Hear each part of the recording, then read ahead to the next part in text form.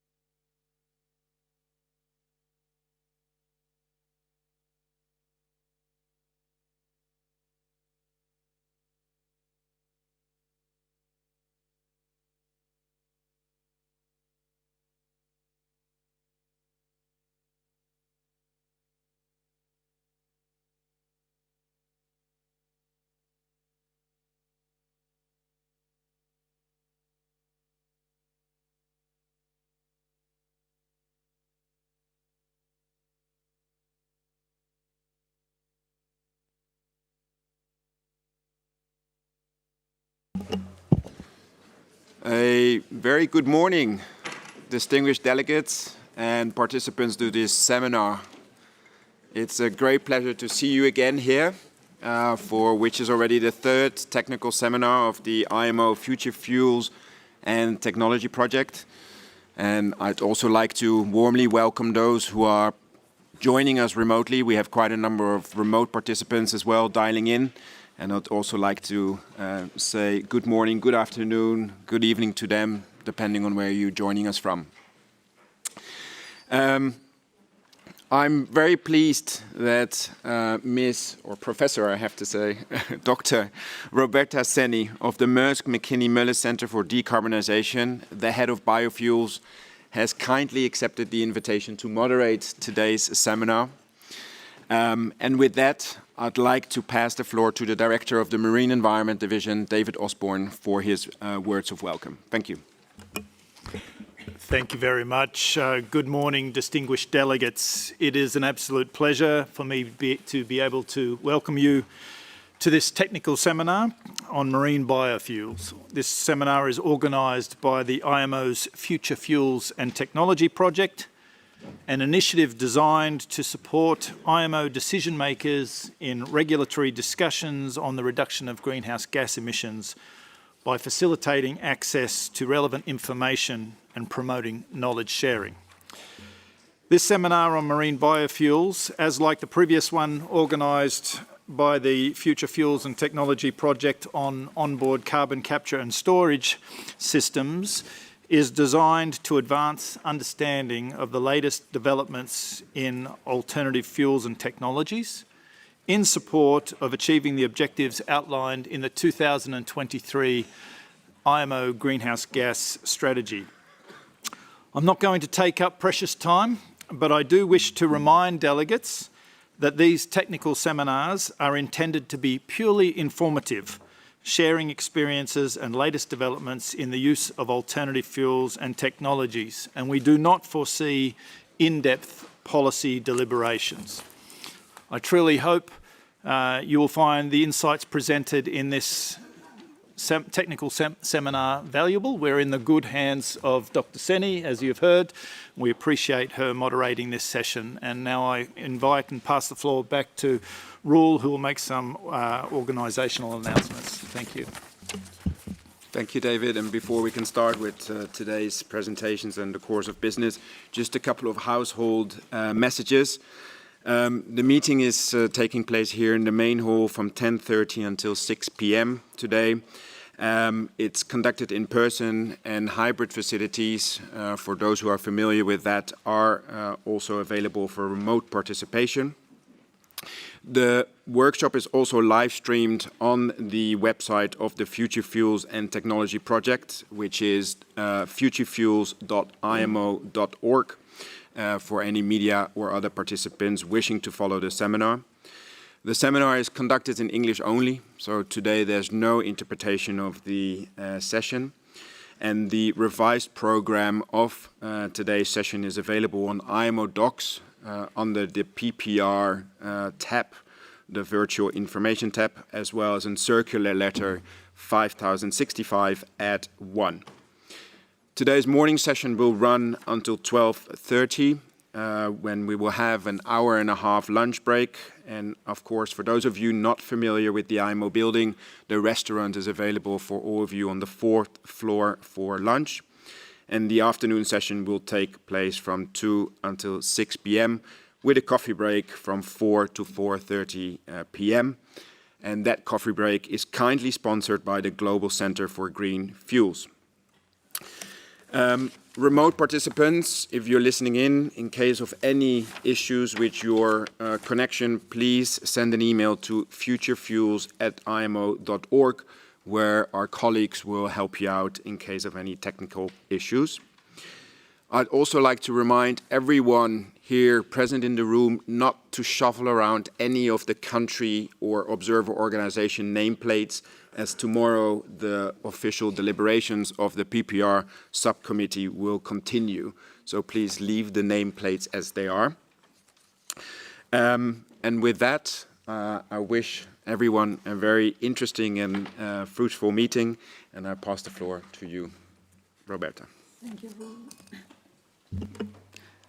Thank you very much, Roel, and thank you to the organizer for inviting me. This is really a very big honor for me to be here today and moderating these sessions. I would like to acknowledge the incredible work that the Future Fuels and Technologies platform has done for this. They've aligned excellent speakers that have engaged with a lot of enthusiasm in the process of preparing material to share knowledge with all of you. I would like to acknowledge all their efforts and the efforts of the platform for preparing this. I would like to repeat just briefly what David mentioned. The overarching aim of today's session is to share knowledge. We are going to go into technical details. We will refrain from discussing details of policies, which is not the fields where we are expert at. With this word, I have prepared a couple of slides that could give context to the day. And the reason why I did so is that among the participants to this venue, we see a lot of delegates that do not have necessarily a very strong background in shipping or in biofuels. So I just would like to frame the context slightly before we pass the word to the first speaker.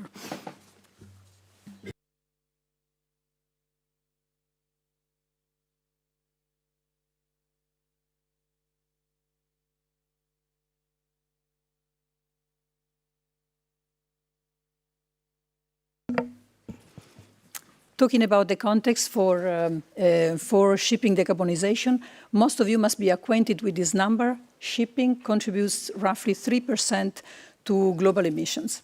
This number is really tiny if we look at it in relative terms, and the reason is that shipping is an extremely efficient means of transporting cargo. However, the number is very, very large if we look at it in absolute terms, and the reason being that the world is very hungry of energy. Later, immediately after this introduction, Dr. Paolo Frankl from the IEA will put the general context on demand and supply of biofuels, particularly for our industry, in the broader context of energy consumption worldwide. Those of you that are not expert in shipping might be interested in seeing these statistics. I don't manage to wait it working. So we see that there are globally, according to the DCS statistics from 2024, there is the consumption of fossil fuel was 210 million tons. The consumption of LNG was 15 million tons, and then there is a tiny consumption of methanol. You see there a very tiny small ship there, so barely 140,000 tons. That doesn't reflect really the interest of the industry in methanol, which is actually very large. It reflects the difficulties of the industry to actually obtain supplies of fuel at a price that is affordable for them.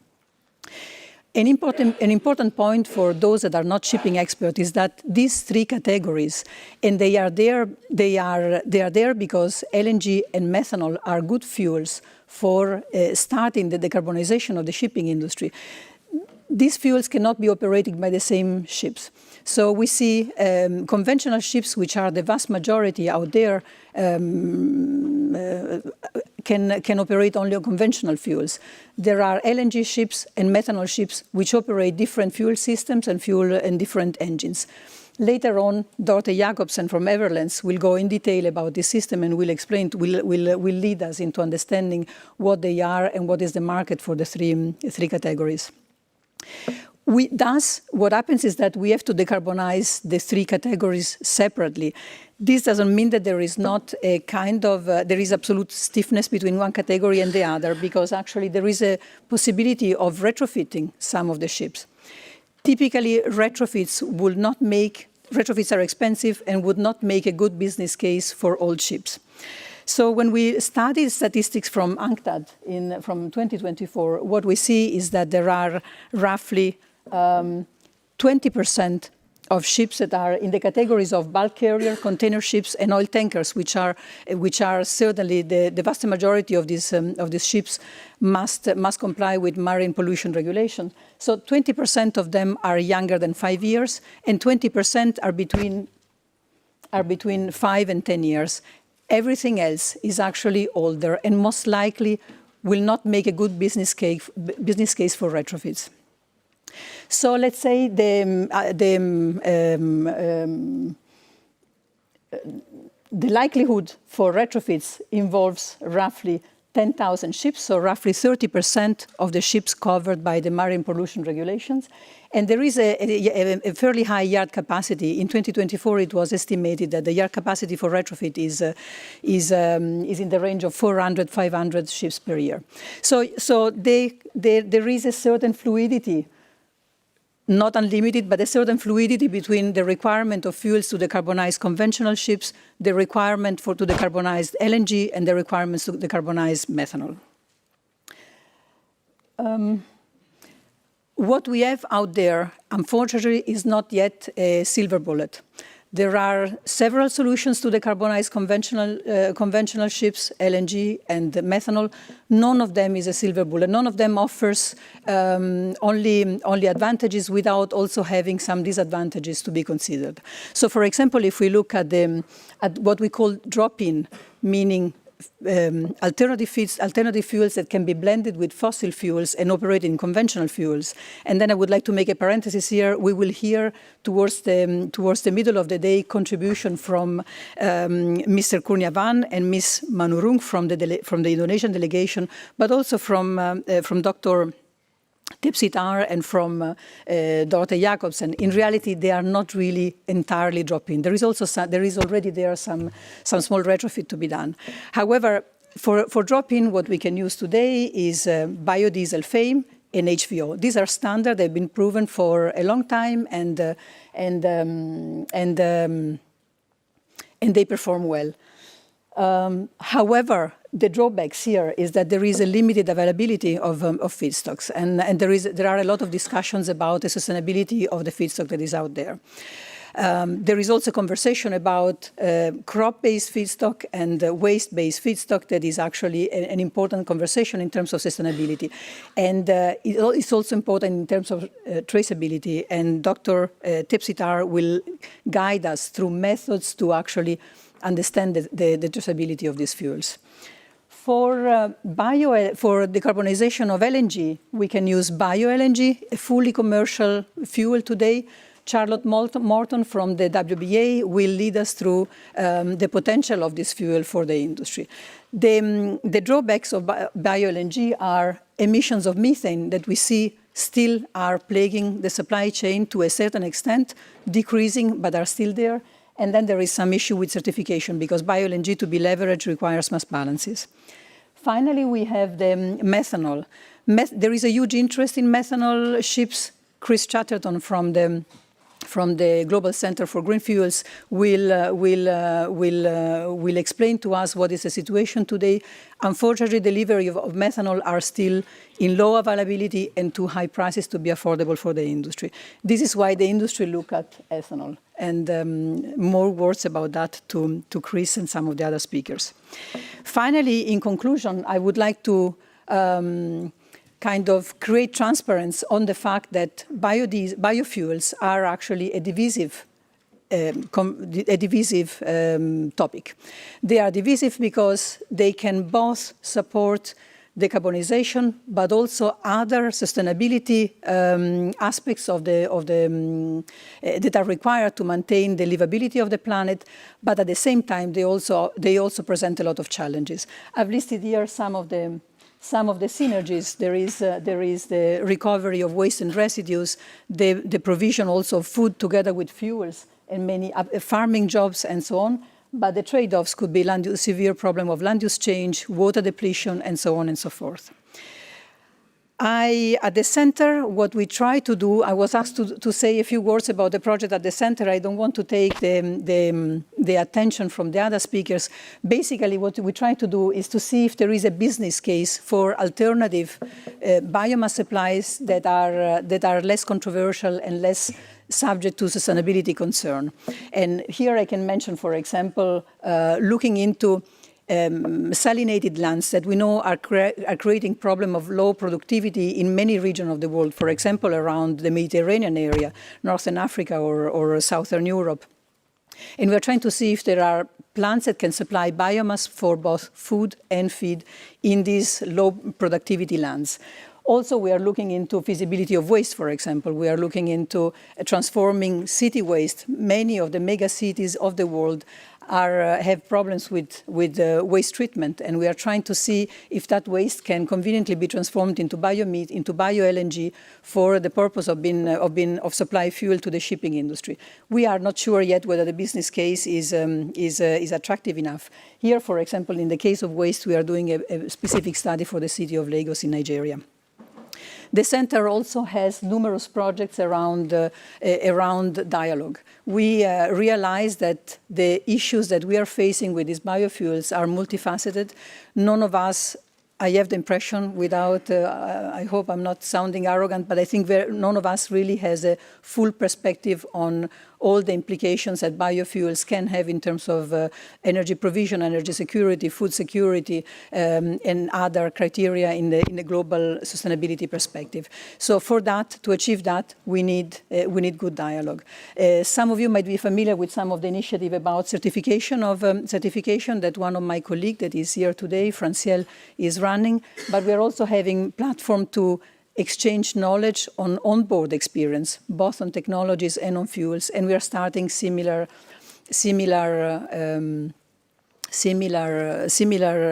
conversation platform around sustainability and the opportunity for the just and equitable transition. With that in mind, I would like to open the works. We are today's program is divided in 3 sessions. The first 3 lectures are around the state of play for use of biofuels in shipping. Following lunch, we will have four lectures on production, certification, and market dynamics of different biofuel pathway. And finally, we round up with the onboard experience.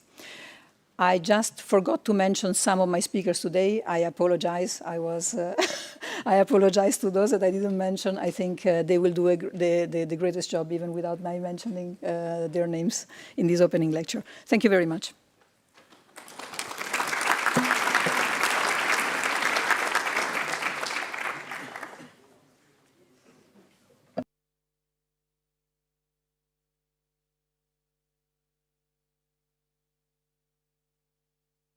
So with this, I would like to call to the floor Dr. Paolo Frankl. Dr. Frankl? No? Oh. Sorry, my apologies. Camille will say a few words. Sorry for this. Don't worry.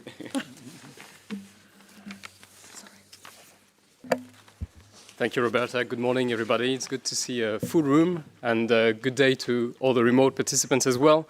My name is Camille Bourgeon. I work in the Environment Division of the IMO.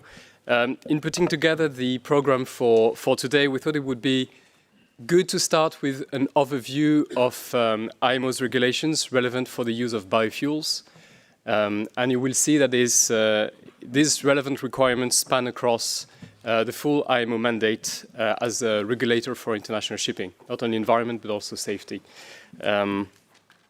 To start with, a few words about the IMO Future Fuels and Technology Project that is hosting the seminar today. It's been designed as a project to support in the Marine Environment Division information sharing and decision-making in relevant IMO bodies, including the IMO Marine Environment Protection Committee. Among the deliverables of this project is a website that is accessible at futurefuels.imo.org. You are invited to visit this website. We're also looking for new information partners and data providers.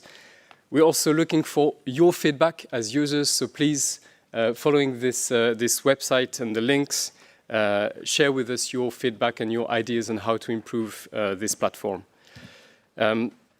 Regarding the regulatory framework, as was briefly mentioned by Roberta, since 2019, there is a mandate for ships of 5,000 gross tonnage and above to monitor and report fuel consumption.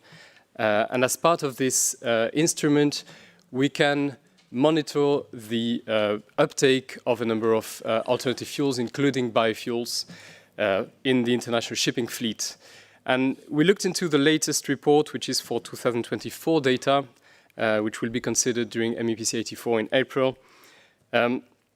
There are some interesting findings there. It shows that more than 1.2 million tons of biofuels were used in 2024 by the international shipping fleet. And this can be related to less than 400,000 tons in 2023. And as you can see on the right side of the slide, the trend is quickly increasing. The volumes are rapidly increasing. However, the relative share is still tiny. And we're talking here about 1.2 million tons out of over 220 million tons that are reported through the IMO data collection system.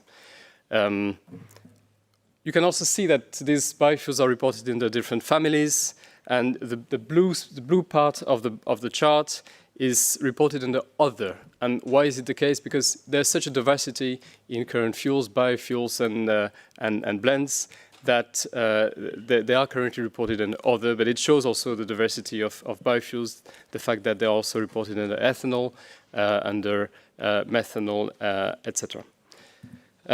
So MARPOL Annex 6 regulations, before turning to the GHG reduction regulations, maybe a reminder that, of course, MARPOL Annex 6 also covers local air pollutants, sulfur oxides, nitrogen oxides, etc.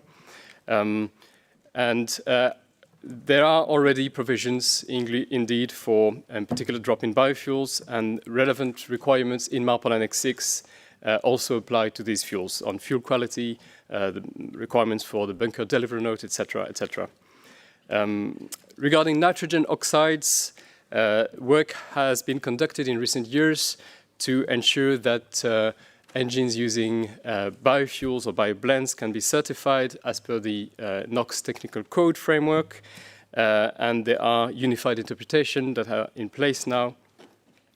In particular, they allow the use of B30 up to B30 biofuels in engines certified under the NOx technical code without extra testing, and for blends over 30% biofuels, with changes to the NOx critical components, an assessment of the NOx impacts is required.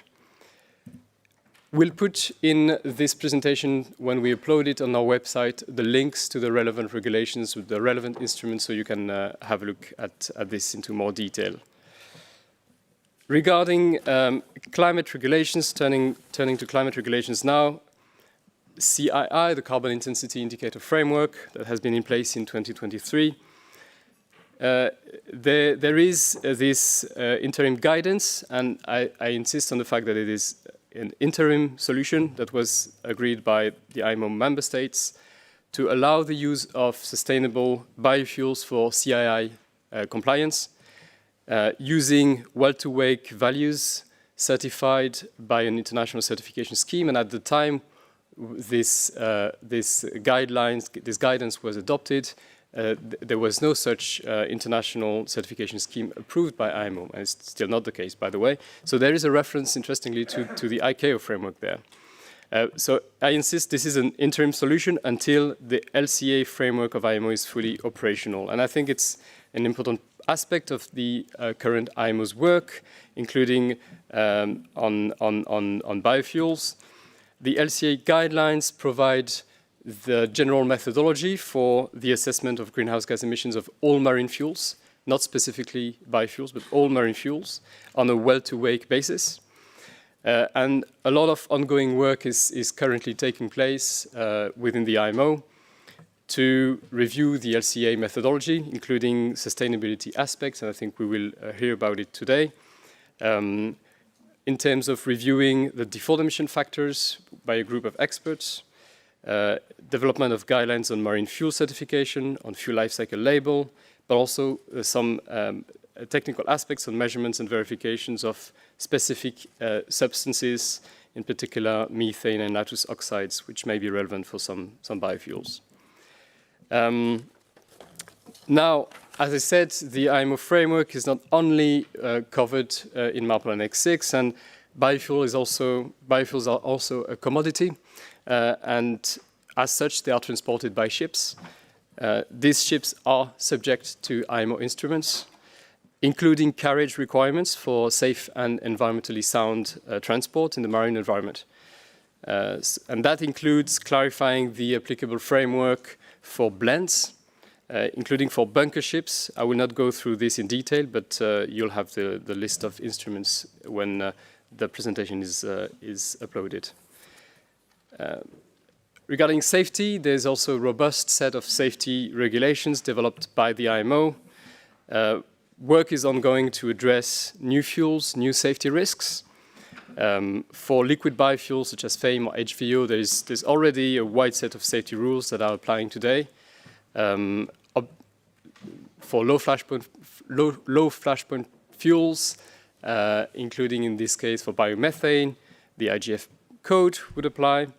And there are also specific provisions for ethanol, methanol, with a review that it has just been initiated by the CCC subcommittee.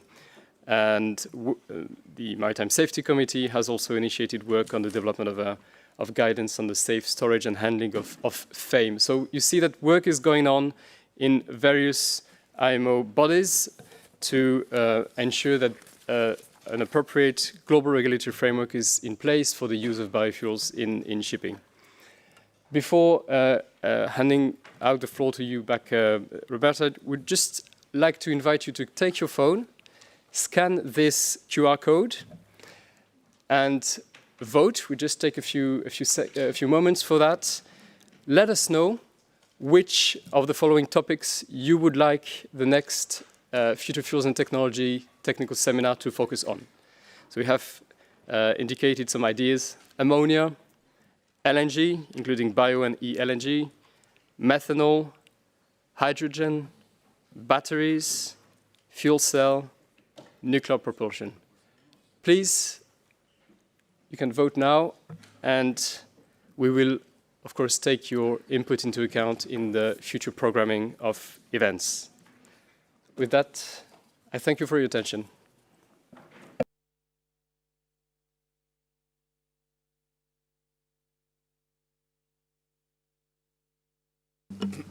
Thank you very much, Camille. And now the floor is open for questions. Greece. The delegate from Greece, please. Good morning. I'm the technical director, the technical manager of the Union of Greek Ship Owners, the technical advisor of the Greek delegation. In your presentation, Madam, you have indicated Bio-LNG. However, my understanding is that for LNG carriers, in order to use LNG as a fuel, you have to have Bio-LNG as cargo. And we do know that Bio-LNG is very scarce at these days. So I think that in your transparency, you may add also as a drawback the unavailability of Bio-LNG, as you did already with biomethanol. Thank you very much. Thank you very much. We will have some comments about the future opportunities for bio-LNG, but this is definitely something that we will consider in the later presentations.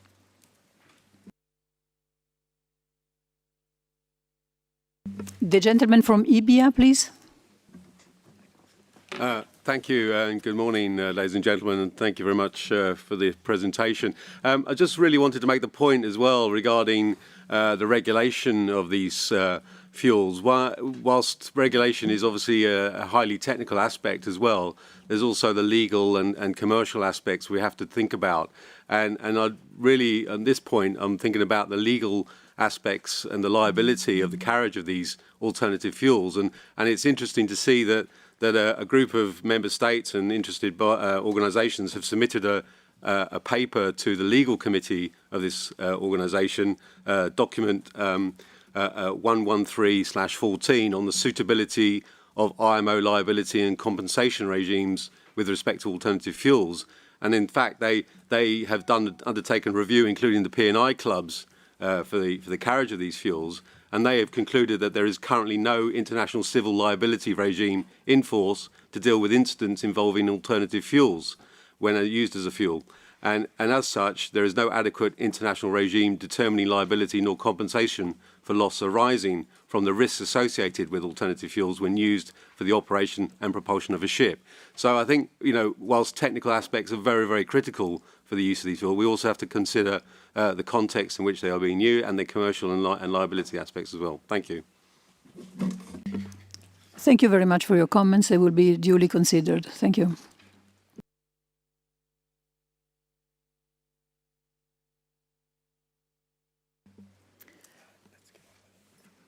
No more comments, so thank you very much to all for listening in. And now I would like to finally yield the floor to Dr. Paolo Frankl, the Director of the Renewable Energy Division at the International Energy Association.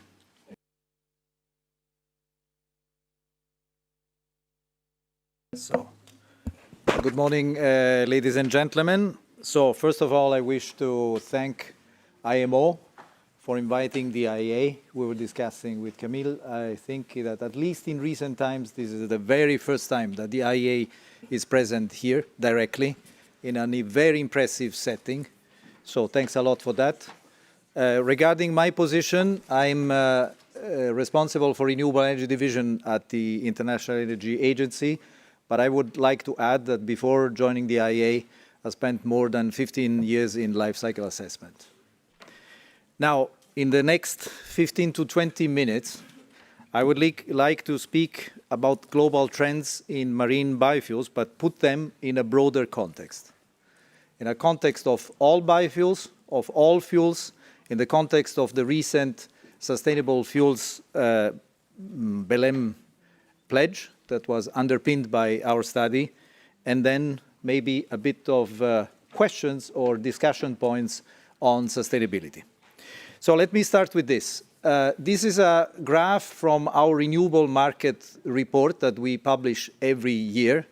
It's not a scenario, it's a forecast for the next 5 years. And we look at all fuels, at all technologies, at all sectors. Why I'm saying this? I'm saying this because I'm perfectly conscious that biofuels are a controversial topic. And bioenergy is a controversial topic. And what I just heard from Greece, that bioenergy is a scarce resource, is strictly speaking true, but it's a huge resource, which is still underdeveloped. So it is important from the IEA perspective to put this with the real data on the table and to discuss the benefits and trade-offs of all options. And one thing I want to be very clear, when it comes to transport, all transport sectors are actually interconnected by a number of things. And when it comes to bioenergy, in terms of feedstock competition, but also synergies, and the ways are complementary to electricity. There is a very divisive discussion in the road transport between electricity and fuels. This is not necessary. It's actually not helpful. They complement each other. Now, excuse me, let me stay for this 1 second. We see in the coming until 2030 an important increase of renewables in transport, in different modes, in electricity, in biofuels. It's dominated by road. Then I would need to mention that we have 2 cases in our forecast. The main case is based on the current policies as they are and frozen, the market barriers and the market incentives. We have an accelerated case which looks at what could be an accelerated deployment if all the announced policies were fully legislated and implemented. Some of them, as you know very well, are currently in standby or they are not fully legislated for a variety of reasons. Now, if this is the case, then we see another 25% of deployment of biofuels in the transport in general, and we see a strengthening role, even if small, of shipping and aviation. Now, if you ask me, are marine biofuels deploying quickly? Yes, there is progress, but in our main case, in the current situation, this progress is limited. We have a doubling of the production, which is mainly driven by the European fuel EU Maritime, but this is much less than it could be in an accelerated scenario. And in an accelerated scenario, which explicitly implies the implementation of the IMO net zero framework, you could have a very different situation. It's basically a factor 10 of difference with the main case. And then the biofuels, biodiesel, would account for nearly 5% of total maritime fuel demand by 2030. A huge potential jump, which would imply many policy actions. We don't discuss policies today, but I still would like to understand what is at stake really here, what could be possible if policies went in that direction. And here I want to make the connection with the Sustainable Fuel Pledge that was endorsed by around 30 countries at the COP30 in Belém. And the reason why we mixed up biofuels with biogases, with hydrogen, low-emission hydrogen, and low-emission synthetic fuels is because there are synergies between these fuels, but they also compete. And therefore, there is an overall logic around these fuels that calls for comparability of environmental performance, of cost, of performance in general, but also of policies. In a nutshell, what our study showed is that by 2035, so in a decade, all sustainable fuels could quadruple with respect to the situation in 2024, and split by different fuels. This is roughly doubling for liquid biofuels, is a tripling for biogases, which is also versatile in all end uses. For hydrogen, low-emission hydrogen, ammonia, and synthetic fuels, of course, the relevant growth is much higher than that. I will not tell you the right number, otherwise you get scared. Now, and the second thing which is very important to understand, as with other pledges, like the famous tripling of renewable power by 2030 that was agreed in COP28, these are global averages. At regional or country level, the mixes and the situation and the objectives could be very, very different. By no means this means that every country would need to quadruple to be in line with the pledge. By no means this is a fuel target. But it gives an overall picture of what could be possible in this decade. Now, more specifically on transport, and the reason I insist we look at all transport modes is because, of course, in absolute terms today, the road transport is dominating. It will remain dominating for a while, but there will be spillover effects across the different modes. And in absolute terms, of course, road remain the top, but in terms of shares, and this is consistent with the IMO net zero framework, you would have an enormous jump of the share of total fuel use, particularly in shipping. Now,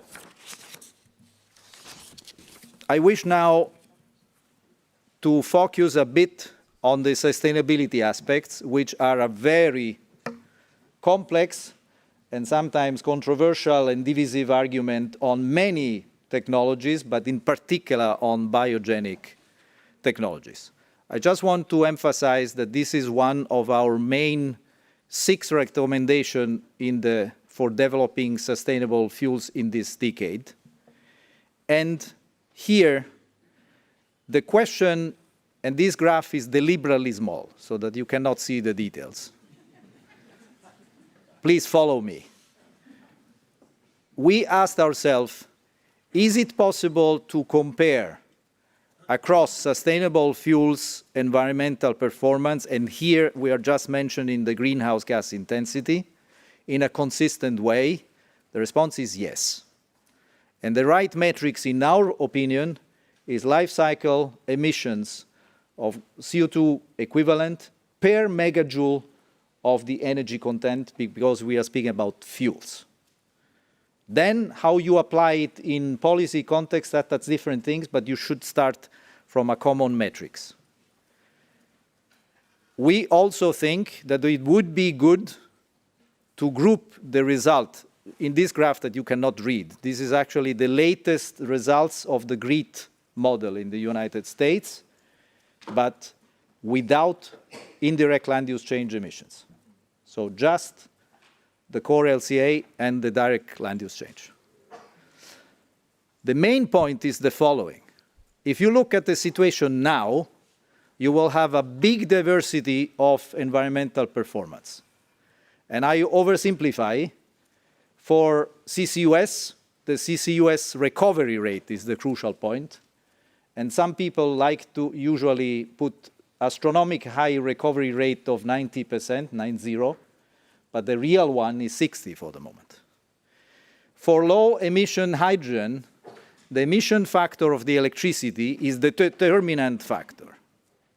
And once again, depending on this and how this evolves, you will have low emission, mid emission, high emission hydrogen. And for biofuels, if you take your time to go in literature, you will see everything and the contrary of everything. And enormous ranges of life cycle assessment. And I will come in a moment how to distill these results. But what really matters is that in a period of a decade, all these technology patterns, all of them, could actually achieve very low emissions. And when I say very low emissions, is less than 20, even 10 grams of CO2 equivalent per megajoule, or even negative if you can combine it with carbon capture, use, and storage. Now, we are sometimes very obsessed by the current situation, but what really matters is where these fuels are in 10 years. So please take the message, don't look at the details of all these dots, but if you look at all the vertical lines, all of them could reach very low emissions if the policies are well designed. And now let me focus a bit on biofuels. So under the Brazilian G20 presidency in 2024, we did two main reports, one on sustainable fuels in general, but one dedicated to biofuels. And we mapped the carbon counting approaches for biofuels in different countries, in different international organizations. And we came, because we wanted to distill, why do we have this big variety of results, and what of these differences are true, how they can be explained. And basically, what boils down is that in what is called the core LCA values, there are differences, of course. Some of the differences are regional. The feedstock are different, the considerations are different. Some are related to methodological choices. I will not make a judgment here of some allocation rules in some legislations, but this is a crucial factor, actually, in the result. And sometimes there is a data quality and availability issue. So this is actually well understood and explains the differences in results. But what is the major source of discrepancy is the treatment of land use change. And here we have to distinguish the direct land use change, so where things can be measured and actually verified, and the indirect land use change that can only be modeled. I'm not saying that ILUC is not important. I'm just saying that it can only be modeled. So with this, we tried to cluster a number of options to reduce the emissions of biofuels according to two different axes. One is impact. Now, impact is the absolute value of impact.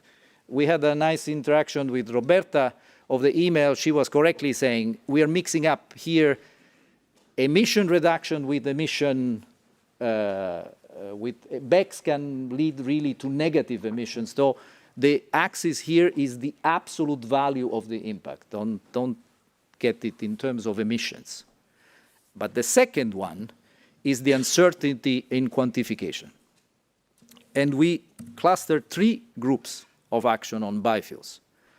The green part is the low-hanging fruit, is what in every jurisdiction you should try to do, because this will lead to a high impact in emission reduction and is highly certain. It can be measured, it can be verified. The second are a yellow part of groups, which are equally impactful, but they may be more expensive.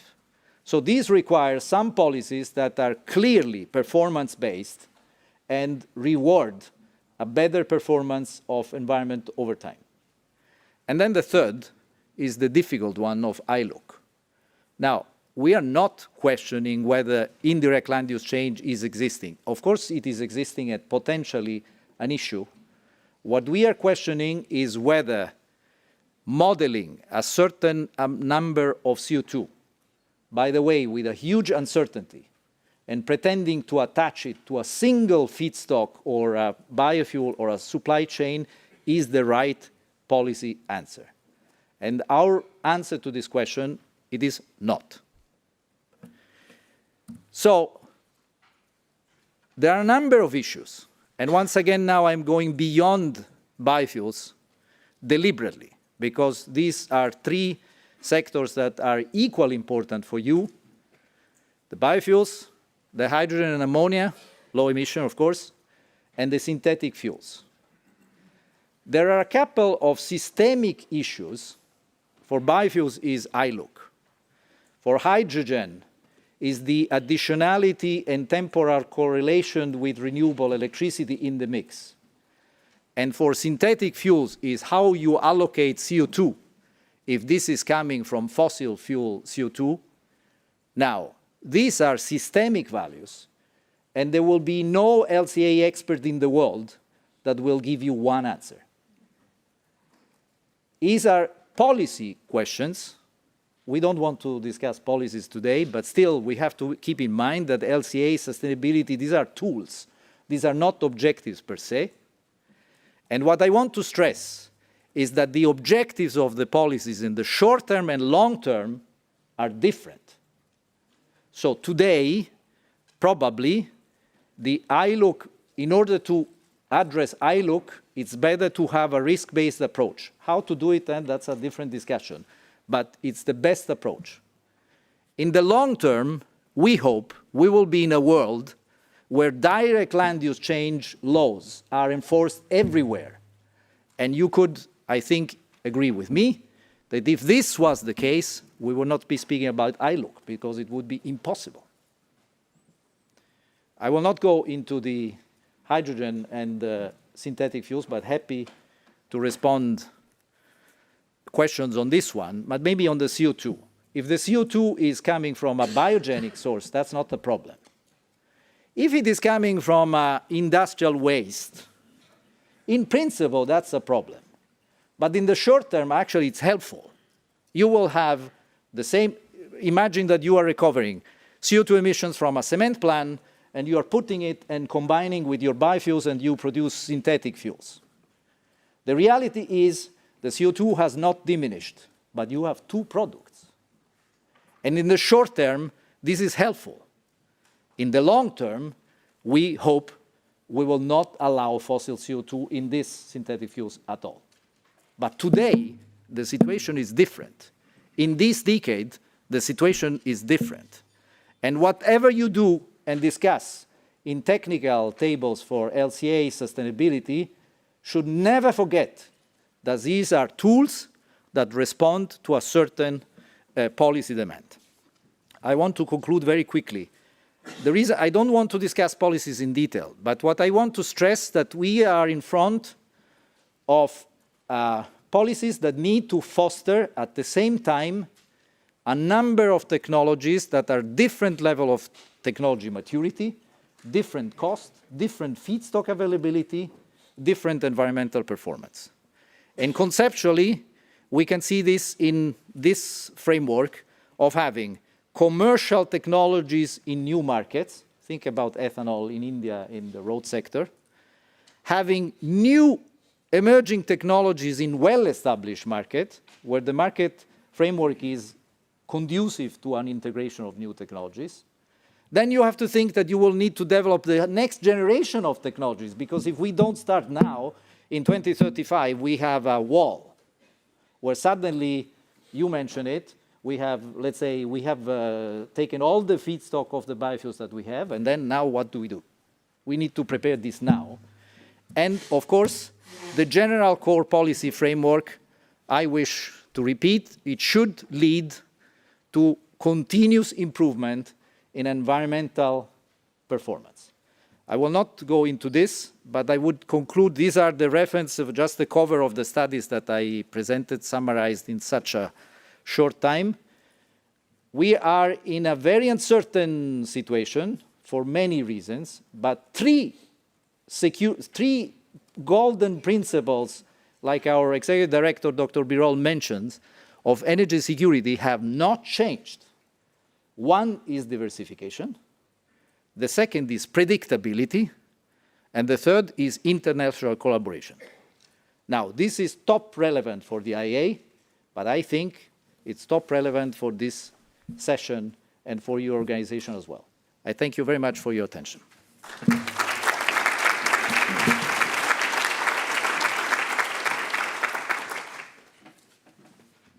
Thank you very much, Paolo, for an extremely clear and inspiring presentation. The floor is now open for questions. So the delegate from Japan, please.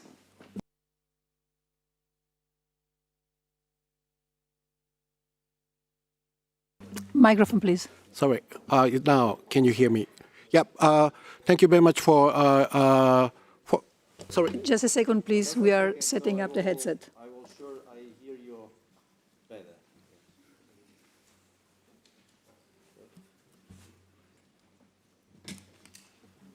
Now, yes, are you ready? Yes, can you hear me? Thank you. Thank you very much, and a very good morning to all the delegates attending this seminar, and I appreciate your coordinator to had quite maybe a little bit political and quite technical issue seminar. So my question to IEA is, first of all, thank you very much for your quite positive and comprehensive message to us. Particularly, I impressed that your explanation for the distinguish between the DLAC and ILAC. Yes, it makes quite sense, at least for me. Thank you very much for that. My question is a little bit kind of the clarification. Your earlier part, I remember it's in part 2. There is a title for the synthetic HC fuel, ammonia and hydrogen, with bracket lower emission. So I wonder, I'd like to clarify what's the meaning for the lower emission. My understanding is that that's not for TTW, but yes, WTT. And I may say, yes, usually the IEA statistics or the future scenario does not include WTT, only, yes, focus on the TTW. So this is, of course, yes, we can do that. And so my question is, if you said lower emission, what's the threshold of that lower? You said that, yes, in the next part, you said that, yes, maybe 20 or 10 grams CO2 per megajoule could be kind of the threshold for the lower something, grouping. So I wonder what's the quantitative threshold for lower means. Thank you very much, sir. Thank you very much. We will take 3 questions and then give an answer to all of them together, or so one after the other. And the next delegate was that reserved the spot was from Ireland. Good morning, Doctor. Thank you very much for your presentation. I think it was on page 3 of your slides where you give the overall view of transport in general, and you forecast very shortly afterwards 11 billion tonnes of biofuels being used with respect to Fuel EU Maritime, where a lot of short sea routes are now using biofuels, HVOs, as their buffer, shall we say, for 2030. Through your studies, have you seen infrastructure manufacturing and the supply chain capable of supplying this? Thank you. Thank you very much. The last question would be from the delegate from Mexico. Thank you, Chair, and thank you, everybody, for your presence. I just wanted to make a very technical question, which is if you have the data available about the increase of biofuels production within the tier framework, and from which data is these estimations done, so we can understand them better. Thank you. Thank you very much. So, Paolo, would you want to answer? Yes, of course. So thank you. These are very precise questions. So in the low emission, the reason why we indicated low emission was it to make it clear that, of course, there is a fossil fuel production of hydrogen and ammonia, which is much higher than the numbers. So we had to put this in a context. There is not a very rigid low emission threshold in our calculations, but roughly speaking, this is in line with the current European threshold. That's in the future, however, this will change. Now, I express here, Brazil gave us the honor, but also the burden to track sustainable fuels in the future against the pledge. I'm expressing a dream here that one day we will not track just the quantities, but we will be able to attach an estimate of the greenhouse gas emissions for each of these fuels. And the reason, and I go back, it's not super important to have the super precise data, but the order of magnitude, and this is why we propose the tiered labeling. And the reason for that is because the energy label in the European Union is the most effective label in the world, in history. It's easy to understand. People immediately understand that there is a difference between an F-level fuel and an A fuel or A+. Now, this is one. So, the supply chain question. Of course, in the marine sector, this is not the case, but we have concrete examples from the road sector. Of course, on not necessarily the same fuels, but this is one of the reasons why we always look at this in context of what could be spillover effects from one transport sector to another. So we remain, if the question is, do you think that this is possible? My answer would be yes. Have we seen it? No, not yet. Now, the data available, this comes from our renewable market report, and for those who are curious, you can put on Google renewable energy progress tracker, and then you will have all the data that we have with the maximum level of disaggregation available online. You could do it right now.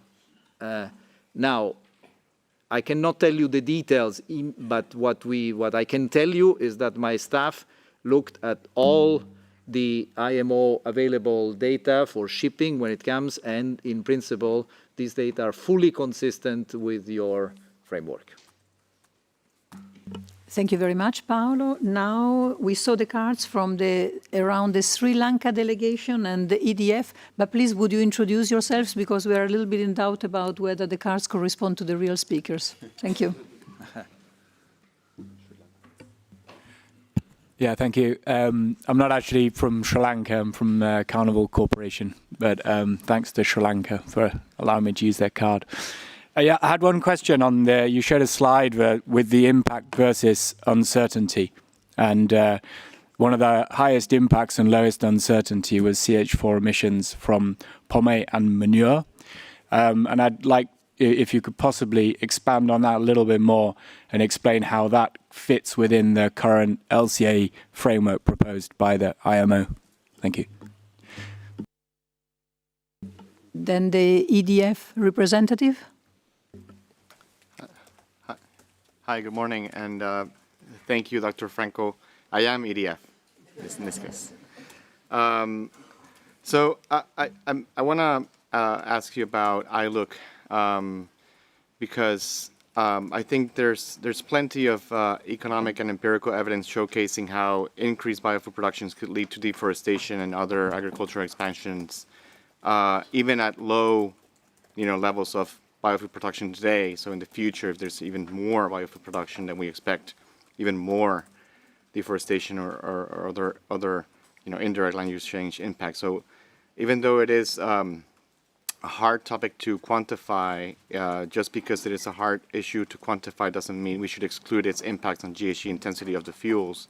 So shouldn't we try to refine that process a bit more, methodology, to make sure we have at least some base estimates to include into the GHG quantification of these fuels, which is, they are excluded from that graph of GHG intensity of all these future fuels, and it's sort of like misleading because it might underestimate the total GHG intensity of those fuels in comparison to others.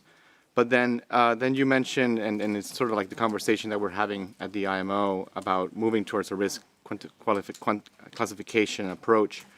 But how do you do risk classification without some sort of quantitative assessment of the potential GHG intensity of those feedstocks?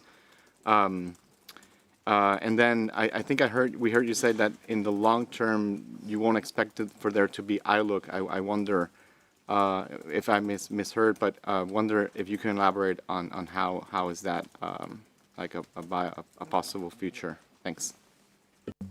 Thank you very much for the excellent questions. We will not be taking more questions. We leave space to Dr. Frankl to answer to those two. The first question was how this corresponds to the proposed IMO framework. Yes, the manure. The manure, yes. So I cannot answer you exactly on the technical level how this corresponds to what you are discussing right now. The IEA has a very clear position on the fact that methane emission reduction is a top policy priority, and it's actually a low-hanging fruit in many sectors, not just in this one, but even in the fossil fuel sector. So this is where this is coming from. And in terms of impact on greenhouse gas, this is immense. So how this is perfectly consistent with what you discussed, I'm honest, I cannot go into that detail, but I'm happy to activate my technical people in subsequent discussions. Now, on the EDF discussion, there are two gaps in your reasoning. Well, let me start from the end, and I repeat.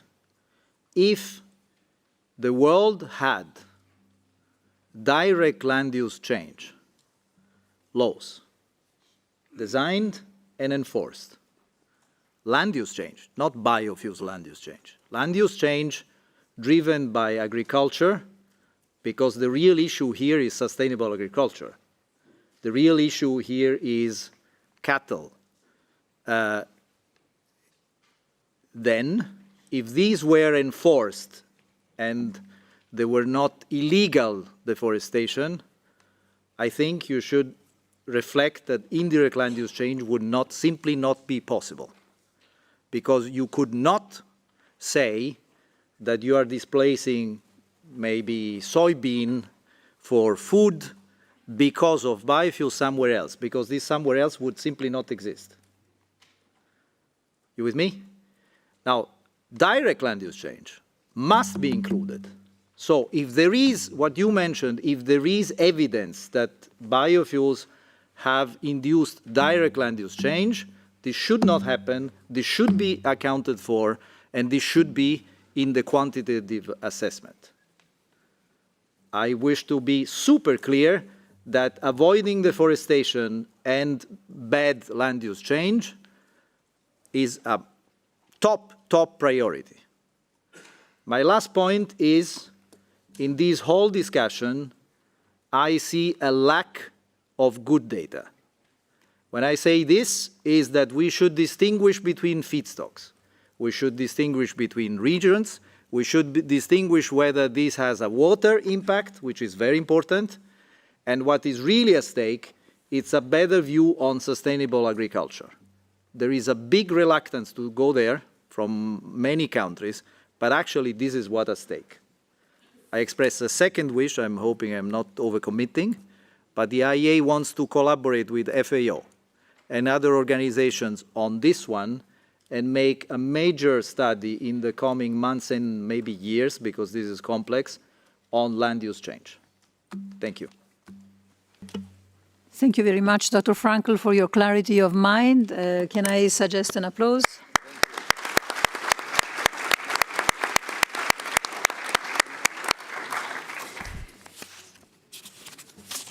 And we now move to the next speaker. The next speaker is Dr. Glaucia Mendes Souza. She is full professor at the Faculty of Chemistry at the University of São Paulo. Glaucia will be speaking about marine biofuels, friends or foe of the climate change mitigation effort. Thank you very much, Glaucia. Well, thank you very much. Good morning, and thank you to the IMO Secretariat and the organizers for creating this space for a technical discussion on marine biofuels.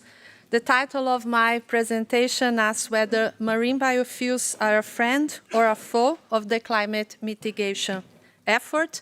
To answer this, I will talk about technologies and sustainability, especially on the land use side.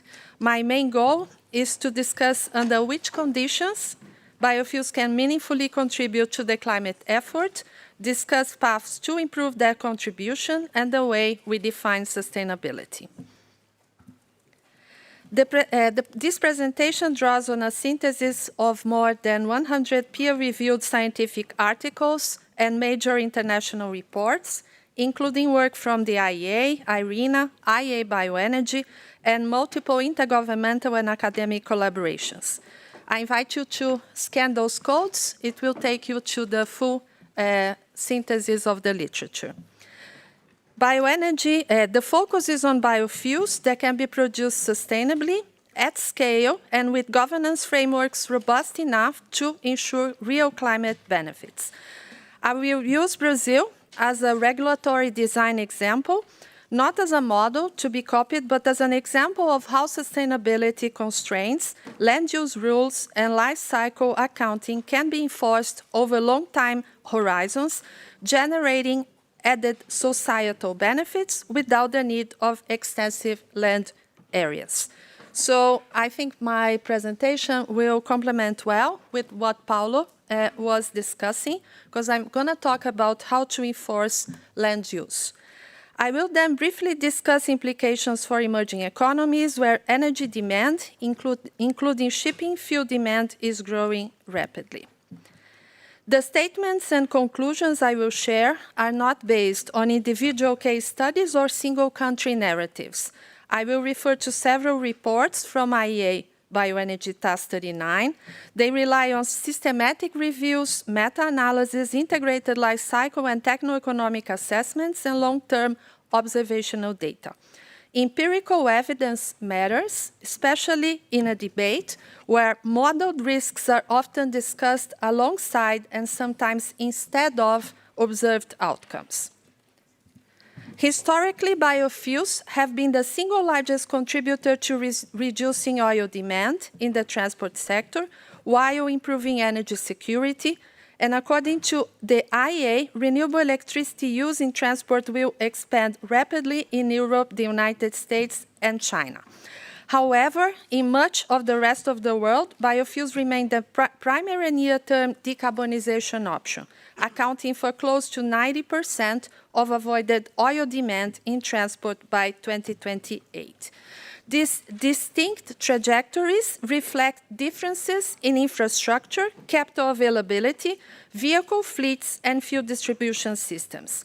Globally, biofuels production has increased by roughly 50% over the last decade because it is deployable at scale. I will now introduce Brazil, not as a success story to be celebrated, even though we did celebrate last year 50 years of our pro-alco program. But I would like to to put this as a government framework that tests as a central hypothesis. So can biofuels be deployed at scale while reducing emissions without compromising food security or ecosystems? Today, roughly 25% of Brazil's transport energy is renewable, achieved largely through bioethanol and biodiesel, produced in more than 400 industrial plants, and used by a vehicle fleet that is overwhelmingly flex, 85% flex fuel. Over the last 5 decades, this system has displaced approximately 1.4 billion tons of CO2, and this from ethanol, and 0.2 using biodiesel. What matters for this discussion, however, is that this expansion occurred in parallel with Brazil becoming one of the world's largest food exporters. 50 years ago, we were importers of food. The parallel did not mean that biofuels increased while our food production was compromised. And this last 50 years, we also had the implementation of our forest code. So this preserves our native vegetation in 66% of the territory. This coexistence was the result of explicit land use rules, agricultural intensification, and enforceable sustainability constraints. This brings me to the food versus fuel debate, often framed as a zero-sum game. This is a game theory where if one side wins, it means that somebody lost. Observed evidence does not support this framing. When bioenergy systems are implemented with appropriate governance, what we observe instead are indirect effects that matter for food security: improved energy access, increased purchasing power, agricultural modernization, and improved soil quality. In practice, food insecurity is driven far more by income, energy poverty, and social conditions than by the use of crops for energy. Then let me briefly discuss this in the light of scientific literature. A large systematic review of 224 peer-reviewed studies examined the effects of bioenergy from edible and non-edible feedstocks on food security and concluded there is no correlation between feedstock type and food insecurity outcomes. 2/3 of the studies reported positive or neutral effects on food availability. Negative price impacts were concentrated in high-income countries, while low and middle-income countries showed positive effects on food production and no observable price impacts. Notably, studies reporting negative effects relied mainly on modeling, while observed data studies reported fewer impacts. So this distinction is reinforced by Brazil specific evidence. This is a last year study, an econometric study covering more than 5,000 municipalities that found no statistical evidence of a food-fuel trade-off associated with sugarcane ethanol production. Food security outcomes were driven by income, employment, and social protection, not by biofuel expansion. So if food insecurity is not driven by feedstock choice, what changes when bioenergy systems are introduced in regards to this? In Brazil, we observe consistent changes in purchasing power, energy access, agricultural infrastructure, agricultural modernization, and soil quality. Improved income and employment are among the strongest predictors of food security. In Brazil, biofuel expansion has been associated with higher wages, more formal employment, improved education outcomes, and higher municipal GDP per capita. Empirical studies show that a single bioethanol plant increased local GDP per capita by more than $1,000 a year, with effects persisting over a decade. These value chains also include tens of thousands of small farmers. Energy access is an often overlooked determinant of food security. Globally, 600 to 700 million people still lack access to electricity, mostly in rural areas. Both IEA and IRENA have published studies on this, and they say that SDG 7 is stagnant. This is the energy access SDG. In Brazil, sugarcane residues have long been used for electricity generation. In 2024, sugarcane-based electricity supplied over 21 terawatt-hours, enough to power more than 10 million households, mainly in rural regions. Reliable energy access improves food storage, processing, irrigation, and household resilience. Land degradation is another frequent global concern. In Brazil, approximately 98% of sugarcane expansion happened over degraded pasture or existing agricultural land. This shift has been accompanied by soil recovery and increases in soil carbon. On the left, in red, 20 years ago, is our map of degraded land, and on the right, the same land 20 years later, where you see a lot of very good soils in place.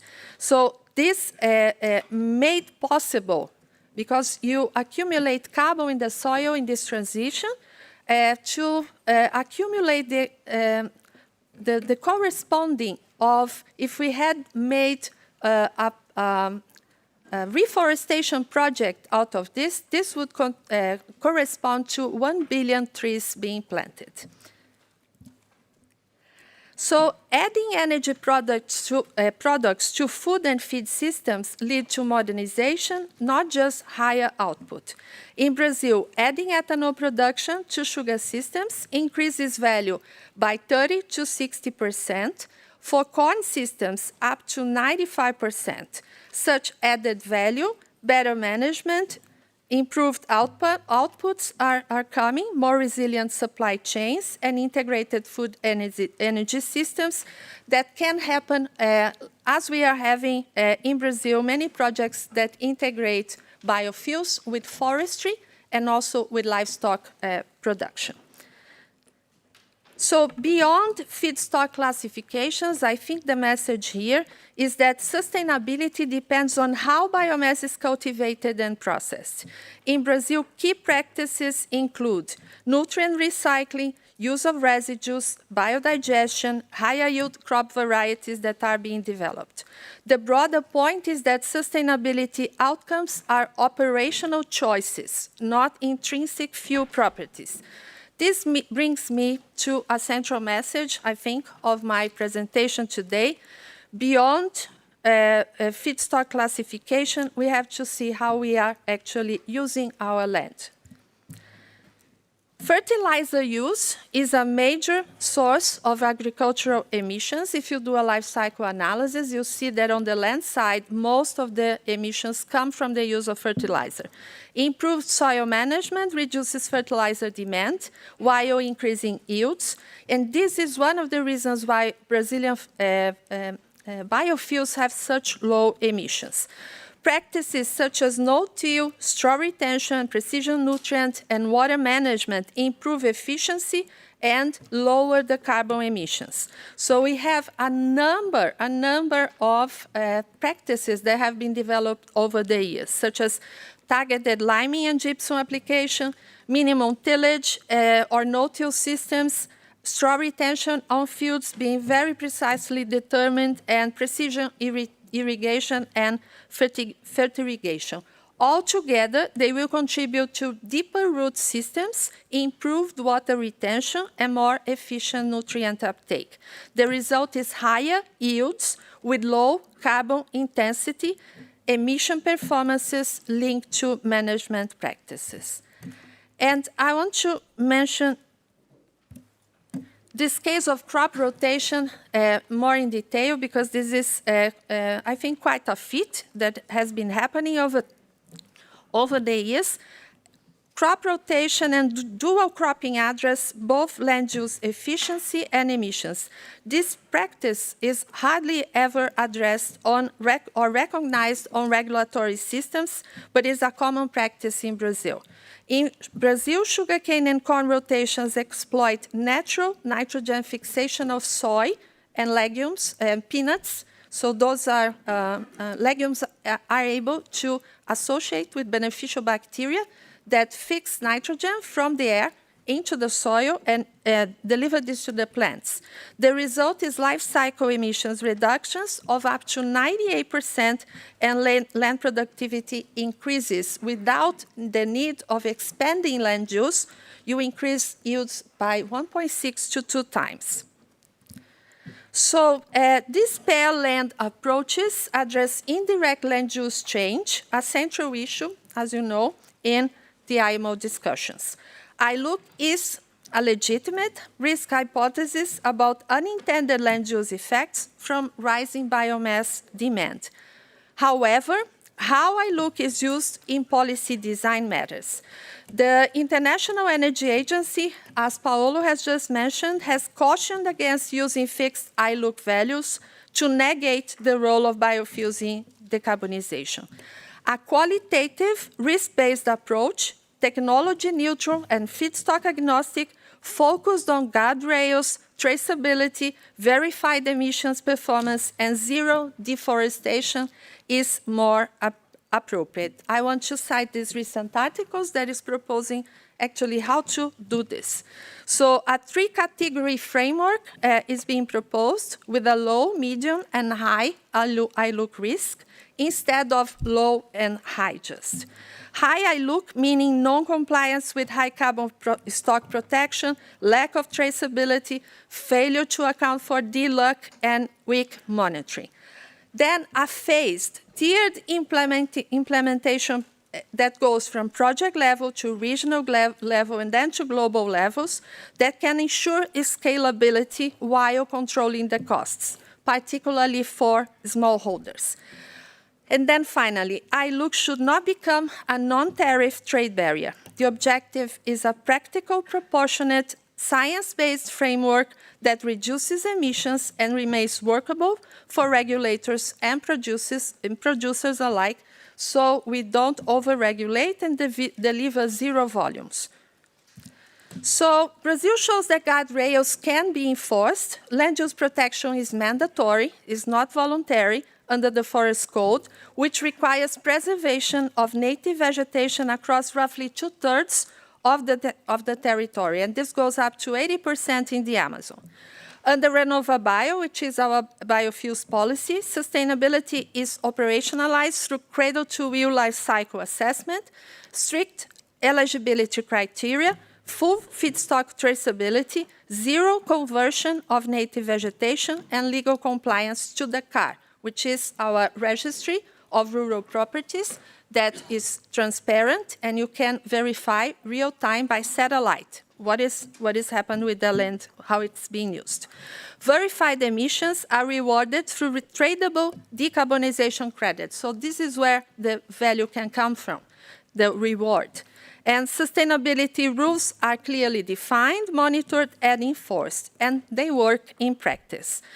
The question, the natural next question is whether similar contributions are happening or can emerge elsewhere. Aligned with the IEA net zero scenario, we asked how emerging economies could contribute to the required 2.5-fold increase in biofuels by 2030. This was work conducted under IEA Bioenergy Task 39.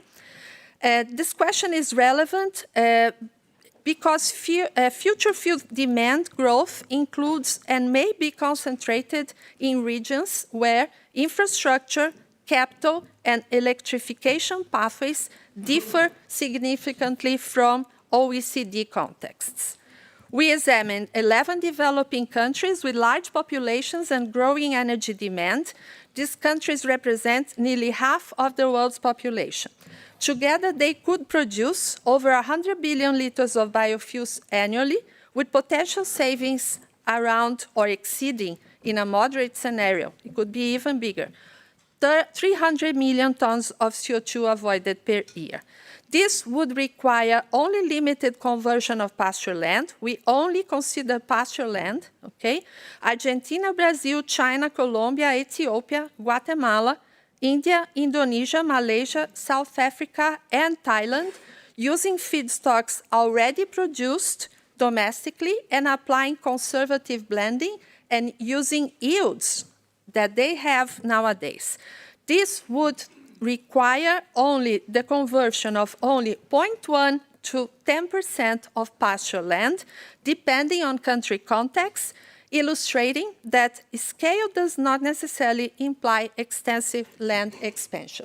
For countries that do not have pasture land, we also studied importing from other countries. So the analysis integrated life cycle emissions, techno-economics, land use evaluation, and policy readiness. We compared biofuels to actual fossil fuels baseline in each country. We evaluated ethanol and biodiesel pathways based on locally relevant feedstocks and yields. This integrated approach was important because we harmonized actual real-world fuel systems.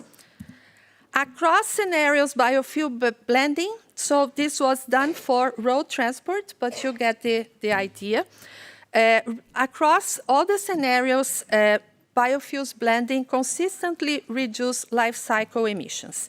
In many emerging economies, it also reduced fuel costs at the pump for the end consumer, putting us on a path towards a fair energy transition.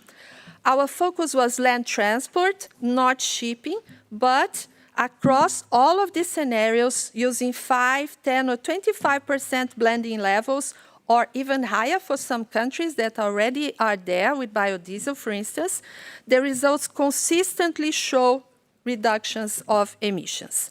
The broader implication is that excluding biofuels from the solution space by regulation that do not consider local conditions would significantly increase the mitigation burden on other pathways, raising costs and risks across the system.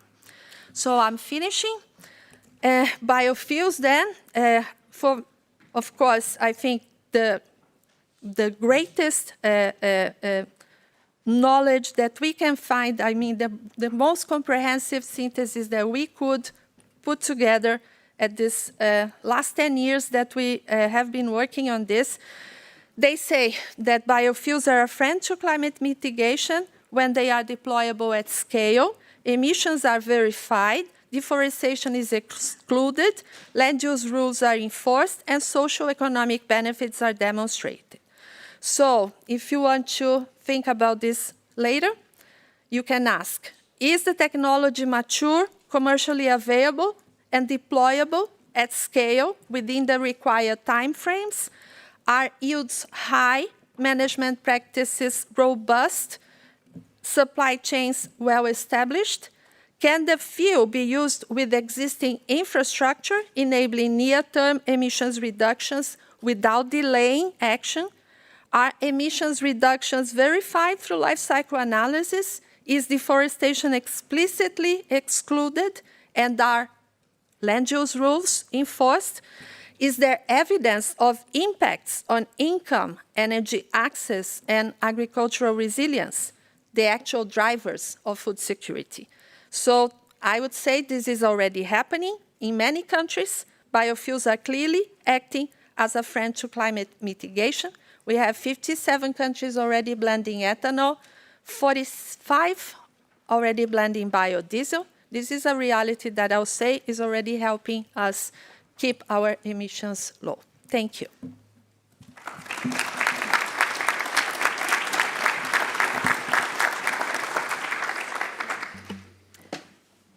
Thank you very much, Glaucia, for carrying us through a series of incredible successes for Brazilian agriculture and all the synergies that you were able to deliver from biofuel production with other very important social parameters. The floor is open for questions. Unfortunately, we will have to limit to, I would say, a couple of them, 2, 3 of them. There is a card from the Pacific Environment.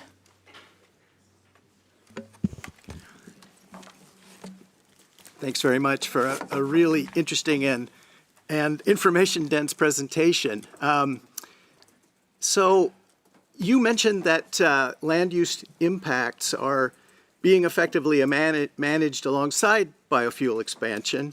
But we do know, for instance, from FAO data, that there's been a net forest loss of around 3.26 million hectares since 1991. And as an example, an illustration of that, that's roughly the size of Belgium. So knowing this, how would you reconcile figures like that within your ideas for land use protection framework? Thanks very much.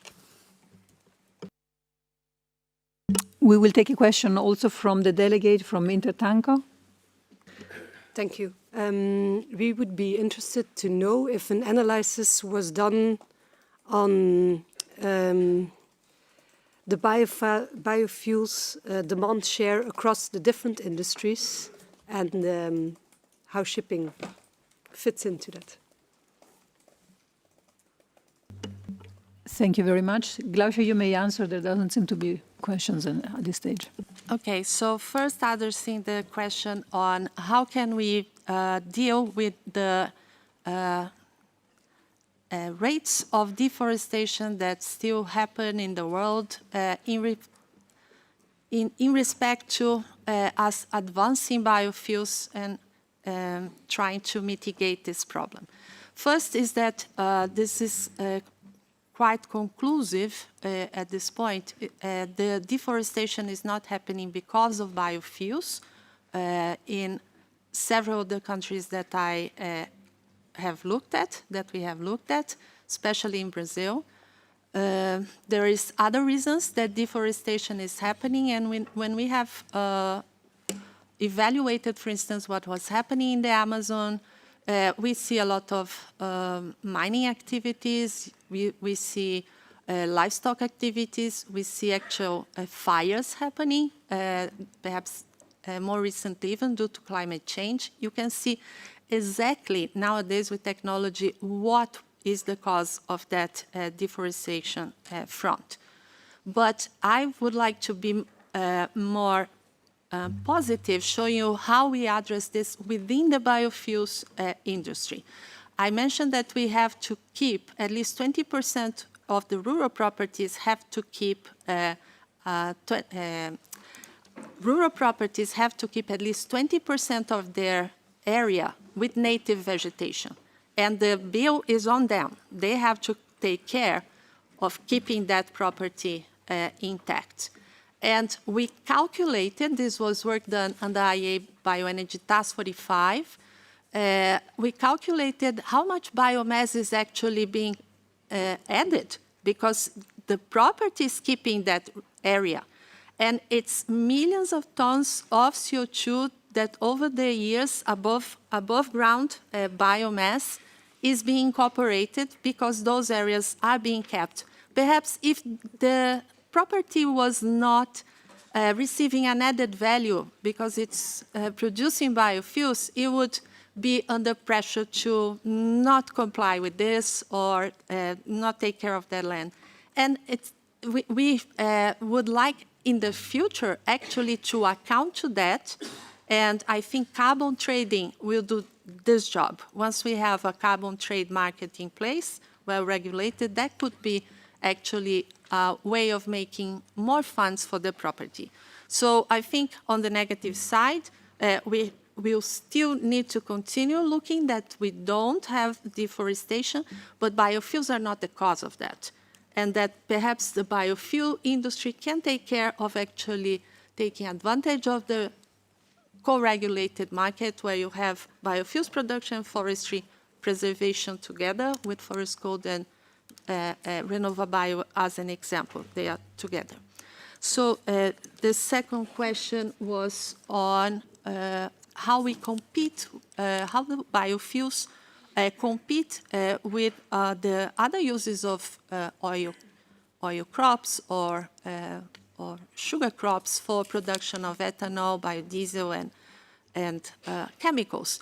And I think we had recently good news. The Clean Energy Ministerial announced an initiative in COP30 that they also want to work to decrease carbon emissions in the chemical industry.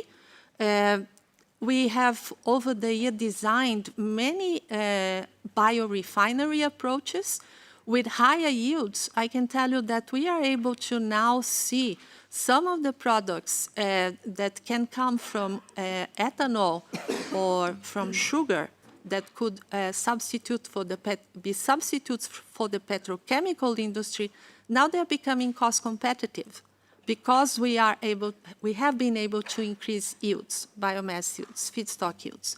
So in the next couple of years, I think there will be synergies.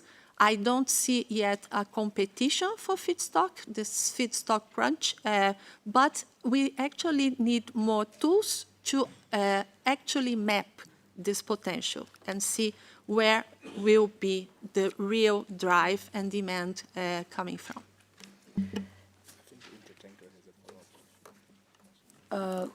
So Intertanko has a follow-up question, but please be quick in the interest of time. Yeah, my question was actually more about the distribution between the different industries. So you mentioned road transport, if there was an analysis done on the biofuels in the different industries. You mean SAF and marine No, biofuels? I mean how much is allocated for road transport, how much would be allocated for marine transport, if there was an analysis done on the availability and... I think IEA has this, but we did not do this on our study. Thank you. Thank you. Please join.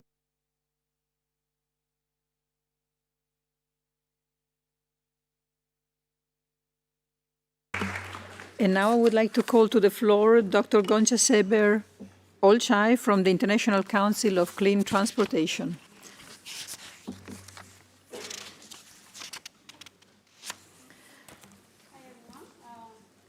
Mic. Put on her mic. Her microphone. Just a second. Okay, sorry. We are a non-profit research organization, and our main mission is to reduce emissions from transport. And today I'll talk about mitigating the climate risk of biofuels. And I want to thank the speakers before me because they helped form my, like a good lead way to my presentation. I'd like to start with the use of biofuels for transport. Biofuels there are many facilities that produce biofuels worldwide. Most of them are already operational. There are more coming, and they're under construction and planned. And the main biofuels used in transport today are ethanol, biodiesel, and renewable diesel. And right now, they are mainly produced from first-generation crop-based feedstocks. For example, biodiesel and renewable diesel. Are produced from vegetable oils. So renewable diesel is also known as hydroprocessed vegetable oil. And as the speakers mentioned before me, shipping currently uses a very small portion of these biofuels. It's like 1%, below 1% of shipping fuel use is biofuels right now, but there's potential to grow. As biofuels can provide emission savings, they can be used to comply with emission reduction trajectories that are set for shipping. And if the net zero framework is implemented, it could increase the demand for biofuels, particularly vegetable oil-based biofuels. And I will explain next how this is possible. As you know, net zero framework is fuel neutral. So any fuel that will help comply with emission reductions would comply. And currently, food and feed-based biofuels are commercially available, and they are relatively cheaper when compared with other biofuels. The plot here shows the cost of GHG reduction for some biofuels that we analyzed. So it's basically dollar cost per ton of GHG emissions reduced. And as you can see, used cooking oils or waste oils and vegetable oils such as palm and soy and fuels produced from those could help avoid the could help to avoid the Tier 2 penalties, so comply with base target trajectories under the net zero framework.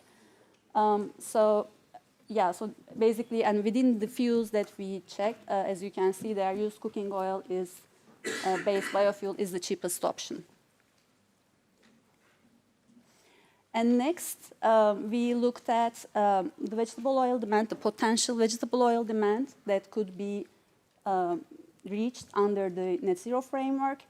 So for that, we developed a cost optimization model, basically considering, and as we have seen in the previous plot, since used cooking oil-based biofuel is the cheapest option, we considered that it's used as drop-in fuel in addition to the conventional shipping fuel.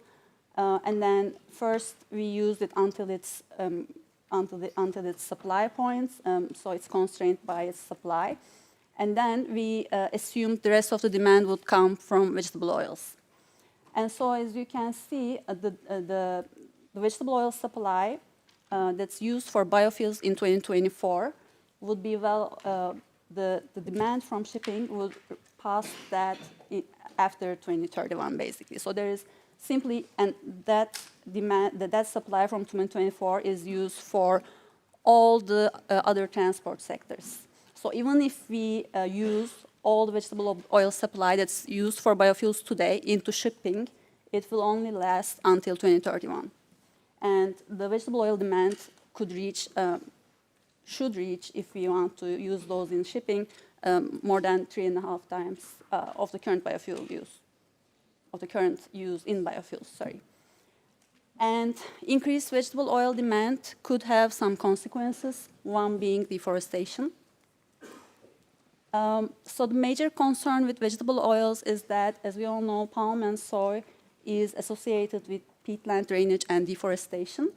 And then there's also recent research that shows these vegetable oils, the major vegetable oils, such as palm, soybean, rapeseed, and sunflower, they are highly substitutable. So one can use them interchangeably. So as a result, rising demand for one of them can impact the price of other vegetable oils. And also recent research found causal relationships using econometric models, real-world data, and satellite imagery that there's a relationship between biofuels demand and increase in deforestation and carbon emissions. Accordingly, the biomass-based biodiesel demand between 2002 and 2018 caused a price increase in palm prices by 21%, more than the business as usual level. And that caused 1.7 million hectares of forest to palm land clearance in Indonesia and Malaysia. And this is of concern. This is a sort of a land use change. And as we all know, and the previous speakers already explained, land use change is a big part of emissions from biofuels. And therefore, they are important. And it can contribute to the emissions from biofuels in two ways, direct and indirect land use change, so DLUC and ILUC. Direct land use change happens in response to biofuels demand when new land has to be cleared. So basically, in this example, you see that forest is cleared to open room for biofuel plantation. That's DLUC. And DLUC can be physically measured, so you can actually measure the carbon stock changes in the project site. So it can be also related to the project very clearly. So if a project causes DLUC, you can measure it, you can estimate it. However, indirect land use change is not like that. So it happens when, due to biofuel demand, cropland that's used, let's say, for food, is displaced by biofuel use. So as a result, you can't really see the effect of creating that new land at the project site. But it can, so that food demand basically won't go away in today's world, right? And you would need new land and maybe created in another part of the world to provide that demand. So therefore, the new cropland could be not in the project site, not in the same country, but it can be elsewhere. So ILUC is a global effect, a market-mediated global effect. And unfortunately, yeah, as the speakers also mentioned, it's not physically measurable. You need to use economic equilibrium models. And as such, these models use a lot of assumptions to understand the interaction between different economic sectors. And yes, as implied before, these models, these estimates contain a certain degree of uncertainty. But there is a consensus between the scientific community that ILUC emissions exist, they are above zero, and they warrant consideration in biofuels policies. And obviously, IMO is not the first policy venue that's dealing with ILUC and to try to mitigate ILUC. You can see here other policies and what methodologies they use to mitigate ILUC. And when we look at this table, there are like two main themes to me. One is the ILUC quantification. So the policies can provide default emission factors for feedstocks in their policies. And like I said, the equilibrium models, the economic equilibrium models that I talked about are used. And yes, they include uncertainty, but maybe using multiple models could help reduce this uncertainty to some extent, which is done in ICAO's CORSIA, for example. The other way that policies can deal with ILUC is that they either phase out high ILUC risk feedstocks, limit or cap food feed-based biofuels, or they completely exclude food feed-based biofuels. For example, EU's Renewable Energy Directive phases out high ILUC risk feedstocks. They also limit and cap food feed-based biofuels to some extent, whereas FuelEU Maritime and RefuelEU completely exclude food feed-based biofuels to comply under their policies. So next, and for the benefit of IMO delegates who might be dealing with the LCA guidelines, helping with the LCA guidelines on thinking about it, I will try to explain why ILUC may not be best mitigated with regional or project-level approaches, because it's a global phenomenon, as I tried to explain in its definition. Before that, so currently the current LCA guidelines include a qualitative risk-based approach and with considerations on high ILUC risk and low ILUC risk. So high ILUC risk is projects, not feedstocks, that are based on displacing food and feed crops with a significant expansion into land with high carbon stock. That's basically the definition that I gave you, right? And if it happens at a significant way, then it's like a significant expansion into high carbon stock. And low ILUC risk projects are those that supply additional feedstock. So the speakers before me talked about additionality in hydrogen, but actually additionality is also important when considering ILUC. So only additional yields should be considered as low ILUC, as the definition in the LCA guidelines includes. And the recent GSAMP report also recommended or suggested that there will be a medium ILUC risk between these two. In our view, the first step to mitigate ILUC should be the identification and limitation of high ILUC risk feedstocks, not projects. And in the recent literature, there has been a recommendation where ILUC would be dealt with using a tiered approach, whereby, and also Dr. Souza talked about this, global level, regional level, and project level.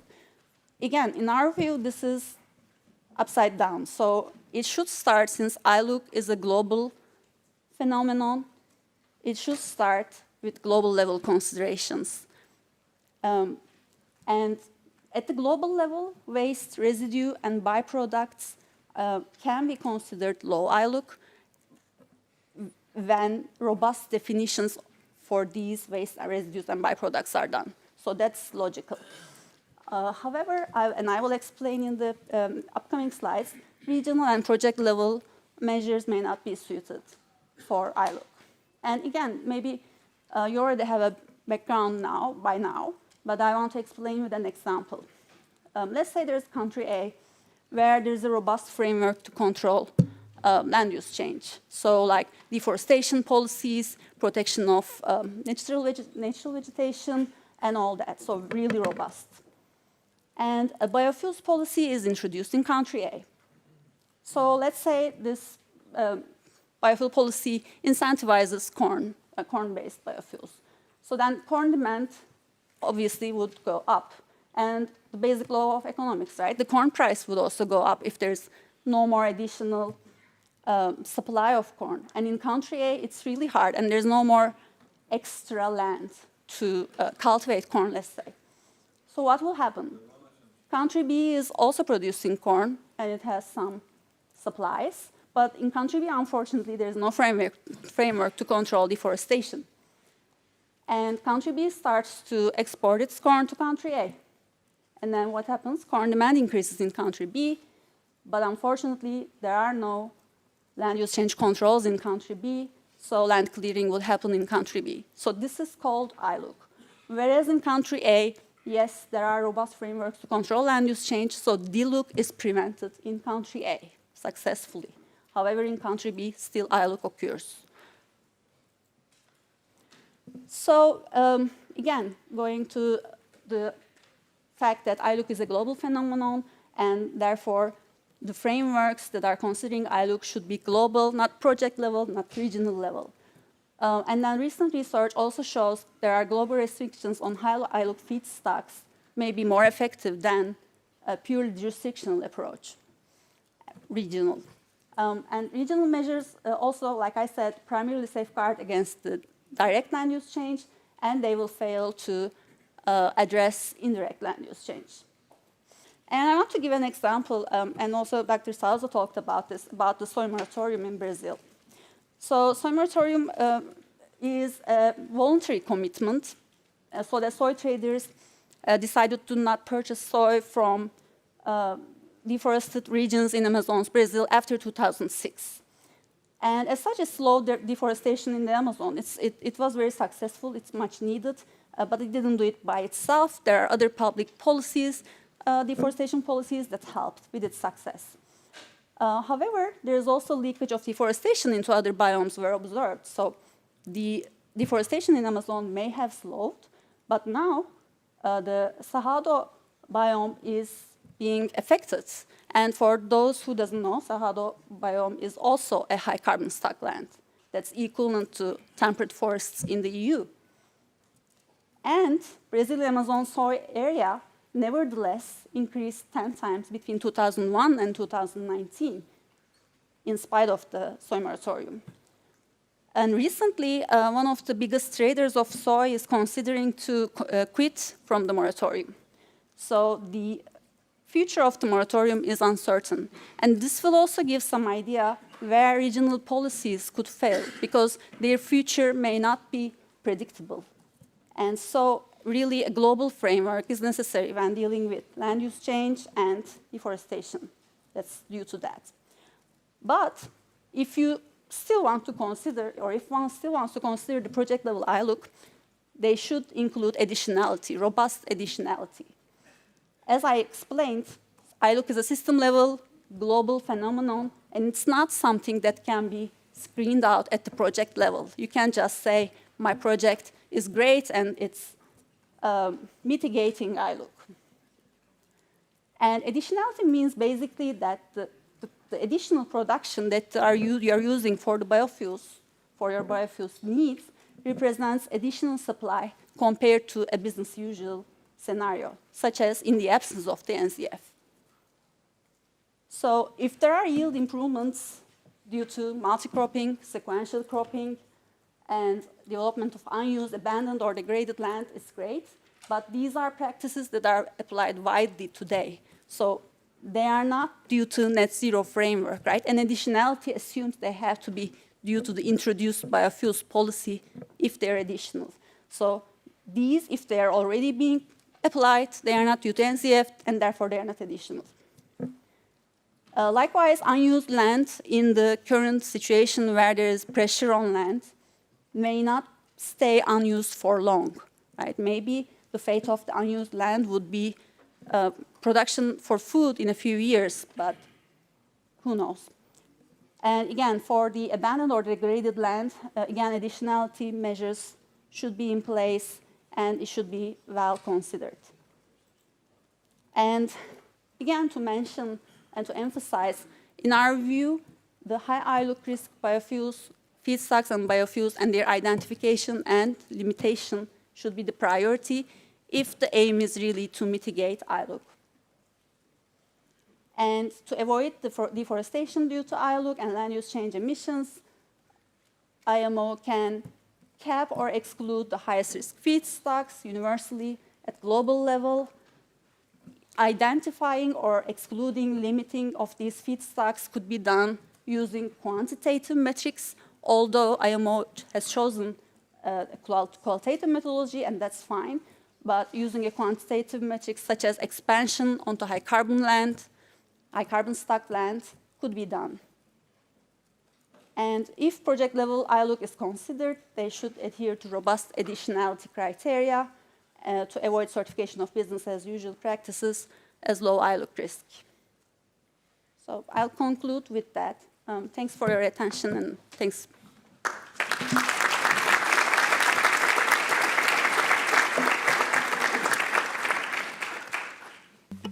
Thank you very much, Gonca. And I would say that the last two talks really highlight a little bit the essence of the controversy within biofuels.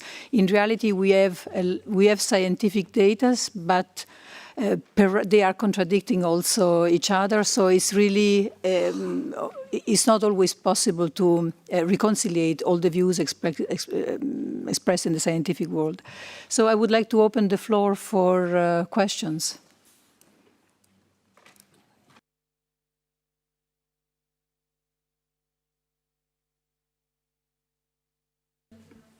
First, a gentleman in the center, please.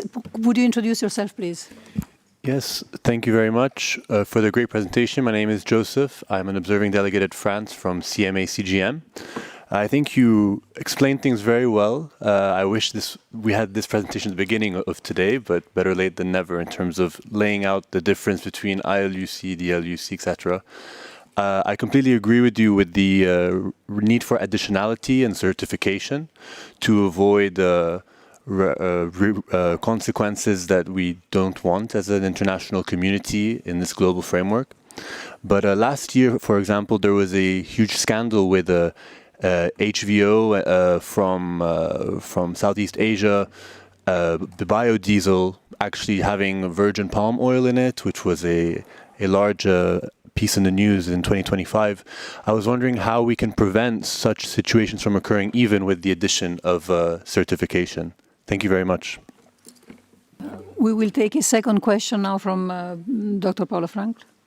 So thank you very much for this presentation, and I think it's very good that the whole audience and that these different views are presented in a transparent way. I also agree that the focus should be feedstocks, because feedstocks have a very different pressure. My question to you is about data. So I would like to ask you how much of the production global, let's start from global as you suggested, how much of production of palm oil goes to biofuels and how much goes to food and cosmetics? How much of soybean is in for food? Once again, when it comes to Brazil, what is the trend of soybean exports over the year? And I would like to understand better where the pressure comes from. And the last point is, I can respond to that. What is the percentage of IMO shipping fuel in the overall biofuel consumption, which is pretty tiny today? Even in our in the full IMO net zero for the framework, that would be 10% of the total biodiesel consumption. So coming back and also to the comment of France of additionality, I cannot agree that additionality is the main problem now. It could become a very important problem in 10, 20, 30 years from now, but not now. So I go back to my table. Please distinguish the short-term priority from the long-term priorities.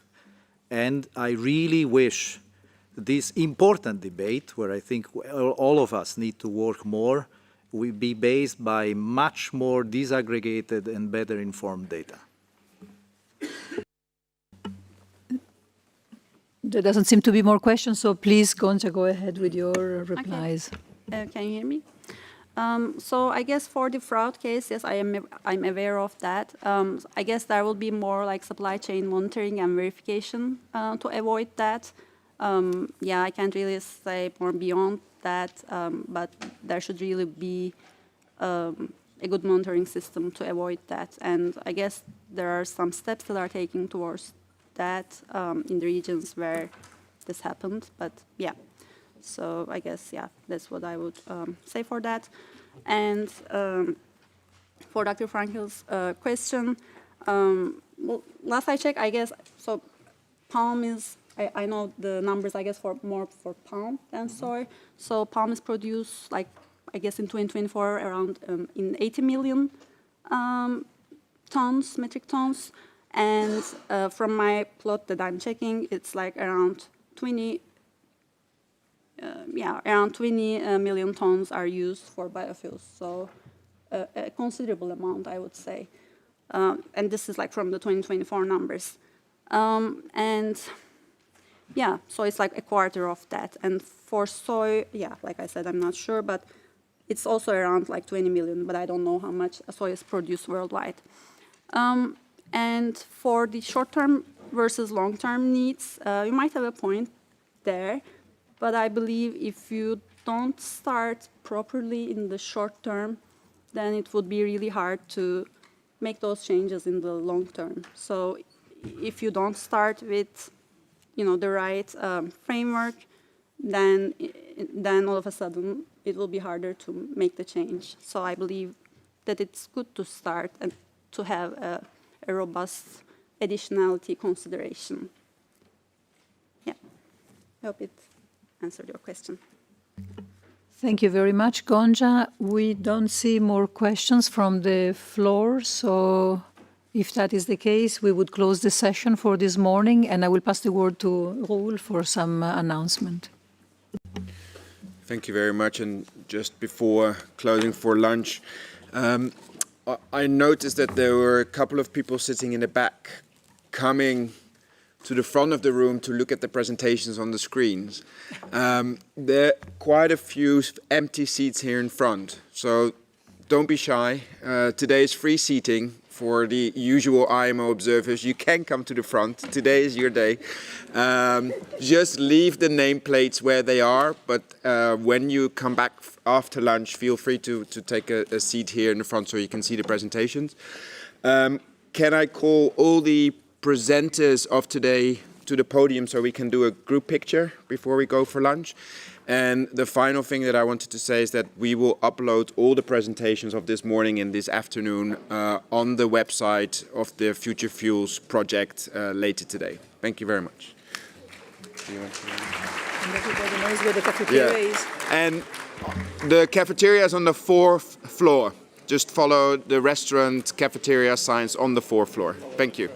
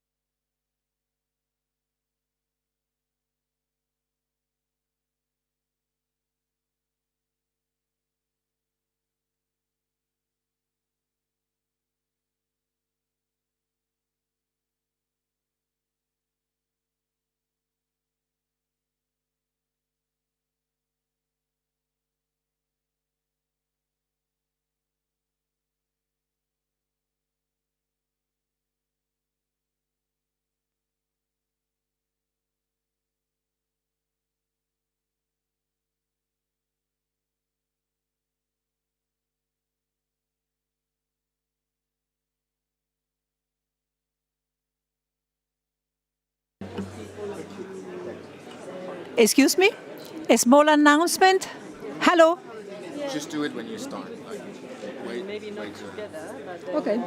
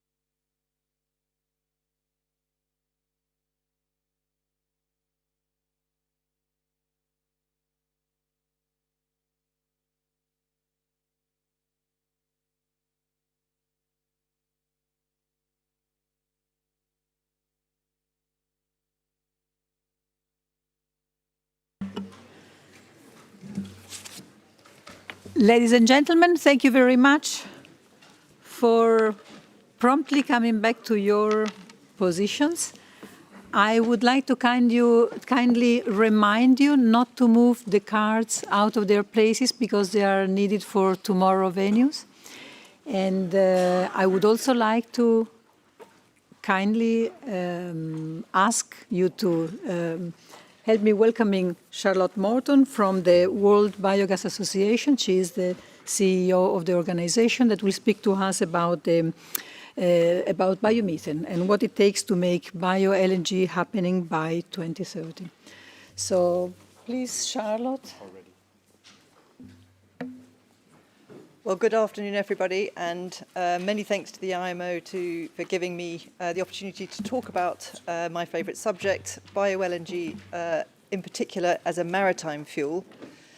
Let me first ask or say that I hope you're all enjoying anaerobically digesting your lunch. So let me first give you an introduction to the World Biogas Association. We are the global association for the biogas, landfill gas and anaerobic digestion sectors, very much focused on facilitating the rapid growth of this much needed industry. We were founded in 2016 by 3 national biogas associations from the USA, the UK and Italy, along with 20 founding company members. We currently represent around 100 organisations, including many national associations from all around the world. And we are an accredited member of the UNFCCC and REN21. We're an official partner of the Climate and Clean Air Coalition, which is important because that's the Secretariat for Delivery of the Global Methane Pledge and the GMI. And we're a founding member of the Global Biofuels Alliance and an associate of the Global Bioenergy Partnership.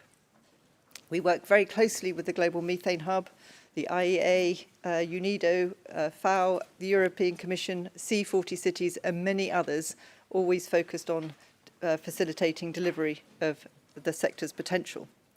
Just to give you a quick snapshot of some of the members within our organisation. But now let me get on to the subject matter, biomethane as a maritime fuel. Now, biogas is produced from the digestion, which is why I asked you, the digestion of organic materials, and in particular, the 105 billion tonnes of organic waste that we humans are generating every year in the form of food waste, animal manures and slurries, food and drink processing wastes, our own sewage, and other agricultural residues. When biogas, which is basically a combination of CO2 and methane, is upgraded, we take out the CO2 and use that for various purposes, and you're left with biomethane, which is molecularly identical to fossil gas, which is why it's so useful as a drop-in fuel. And of course, it's from renewable sources as well. Now, this is really important for us to do this. If those 105 billion tonnes of organic waste are not recycled or treated, they're emitting methane. And we know how harmful methane emissions are, 86 times more potent than CO2 as a greenhouse gas. And just by recycling those organic wastes alone, we could deliver half the global methane pledge. We could also reduce global greenhouse gas emissions by 11%. So it's existentially necessary that we do it, but also all of those organic wastes actually contain around 1/3 of today's fossil gas demand. So that energy is really useful for us to have, and we want to harness it and extract it. Given that biomethane is molecularly identical to fossil gas, it's just as flexible as fossil gas, and therefore it makes it an excellent opportunity to use in the form of Bio-LNG as a maritime fuel. Oops, I probably need to move my slides along. So Bio-LNG is practical, scalable, and an immediate pathway for some parts of maritime decarbonisation. Obviously, it's not going to achieve the whole of the decarbonisation we're looking for, but if we take pure LNG, that could meet around 3% of the total energy demand for shipping fuels in 2030 and 13% in 2050. But as I say, it is a drop in fuel. So when blended with fossil energy, assuming a 20% blending ratio, then it could meet 16% in 2030 and 63% in 2050. And of course, cost is very important as well. So Bio-LNG has another benefit, that it's actually one of the lowest cost green fuels, second only to biodiesel and ethanol. And when you look at the supply chain, optimization of supply chains, it can deliver negative emissions as well. I've highlighted already that the environmental case for Bio-LNG is already very strong. On a well-to-wake basis, the greenhouse gas emissions are reduced by around 80% compared to conventional marine fuels. There are air quality benefits too that are really important. It virtually eliminates sulfur oxides, drastically cuts nitrous oxides, and slashes particulate emissions, delivering those very important air quality benefits. And as I've highlighted, so much of this is produced from organic waste material. So we don't have any of the issues around sustainability and food versus fuel. So it's very much contributing to circular economy goals and methane abatement. Thank you. But there's also a very strong technical case to go alongside that. It's fully compatible with LNG-ready ships and existing bunkering infrastructure. So it can be blended with LNG, enabling a gradual decarbonisation without major retrofits. There's around 185 ports that have LNG bunkers in place, with 50 more planned. So the pathway is already there for it. And the economic case, that also supports the economic case, since we're already leveraging existing investments in LNG infrastructure, and Bio-LNG offers a competitive cost trajectory relative to e-fuels. And actually, there's already a very positive policy case supporting the use of Bio-LNG in maritime. It's recognised in the Fuel EU Maritime and Renewable Energy Directive, RED III. It aligns with the IMO greenhouse gas strategy and the EU Fit for 55 climate package. Ships running on Bio-LNG comply with tightening IMO carbon intensity requirements, and ship owners can lower their EU ETS compliance costs. Cargo owners can report lower supply chain carbon intensity under ESG disclosure rules. It also aligns with the Clydebank Declaration, establishing green shipping corridors, and it's compatible with the IMO Net Zero Net Framework.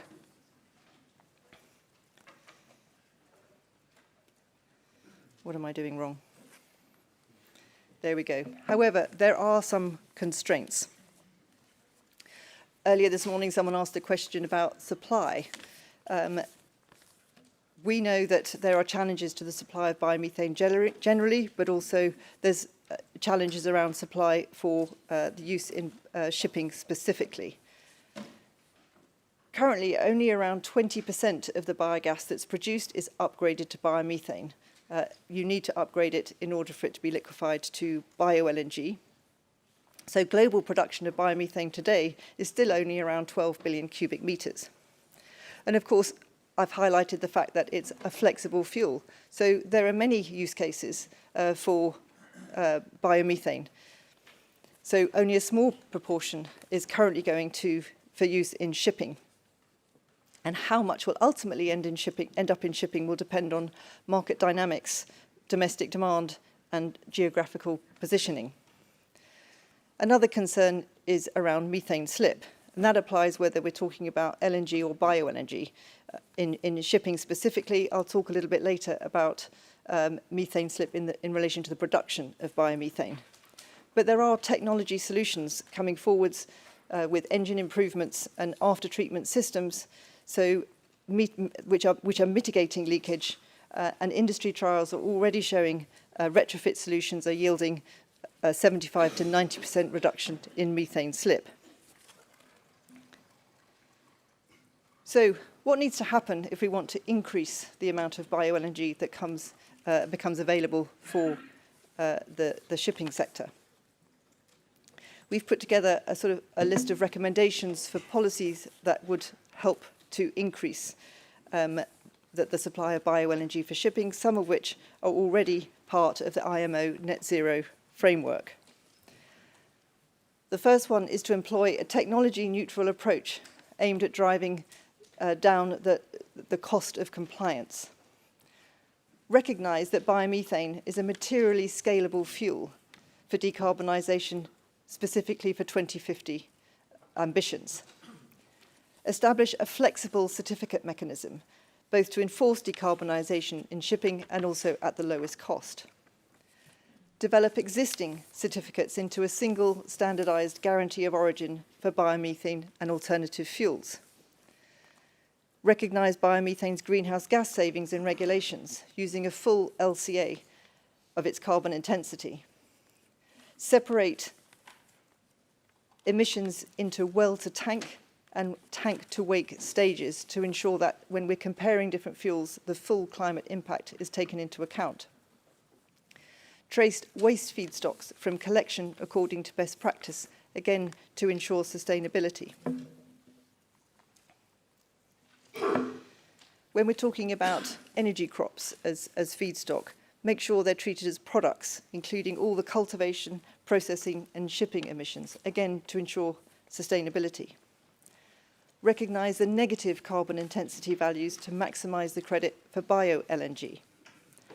Recognise other externalities, such as the air quality benefits that I highlighted at the beginning. And harmonise sustainability criteria across sectors to standardise definitions, metrics and reporting for carbon emissions reduction, again, to increase interoperability. Accept mass balance accounting methods. Establish a reward mechanism for zero or near zero fuels, such as subsidies, tax breaks, credits. And in particular, advocate for scaling up sustainable fuel production for the shipping sector via nationally determined contributions.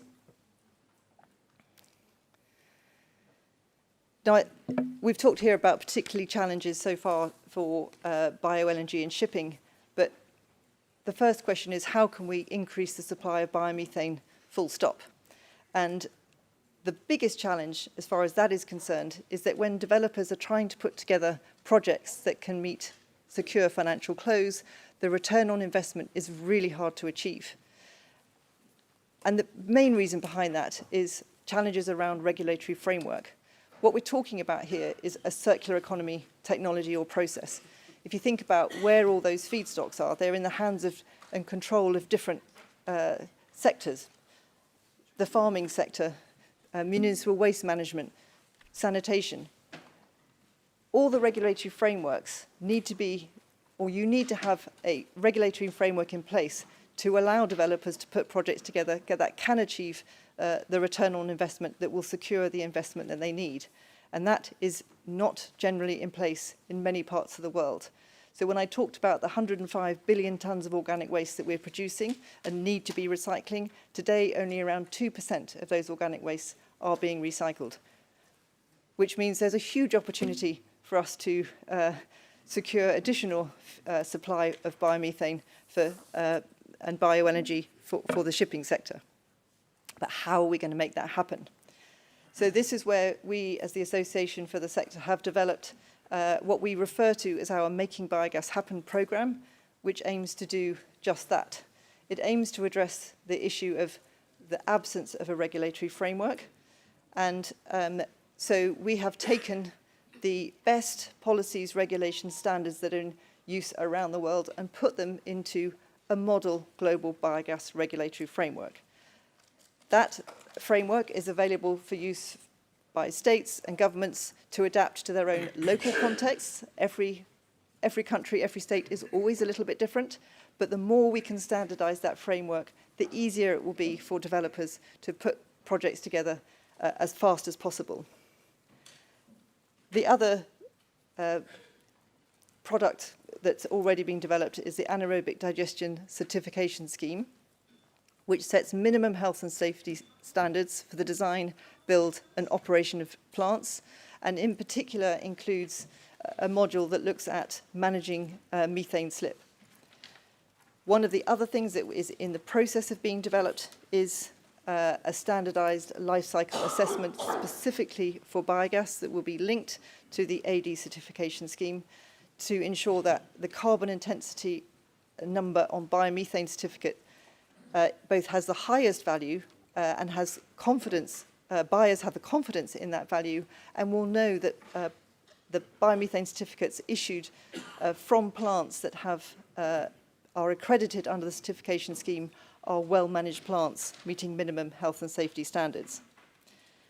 So here you can see the QR code will show you the link to the website where you can see the full biogas regulatory framework, and on the right-hand side you can see the different pillars and that are covered by the framework, which I won't go through particularly in detail now, other than highlighting the permitting module. One of the biggest issues the industry faces today is challenges getting a permit and the time that it takes. So there's a new process that has been developed from another sector to try to speed up getting a permit with a view to trying to get one in 4 months.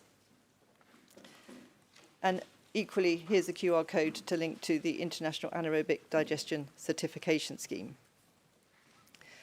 Those two products were developed under phase 1 of the Making Biogas Happen programme with the support of the Global Methane Hub, Total Energies, GHD, and one other. And we are now in phase 2 of the programme where we are disseminating these elements to make sure everybody is aware that they can be used, but also looking to put them in practice on the ground with states in India and in Brazil. Once we've developed implementing them on the ground in states in India and Brazil as part of a biogas action plan, we will then develop guidance to support other states and countries to develop their own biogas action plan to ensure that the industry can scale in their countries as well. In India, we've started work already with the state of Madhya Pradesh to develop their biogas action plan and are in discussions with the state of Gujarat. And in Brazil, we've signed MOUs with the state of São Paulo and Paraná. Just to summarize why a biogas action plan is so important, there are so many stakeholders that need to be involved if this industry is to grow successfully, many of whom are not used to talking to each other. So making sure that any plan involves those stakeholders in the solutions that need to create the regulatory framework that will work in whichever state or country you're talking about is really important. But also, when we're talking about a rate of growth that is already around 20% year on year, according to excuse me, according to the IEA's most recent report, but looking to grow that to around 40% year on year, there will need to be strong supply chains built, capacity built. We're looking at increasing the number of people employed in the industry from by something like 10 to 15 million to achieve its full potential, and then understanding the finance requirements. It's really important that all of those things are modelled to ensure that the industry can grow safely and professionally, most importantly, as fast as possible. I'll end it there, but I hope those tools prove to be useful and that we can ultimately see a rapidly increasing supply of bio-LNG to support the maritime sector's decarbonisation. Thank you.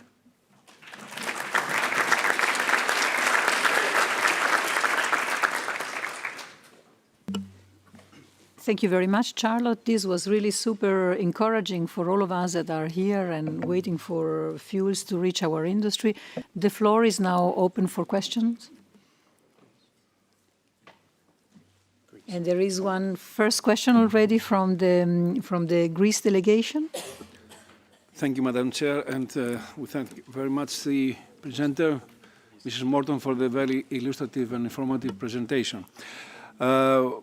We think that it's clear that bio-LNG and LNG, fossil LNG, are identical in their chemical structure, but we think that we should make a distinction between the dual fuel LNG capable vessels other than LNG carriers and LNG carriers.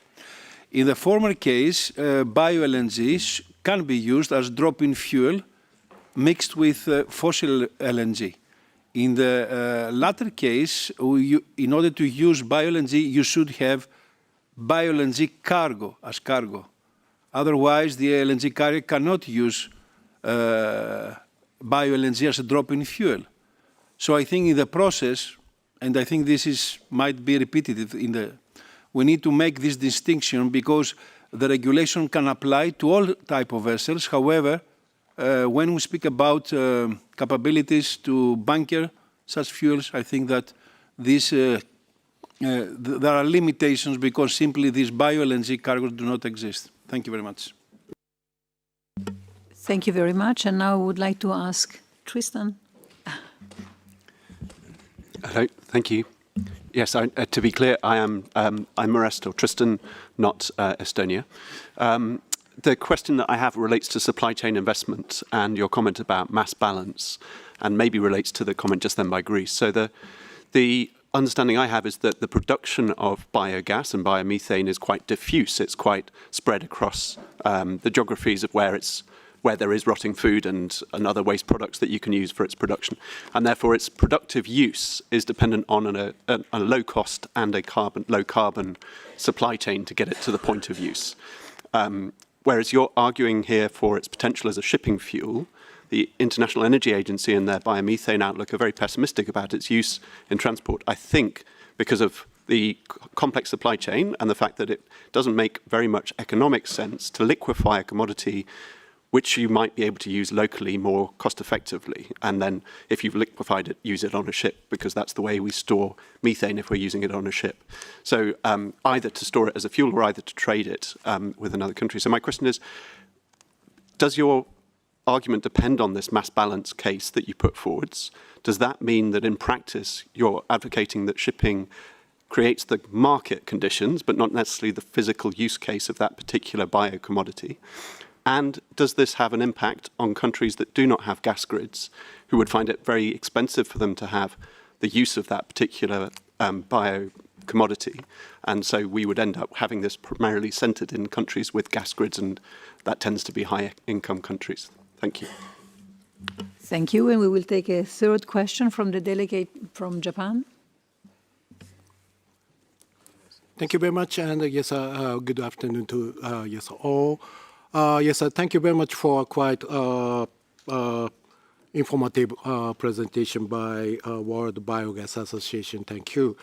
I understand, yes, same as the previous one, this is quite tough questions, but we would like to ask your, I may say, yes, a target WTT emission value and cost. As I said, yes, during the morning session, it is clear that yes, we need a kind of the GHG intensity expressed by grams CO2 equivalent per megajoule, as well as USD, maybe other currency can be used, but USD per megajoule. Yes, we need from the industrial side, we need such a kind of information is quite crucially needed, but quite less information about either parameters. So again, you don't have to guarantee, but are there any target on these two parameters? Could you kindly provide to them? Just for example, for Brazil project or something like that. Thank you very much.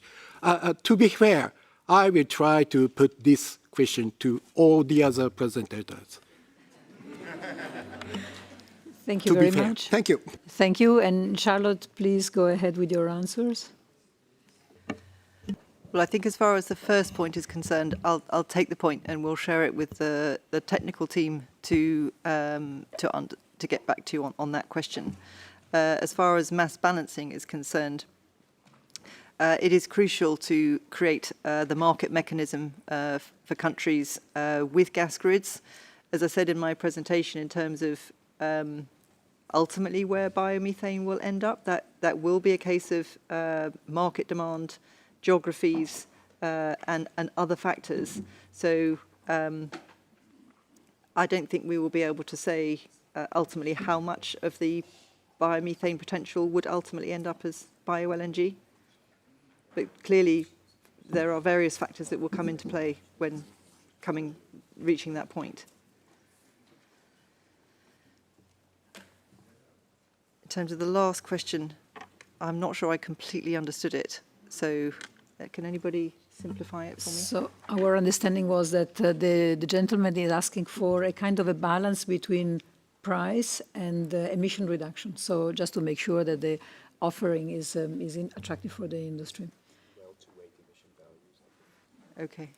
So, I mean, as I highlighted, bio-LNG as a fuel is very, very low carbon, and one of the and sometimes negative carbon. Again, I think that in terms of pricing, that's something that the market will have something to influence that. So, of course, the reason we are in the sort of climate situation that we're in is because we haven't been pricing things properly. So we need to change all of our pricing such that the lowest carbon options become the most in demand and the cheapest options. Thank you, Charlotte. There were a couple of more questions. There is one question. Yeah, exactly. Please go ahead. Hello. Oh, okay, great. Thank you so much for your talk, Charlotte. My name is Dr. Louisa Brotherson.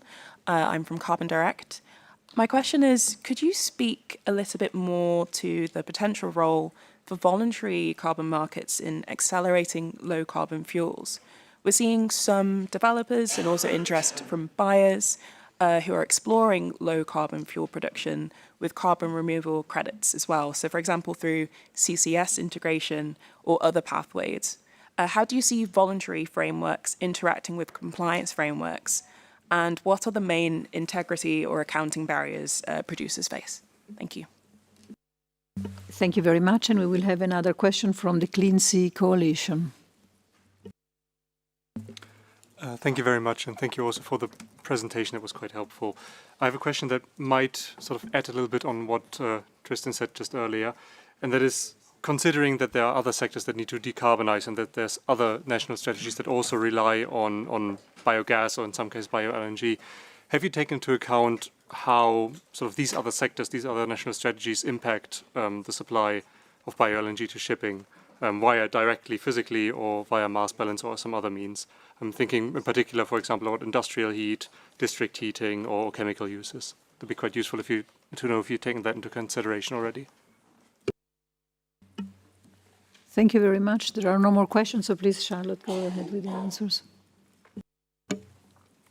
So at the moment, it's true to say that the voluntary market isn't strong enough to support the production of more biomethane, but that's something where we are working very closely along with other stakeholders to address the greenhouse gas protocol issue that is really holding that market back.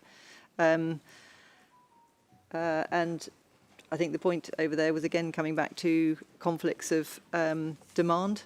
There will be demand from different sectors, and that the sort of which one wins out at the end of the day will be possibly a pricing and geographical question.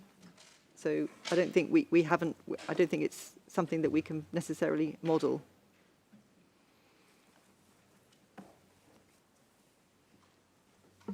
Thank you very much. There seem to be no more questions, so I would like to thank you very much, Charlotte.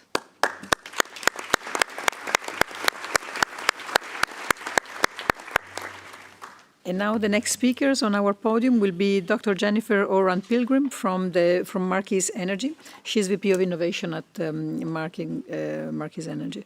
Her talk will be about U.S. corn ethanol as a marine fuel, sustainability, economics, and the path to commercial deployment. Please take it away. Great. Thank you, Dr. Cenni, and thank you, IMO, for the invitation to speak today.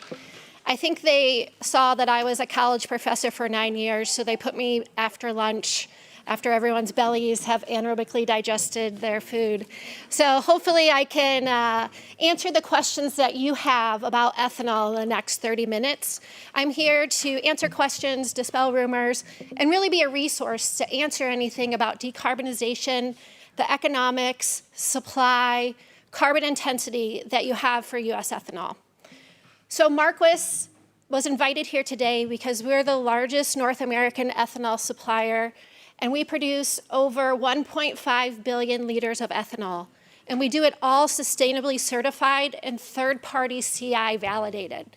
So I'm going to tell you a little bit about our story as a case study for U.S. ethanol and what we're doing today and fuel that's available for maritime today and to help you decarbonize and reach your sustainability goals.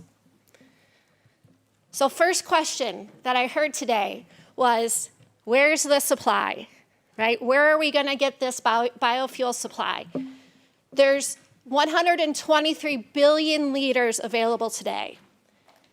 As you heard earlier, the speaker from Brazil spoke of the supply from Brazil. U.S. produces over 60 billion liters of ethanol every year. And one question that we have is, okay, that's being used for on-road. What is available for the future for maritime? There's a study conducted that with the advent of EVs, just in the United States, that by 2030, there will be a 20 million liter demand destruction, 20 billion liter demand destruction in the United States for demand of ethanol. We need a market for that. There's also another study that shows that there's 10 billion liters of demand capacity that is idled in the United States. Production capacity, I should say. And that production capacity can be ramped up in order to achieve the goals of decarbonization in every area from on-road to chemicals to maritime and to SAF. In the United States, there's over 200 ethanol plants. So a lot of times we talk about resiliency of supply chain. So the supply chain is coming from 20 or 200 different plants, all located across the US and in North America, across Canada. So we're able to supply ethanol around the world. So ethanol today is currently unaffordable. I just checked CBOT. CBOT was $1.66 USD per gallon. So it's an affordable energy alternative to bunker fuel. And from the presentation today, you'll see that we can reach a zero carbon intensity within the IMO framework and within other frameworks across the world. The other question I hear every time I talk about maritime is, where is the ethanol? Where is it stored? Where is it shipped? Where is it produced? As the speaker from Brazil mentioned, there's 57 different countries that blend ethanol on road. In order to blend it, you have to have a storage and logistics supply chain. The logistics supply chain is already in place. We already ship across the world to 56 different countries. So the feedstock supply chain is there, the logistics supply chain is there, the end of the road, the last mile supply chain is there. Marquis itself sells to 42 different countries on 6 different continents, straight B2B. So we're very familiar with the different markets around the world. So who is this Marquis? Anyone heard of Marquis before today? I see 5 people. Okay, 5 people out of the whole room.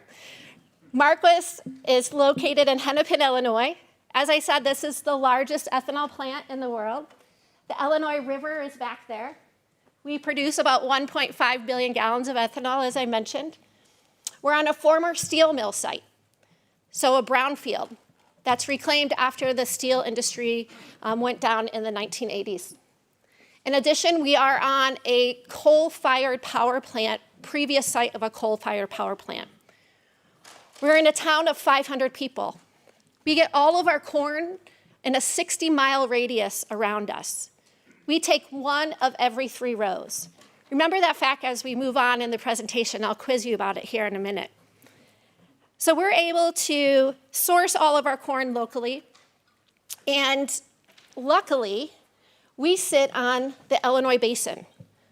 So we can sequester 1.2 million metric tons of CO2 a year. So not only are we able to source sustainably certified corn, and what do I mean by sustainably certified? ISCC certified, and we'll go into what that means here in a minute. But we're also able to take the CO2 and sequester it below ground at our site. As Paolo mentioned this morning, I think on your little chart, we're an A+ on the bottom. So we receive an A+ rating for being sustainable, but also being able to capture the carbon and make carbon neutral, if not negative fuel. But wait, there's more. We do make fuel. But for every ton of fuel that we make, we also make a ton of feed. During COVID, we were allowed to operate because we were a feed mill. We concentrate the protein in the corn. We take out 75% of the mass of that corn kernel and concentrate that protein 4x. That protein in that corn kernel is cheaper than the protein that you would buy if you bought the whole corn kernel. Let me say that again. So if you bought the corn and the animal ate the protein, great.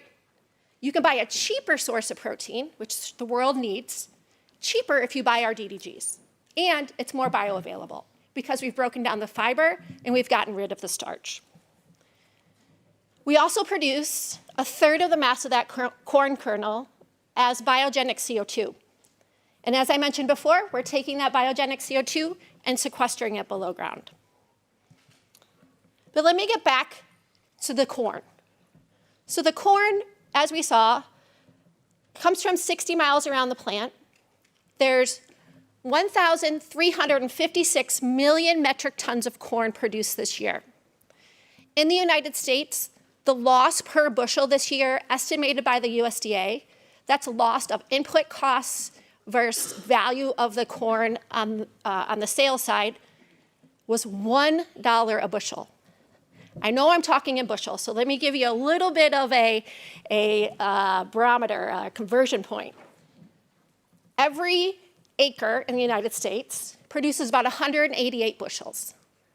So a farm got a check in the mail for an average farm got $33,000 in a bridge loan because the value of corn was less than the inputs that were put in the United States. So we need new markets for corn. We're not taking corn off the table. We are providing new markets so that corn can continue to grow. One area that I want to demonstrate is that 59% of the corn grown goes to feed cattle. It's a feed product. Let me do a little math. So since I am a chemist and want to explain to you exactly where this feed is going, remember, for every ton of ethanol, I make a ton of feed. In this biofuels calculation, there's also soybean. For every ton of soybean, 20% of that is used to make a fuel. 80% of that is used to make a feed. Soybean crush plants used to be feed mills. Now they're getting into oil mills. So 80% of that mass goes to feed. In our plant, 50% of that mass goes to feed, or 33% of the corn kernel. So anywhere between 3 and 5% of that corn that is being used in biofuels is, 3 to 5% of corn is being used in biofuels. Let me say that again. 15% is how much corn there is. But what's turned into biofuels is only 3 to 5%. The rest is going to the feed industry. And remember, I asked you to remember one point. 1 of every 3 rows of corn we use. Where do the other 2 rows of corn go? To the feed industry. We demand that our farmers sustainably source their corn, that they're certified under ISCC. If they're certified under ISCC and we get one row of corn, the other 2 rows are still certified under ISCC, certified as a sustainable feedstock, certified that they meet the 6 pillars of ISCC. So what are those 6 pillars? The top are the 6 pillars: protection of land. That's where we get into biodiversity, protecting the biodiversity. We ensure that our farmers have been farming on this land before the 2000s. Many of our farmers have 100-year centennial farm certificates. We track this through remote sensing, and we have our farmers certify that this is land that they've been farming since before 2000. Environmentally responsible production. We ensure that the application of fertilizers, the application of pesticides, that we track those and make sure that they're sustainably sourced, not overused. The other ones you can read, they have to deal with safe working conditions, compliance with human and labor rights. They also have compliance with good management practices. In addition, ISCC requires on-farm or farm traceable sustainability. That means every day, I know, even at the largest ethanol plant in the world, that Joe, Karen, Bob, Julie, that their corn came to my plant that day, and that they were sustainably certified, and then that gets processed through my plant. So I can trace our corn and ISCC certified corn back to the farmer where it came from. In addition, ISCC EU certification get more granular farm level CI, but also we have compliance with RED 3. So Marquis sells into the EU market and has this ISCC EU certification as well. But let me take a slide from my friends at POET. POET has done a study where they've shown that with existing corn production, this is not new land, this is not taking other lands that aren't used for production and converting that land, right, to increase the yield, and not increase the yield up to United States levels, but increase the yield up 25%.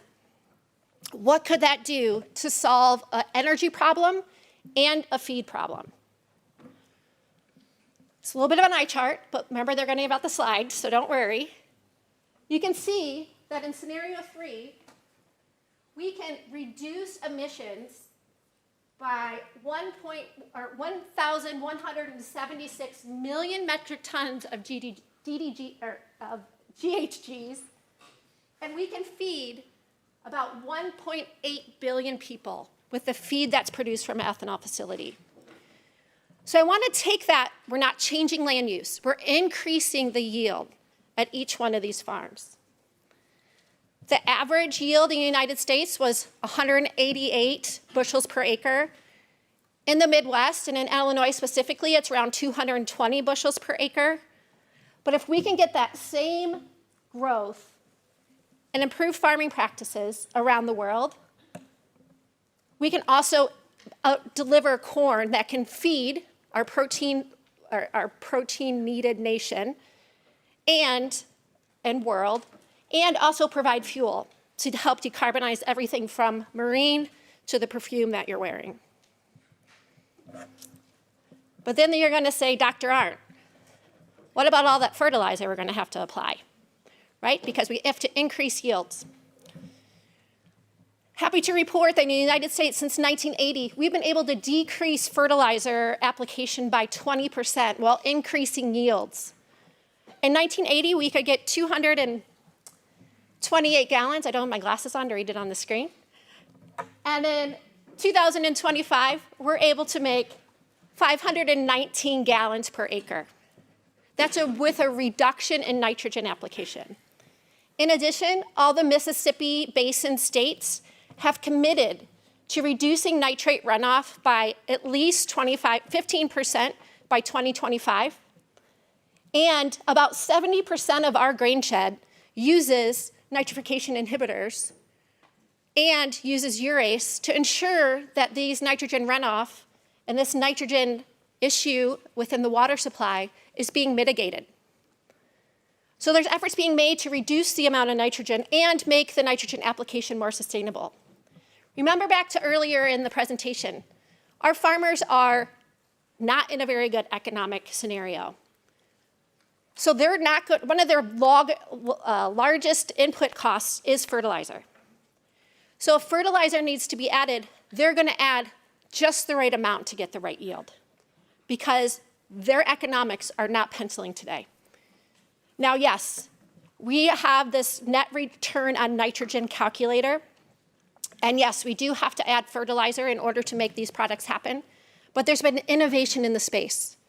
We're working harder to ensure that that is not a concern going forward, or that the nitrogen that we're using, like bio-based nitrogen in the soil or different conversion technologies, are the way future for corn farming. One way to do that is by what the USDA has now is going to publish soon, is the interim rule on biofuel feedstocks. If you haven't read it or been able to get to it, I recommend it's one of the first written protocols to how to measure sustainability at the farmer level. At Marquis, we've adopted over 170,000 acres, and we've had our farmers do down to field level CI scoring. On average, we're able to reduce the carbon intensity, not by changing practices, but our farmers are already doing by 5 points in the USDA FDCIC GREET model. You can see some of the data here, and this will be available online as well. So we're able to decrease the carbon intensity. What I have here is some of the different practices that are recognized for sustainability.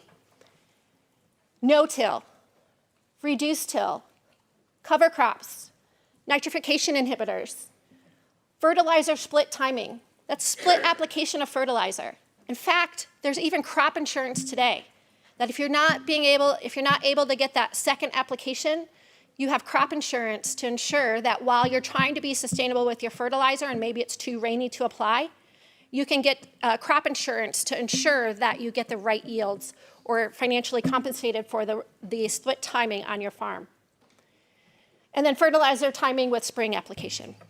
Next to it are the carbon reduction strategies in the FDCIC that equates back to ethanol. And this is adoption in our grain shed.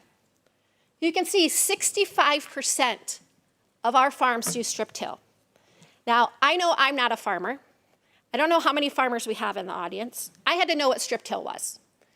So strip till is just breaking ground where the seed's going to go. So you just do a strip where you put the seed in, and you're able to seed without breaking the rest of the topsoil. So you're able to strip till and reduce the carbon intensity and the sustainability of your land. And know what's crazy? 65% of our farmers are already doing that because it's good for the soil. They're not worried about sustainability. They're worried about passing these farms down to the next generation, and that the soil there is going to be good soil for the next generation. We are not paying them for extra for sustainability practices. These are not farmers that we have been paying to do this, right? These are farmers that are doing this for soil conservation, so they don't have erosion. So just think if we grow a market where we're able to incentivize farmers to adopt these practices to create more sustainable corn in the future. If you can't tell, I'm a little passionate about sustainability, so I could talk to you about it all day. One other project that we're working on is carbon capture and sequestration. And as my previous speaker mentioned, permitting is a joy. We've been in permitting in a Class 6 EPA permit cycle for 5 years. Marquis, like I said, is able to sequester 1.2 million metric tons geological sequestration. So let's talk a little bit about what that means. So geological sequestration means you can take pure, so at an ethanol plant, we don't have to pay to clean it up. It's not combustion CO2, It's not, in fact, at our plant, it's 99.86% pure, with a little variation in the hundredths place of our CO2. And we're able to sequester it 3,100 feet below ground under a 300-foot shale cap rock. This 300-foot shale cap rock has no permeations in it besides the one that we put in it because we're in the middle of nowhere and we had to figure out if our rocks were good enough for geological sequestration. So we dug a well back in 2020, 2021, 2022, and we were able to show that we can geologically sequester CO2 and non-potable drinking water at the right pressure and temperature below ground. And in the pore space and the land that Marquis owns, we have 100 million metric tons of storage. So we have 100 years of storage for our production facility. With that, and looking at CI, we're able to reduce our carbon intensity. So in this pictorial diagram, if you think of the 100% as bunker fuel, and you use LCA with the LCA that was submitted to IMO, we can reduce the carbon intensity by down to 38% that of bunker fuel. With carbon capture and sequestration, we can get it down to 10%. And in looking at those interim rules from the USDA and sustainable farming practices, we can get near neutral, if not negative, ethanol. So from the distinguished delegate from Japan, I told you the price was about $1.66 a gallon today in Chicago, and our carbon intensity is near neutral, if not negative. And we have supply available today to help decarbonize the maritime industry. So with that, I just want to say thank you because they told me my time's up. Ethanol has a global reach, and I'm happy if you can't answer a question today, I'm happy to answer any questions you have. Here's my contact information. Thanks again.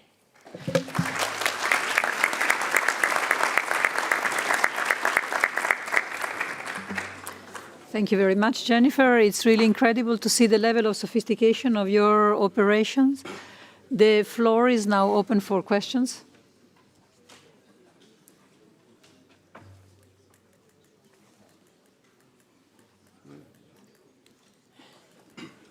So, a question down there. Hello. Thank you very much for this informative presentation. And thank you to all the speakers. My name is Konstantinos Lachanas. I'm from Clarkson's Research.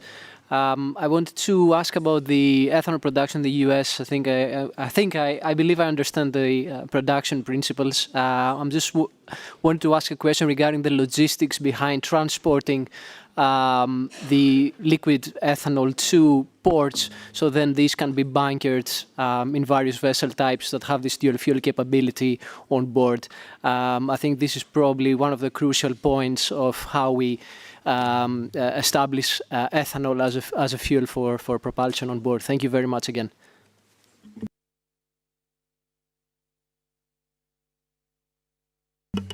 The gentleman from Japan, please. Yes, thank you very much. And I forgot to introduce myself. Yes, Shinichi Hanayama, one of the members of the Japanese delegates. But yes, originally working at Class NK.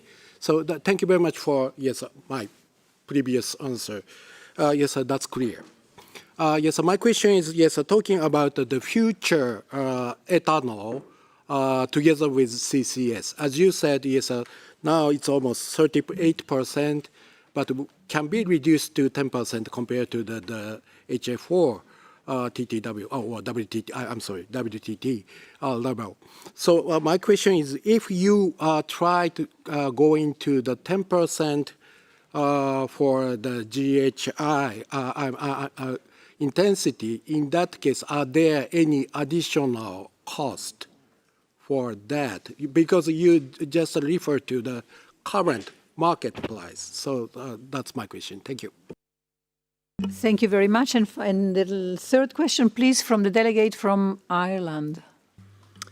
Thank you very much, Doctor. It's very interesting. As far as the carbon sequestering is concerned, where we have wellhead inspections where we have wellhead inspections on the seabed for sequestering in wells, how do you control your carbon sequestering on land? Thank you. Thank you very much. Jennifer, please.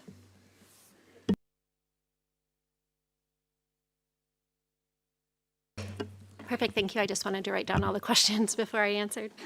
For the first, ethanol production and logistics, liquid ethanol, and how do we get that to the port? So Iowa and most of the grain shed in the United States is located in the Midwest. Right through the Midwest is the Mississippi River. So the Mississippi River then goes down to the point of New Orleans, and we also have storage in Houston. Majority of the gallons from the United States goes through Houston, where a minority goes through the port of New Orleans. There's storage tanks at IMTT and other places around the Gulf.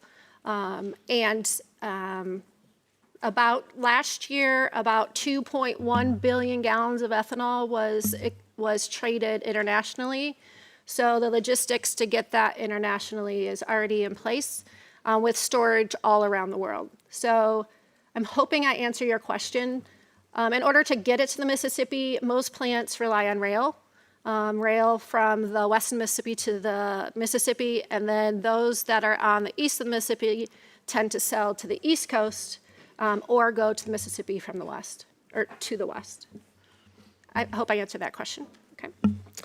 Question number 2, CCS. What is the cost of CCS? So in the United States, we have ability to claim 45Q and 45Z. But there is a value in that GHG cost. Today, it's not being recognized, right? So we don't see that in any market yet. So we'll have to see what the market dynamics do. But there are ability in the United States to get paid with 45Q and 45Z for that. But as far as getting value for CCS in other markets, that hasn't materialized. So I can't comment on what that is today. But the value hasn't materialized yet, so we're waiting for that. 3, carbon sequestration on land. I spent about 4 years understanding this and running the CCS program. So full disclosure, I also am the co-chair of ABFA in ICAO. And in ICAO, we just got our CCS sustainability certification passed. And in those studies, we did a study of all the different sustainability certifications around the world to show the rigorous of the Class 6 well, also in the EU, Australia, Canada, and the UK, and showed that those meet the stringency that's needed for CCS. Now, there's a whole list of monitoring protocols that we have. Start with, we have to monitor the pressure of the well. We have to make sure that the well is made from chrome 25, which is a non-corrosive or very resistant to corrosive material.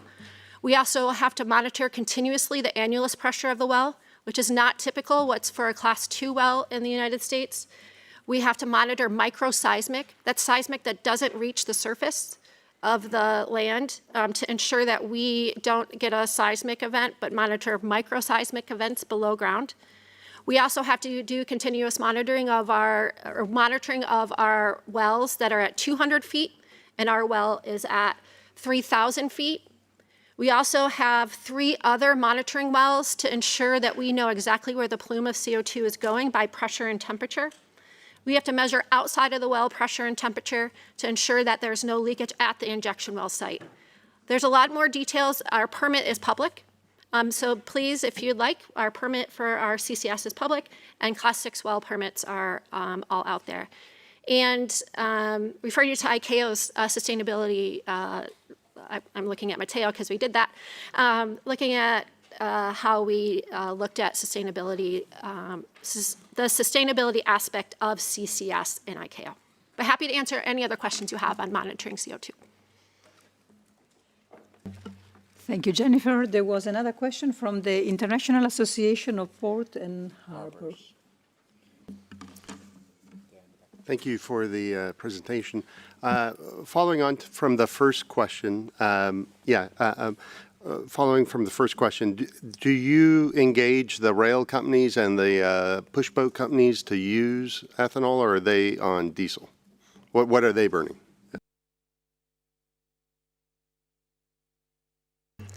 Yes. So I've been around advocating for ethanol in a lot of markets, and renewable diesel has been hitting the rail market. So that's also sustainable fuel. And there's been some adoption of renewable diesel.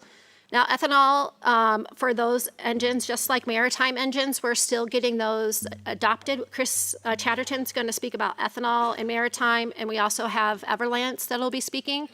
So yes, we're pushing for ethanol in those, but right now they're relying on biodiesel for decarbonization, and our clients are demanding it. If we're selling ethanol with an LCA like we do into the EU, we have to be able to prove that our carbon intensity is low.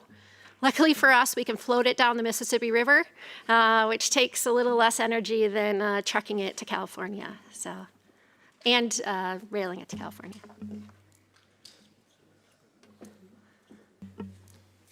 Thank you very much, Jennifer, and please give a last applause to her.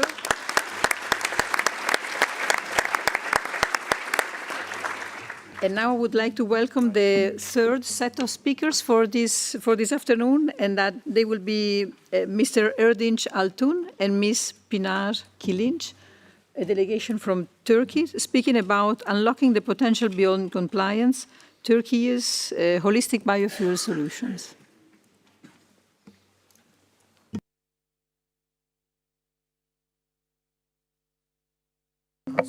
Sorry. Distinguished Chair, dear delegates, dear participants, good afternoon. This is Erdinç Altun from Arkas Banker and my colleague Pınar Kılınç from DB Tarımsal Enerji. Today we will give the details of the Turkey's biofuel journey.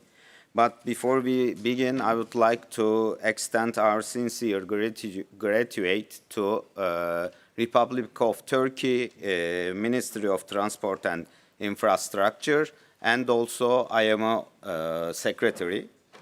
We will today not just give the details of a simple biofuel adventure. Today we are here to tell you a story of a courage. The story of two innovative companies that dared to do what was considered impossible in a region as strategic as Türkiye, but thanks, we did it.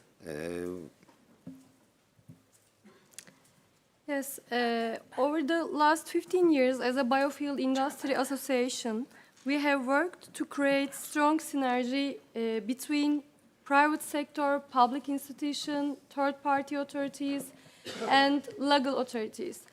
And today, the project clearly demonstrates that Turkey has significant potential for biofuel industry and market. During the presentation, I will focus on the project from the production side as the DB Tarımsal Enerji representative, and Mr. Erdinç will share some information from bunkering perspective. We will start with the strategic vision, move to the circular economy model, and finally share our execution success stories. Let's start with the bunkering side. For 20 years, Arkas Banker has been a trusted partner in a marine fuel supply industry. We understand the dynamics of this business inside out. However, we realize that today reliability demands more than just logistical excellence. It depends on sustainability. That's why we leverage our 20 years experience to lead this transition. And also, as you can see on the screen, Türkiye serves a natural geostrategic bridge connecting Asia and Europe via Turkish Straits, and with over 40,000 vessels passing through annually, Türkiye is acting as a critical energy hub for this region. We are positioned right at the center of the global supply chain. This strategic position brings great responsibility, and we are fully committed for this duty. Also, consequently, our strategies move in lockstep with the IMO's 2030 and the 2050 GHG goals, and we do not just follow up the regulations, we are ready to embracing them, but to achieve these ambitious targets, policy is not just alone. We need some actions. This is why we have to build a strong public and the private synergy. And also, today we present you is the result of this collaboration, to transformation our straits into a biobunkering hub. Our model is simple, yet we process Türkiye's wastes in our own borders and deliver it as a compliant, sustainable fuel to the global fleet. For now, it's not just a future dream, but a present reality. Thank you, Erdinç. I would like to share some information about our production model, and in line with IMO's decarbonization targets and long-term strong position of the maritime sector, Arkas Bunker and DB Thermal Energy joined forces to develop sustainable marine fuel production and supply model. Here you can see DB Thermal Energy biorefinery photo, and DB Thermal Energy biorefinery located in İzmir, Türkiye.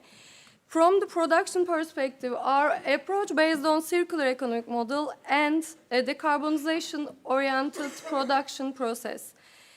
As the leading player, DB Thermal Energy has been operating in biofuel sector for more than 20 years and producing biofuel using 100% local feedstock, crop-based and waste-based feedstock. Today, our annual production capacity includes 100,000 tons of biodiesel and 15,000 tons refined glycerin. And I'm happy to share that as a result of the project, our sustainable marine fuel production capacity has reached 60,000 tons for annual production capacity. And the next slide, we have some project highlights from Sustainable Marine Fuel project. The Marine Biofuel Initiative is the result of 2 years dedicated research and development. During the project, we have focused on reliable and scalable waste-based feedstocks. And the other important highlights, the first successful delivery was completed May 2024. And in terms of sustainability performance, at the end of 2 years' efforts, our sustainable marine fuel GHG emission reduction potential has calculated and approved 93.7%. And this value is approved by ISCC EU and RSP EU schema. And all the project value chain is certified under ISCC EU and RSP EU, and that means that the standards are fully compliant European Union sustainability criteria. And we believe that this project has been developed with focus on 5 key strategic pillars. First, at the beginning of the project, there was no specific regulation for maritime industry in Türkiye, defining the production, barge operation, and use of sustainable marine fuels. The process initially started under pilot production permission. However, throughout the project, a comprehensive national legal framework was established in alignment with international regulation requirements. And second strategic pillars, fuel samples were tested and evaluated by independent third-party authorities in different countries, USA and European Union countries. And third one, full compliance with European Union sustainability criteria was maintained from feedstock collection and the final product certification. Another key pillar is feedstock. Feedstock availability and diversification, which is essential to control long-term scalability of sustainable marine fuel. Final, strong collaboration, I would like to mention that the successful partnership allow us to respond proactively to market dynamics, particularly in the areas pricing, feedstock optimizations, and life cycle decarbonization performance. Yes, thank you, Pınar. In our industry, trust is essential, but the verification is mandatory. What we present you today is not just a supply chain, it's an unbroken chain of the custody. We established an end-to-end certification system as Turkey's first ISCC certified marine fuel supplier. We ensure that every step is tracked from the waste oil collection point to the bunker manifold. The rule is sampled. If it is not certified, it is not in our tanks. And also traceability. We utilize a strict mass balance approach. What does it mean? It means every drop of the feedstock is mathematically accounted for also from the feedstock side and the biofuel side. There are no black boxes in our system. We undergo many times audits by independent bodies to ensure the complete transparency. And third, and also the most important side, is the compliance side. For a ship owner, this is the bottom line. By using this sustainable, verified, blended fuel, we guarantee that fully alignment with the European Union emission trading system regulations, fuel EU maritime regulations, and also this solution offers a secure pathway to immediate improve the vessel's CII ratings with the zero regulatory risks. And this success didn't happen overnight. It's a journey of the milestones, and this journey started with our partner company, DB Tarımsal certification in the late of 2023. Then in February 2024, we had received ISCC certification, and following authorization by EMRA, Energy Market Regulatory Authority, we marked a historic moment in May 2024, historic moment for Turkey and historic moment for Turkish bunker sector. The first biofuel delivery to Matilda A vessel in May 2024. From that point until today, we scaled up rapidly, extending our service to global fleets like Yanming and the Ditaş. Yes, ladies and gentlemen, certification is just a foundation, but the execution is the reality. We don't just trade certification or the paperwork. We manage the physical molecules and the physical bunkering side. Let me show you how Turkey delivers this fuel to the world fleet. At Arkas Bunker, we operate with the dedicated loading terminals and with our own barge fleet. Why it is important? Because biofuel requires precision. Whatever a customer, ship owner, or the vessel operator needs, B24 or the B30, we prepare the exact blend in the line blend and the barge blend. We verify it. we deliver it. We never leave nothing to chance. And also our track records. We are the first ISCC EU certified physical marine supplier company in Turkey.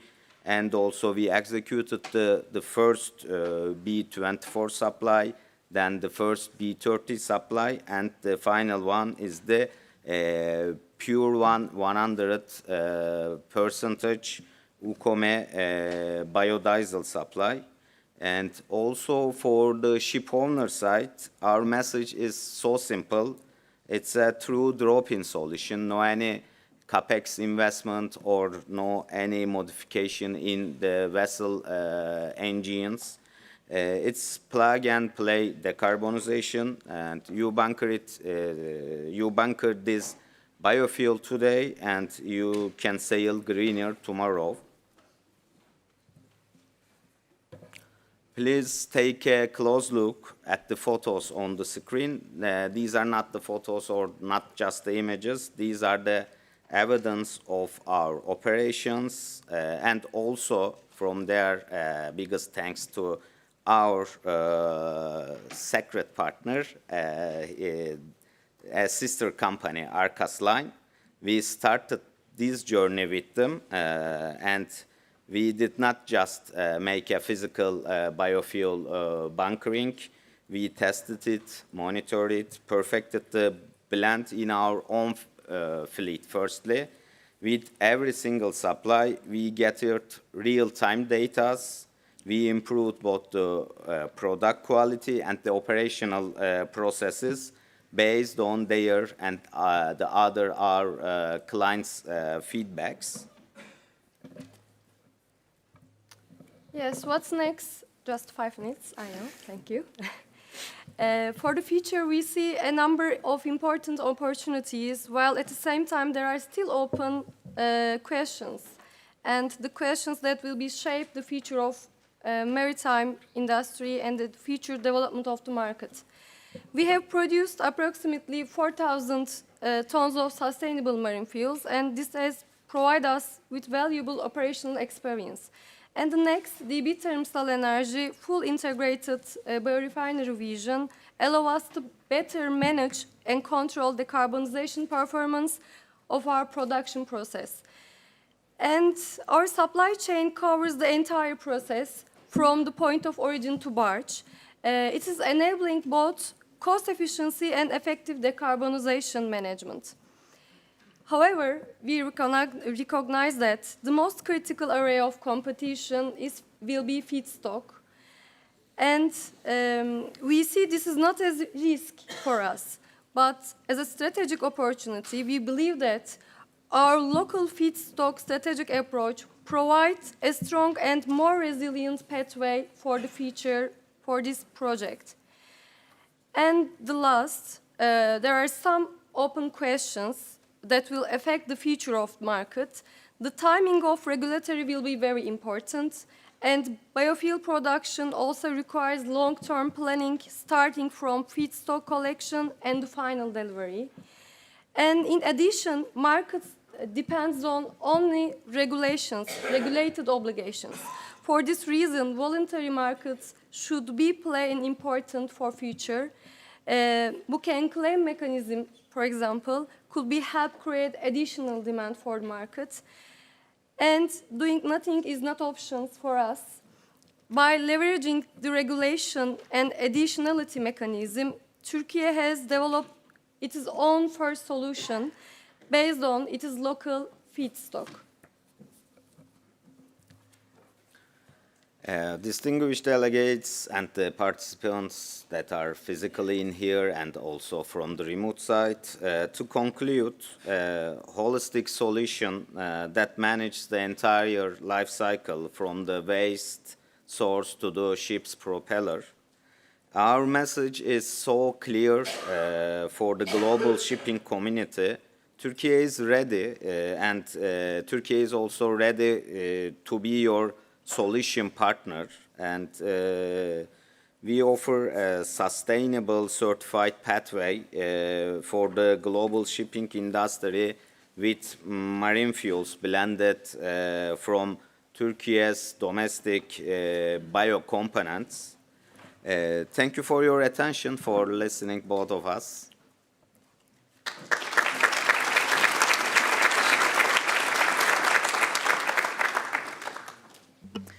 Thank you very much, Erdinç and Pınar. It's really exciting to see how you have transformed your pioneer spirit into a full-blown supply chain to supply the industry. So congratulations for that. The floor is now open for questions. So we will start from the gentleman from the delegate from Japan. Actually, I did not imagine that yes, I should be the first. Yes, thank you very much again. And yes, this time, just a kind of the clarification. Maybe I did miss your presentation. What is your chemicals for your production? Ethanol, methanol, FAME, FAEE. I did not identify what kind of the chemical mainly used for your final products. That's question one. And the question two is going to the, yes, Arcas, talking about the bunkering. You refer to B24 and B30. Yes, that can be allowed for the current regulation for MARPOL Annex 1 cargo. However, you also refer to the B100. And according to my understanding, still IMO does not allow to carry B100 using the usual product tanker, I mean the type 1 cargo tanker, as well as bunkering by the usual conventional bunkering ship. So yes, you said that yes, at the last presentation that there's no capex addition added, but yes, how you can utilize the future B100 rather than B30 with the usual conventional product tanker as well as bunkering ship. That's the clarification for AUKUS. Thank you very much.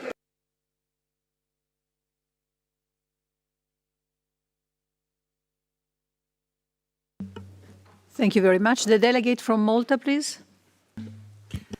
Good afternoon to all, and thank you very much for this very interesting presentation.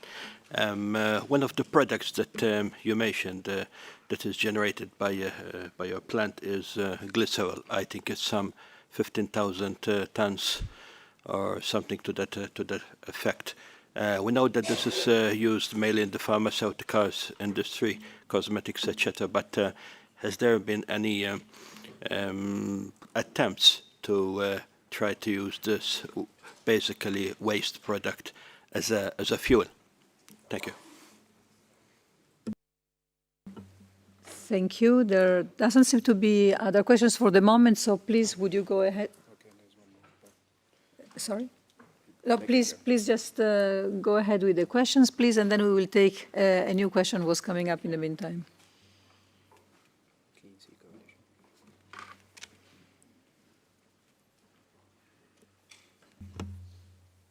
I think the first three questions and answer, then go on the other one. Thank you for the questions from the Japanese side. Our biofeedstock is the UCO and the UCOME, and blended with the all types of the fuel oil, VLSFO, high sulfur fuel oil, and the ultra low sulfur fuel oil for now. And anything you want to add more for the first question, Pınar? No, the final product biodiesel, and it is fully compliant to technical standards. For example, you mean the ISO standard? ISO standards, okay. Yes. Thank you. And the second one is the B24 and the B30 with our barges, but the B100 to come with via tracks, rail tracks, not on the barge side. And if any regulation update or the other things, if our barges can make not blended pure availability, we will be more welcome to make B100 supplies with the barge. But for now, biodiesel, Ukome site physical supplies completed with the trucks, not our barges. And the final questions. We produce biodiesel and refined glycerin to using crop-based and waste-based feedstocks. And I try to explain that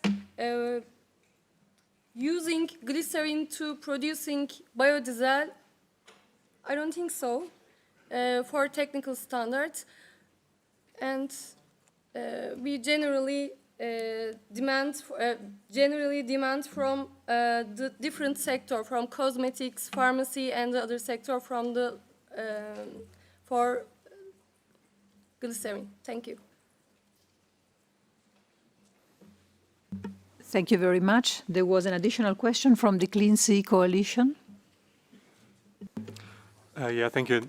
I'm following up on the previous question as well. You just mentioned that you have both local waste but also local crop feedstocks that you're utilizing. And earlier you mentioned that you're looking at strategic growth to expand of the local sourcing strategy. Could you elaborate a little bit which of the two types of feedstocks, so waste or crop, are you primarily looking at for both at the moment but also for expansion? Thank you. Thank you. Please, let's go ahead with an answer. Oh, okay, yes. We don't see any more hands at the moment, so please. We believe that, we know that waste has limits, and it's not only Türkiye case problem. And globally, for feedstock and sustainable marine fuel production or any other biofuel production, waste has limits. And the new feedstock, for example, cover crops, had a great potential to overcome the limits.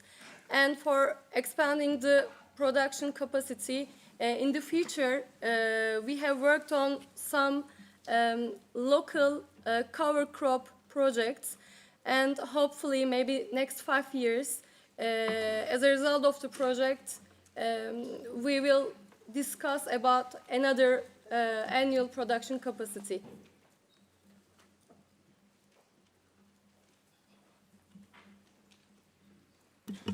This is really very interesting. I think we should leave the conversation with Erdinç and Pınar for the moment and move to the next speaker. But thank you very much. This has been really very inspiring for us.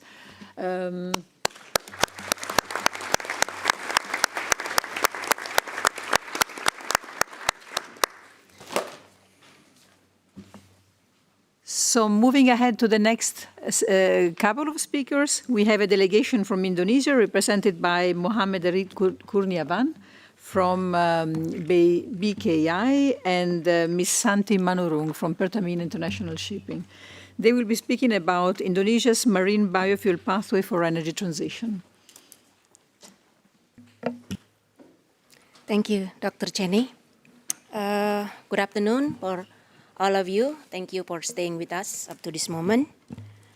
I would like to introduce myself. I am Santi from PT Pertamina International Shipping. I represent this shipping company as Indonesian shipping company that's supporting our national oil and gas company, Pertamina, as the fuel supplier.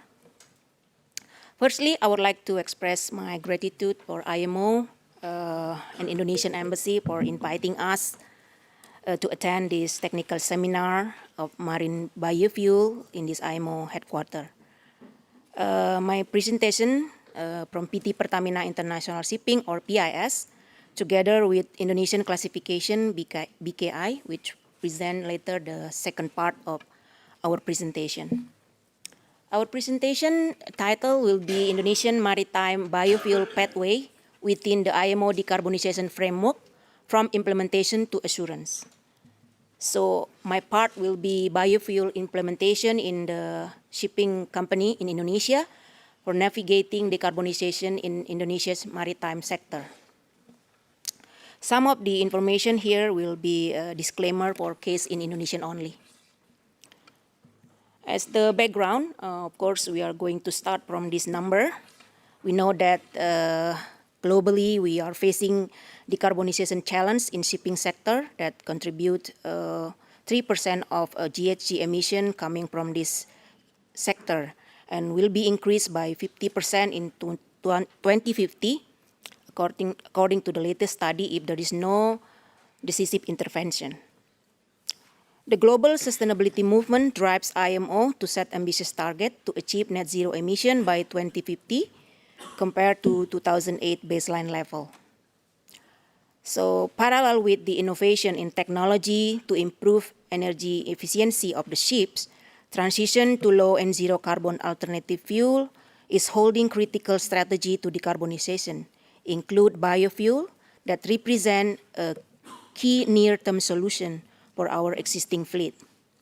A study showed that shipping industry currently facing this energy transition require up to 1.9 trillion investment, $1.9 trillion investment in alternative fuel and also infrastructure by 2050.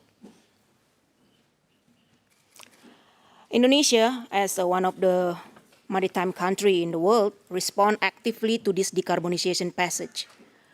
Our country has finalized the transportation decarbonization roadmap in 2026, aligned with Indonesian national determined contribution and IMO goal. However, the use of biofuel, especially biodiesel, has been applied since 2013, and in 2025, Indonesian government has mandated to use B40, which contain 40% of plant-based fuel across all transportation sector, and hopefully will be expanded to blending to B50 to be rolled out in this year. Government has set biofuel in decarbonization roadmap, and life cycle assessment in palm oil base in the fuel has been studied. PIS, as a shipping company, has put alternative fuel, including biofuel, in our net zero emission strategy alongside with other strategy of operational efficiency, technology, or fleet design and renewable energy installation. Indonesian biofuel development covered not only biodiesel, but also bioethanol, bioafter, green diesel or hydro-treated vegetable oil, and also green gasoline from kernel oil. Alternative fuel usage expected to support company decarbonization target by 37% in 2030. PIS decarbonization target will be closely monitored and ensure it needs collaboration with government, suppliers, and other related parties to ensure biofuel supply chain reliability and also effective quality control. PIS, as part of Pertamina, Indonesian national oil and gas supplier, supported Indonesian biofuel roadmap with more than 38 bunker locations across our country.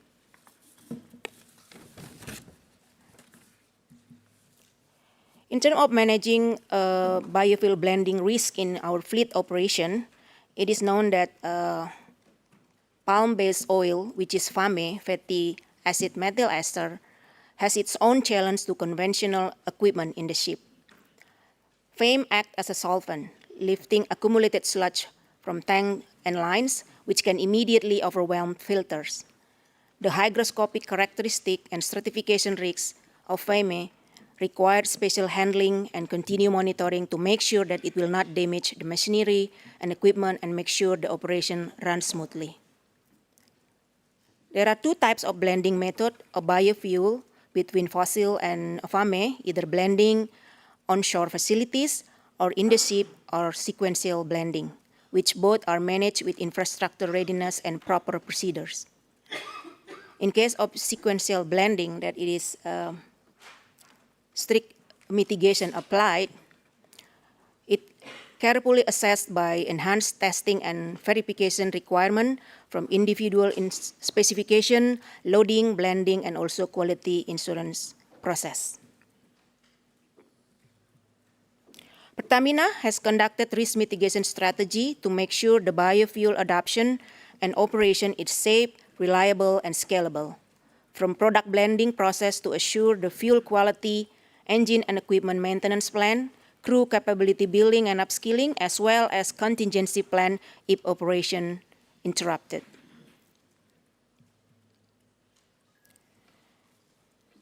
As mentioned before, Pertamina, as a fuel supplier in our country, will support government program to reduce import dependency in diesel by implementing biofuel, hopefully B50 in 2026.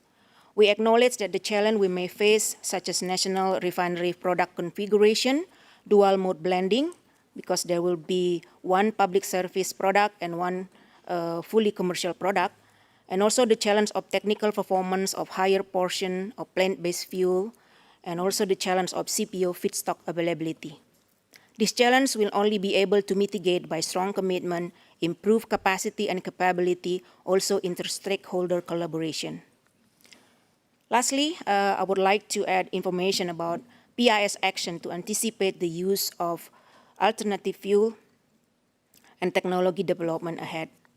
Pertamina will be able to add the number of vessels that use low and zero carbon fuel for our current 111 domestic vessels that already use biodiesel.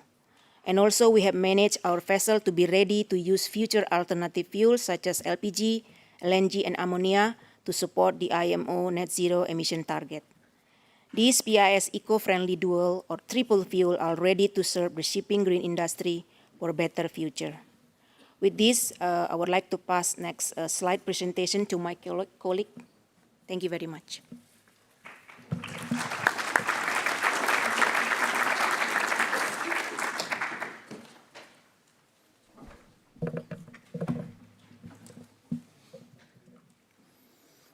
Thank you very much, distinguished chair and honorable delegates. As we've seen from the operational success of Pertamina International Shipping, the journey toward decarbonization is well underway.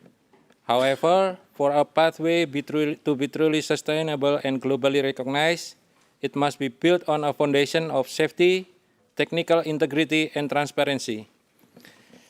Good afternoon, my name is Arif Kurniawan. Today we'll be representing Biro Klasifikasi Indonesia as a national classification society. I will now outline how Classification Act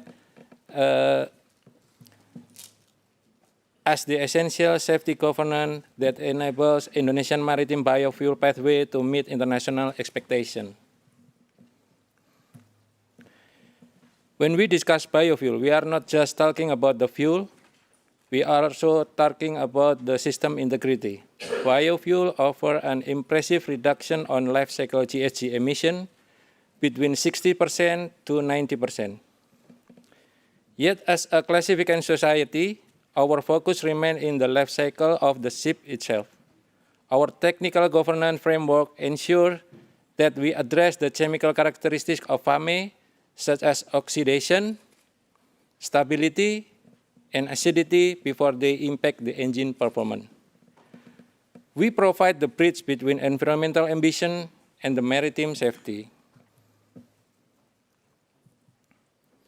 Moving toward maritime decarbonization, Indonesia isn't just offering a fuel alternative, we are providing a certified, structured ecosystem. If you look at our life cycle governance, the core of our value proposition is the mandatory of ISPO, or Indonesian Sustainable Palm Oil, enforcement. This ensures that our biofuel life cycle assessment is fuel aligned with the IMO framework.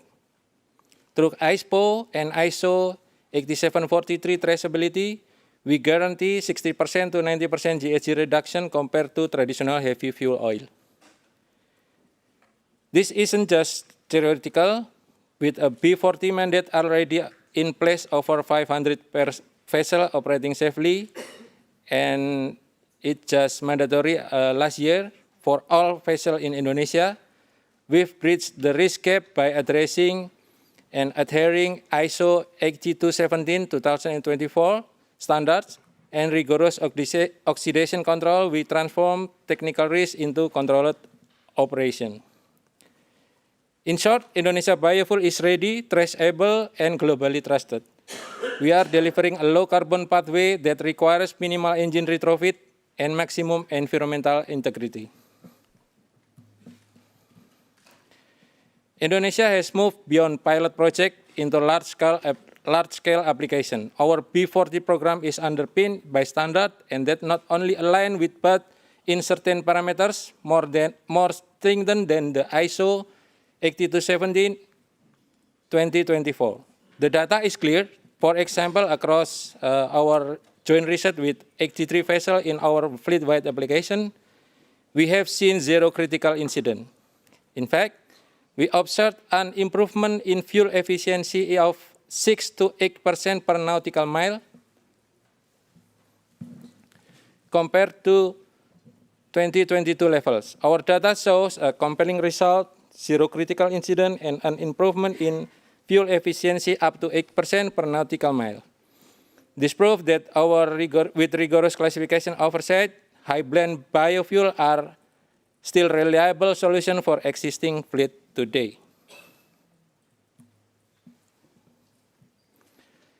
Looking ahead to 2026 and 2027, Indonesia is preparing for the expansion into B50. Our roadmap is fast and deliberate. To support this, we are not just modifying ship, we are also certifying the entire ecosystem. This includes the upgrade of 35 bunkers terminal and 86 remaining under progress to upgrading to ensure the fuel homogeneity and quality control. For PKI, this is about ensuring that the infrastructure keeps pace with the technology.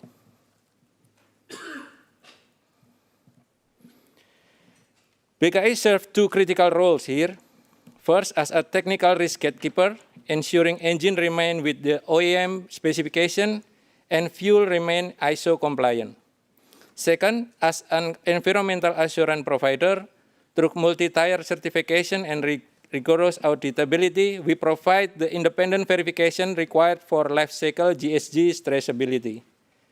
This ensures that the emission reduction we report are scientifically variable and globally credible. While Pertamina International Shipping has proven that biofuel are operationally viable, from a classification perspective, we must address the inherent technical complexities. As you can see that in the slide, biofuel offer a compelling environmental case with life cycle GHG reduction between 60 to 90. However, as a classification society, BKI primary focus is maintaining system integrity.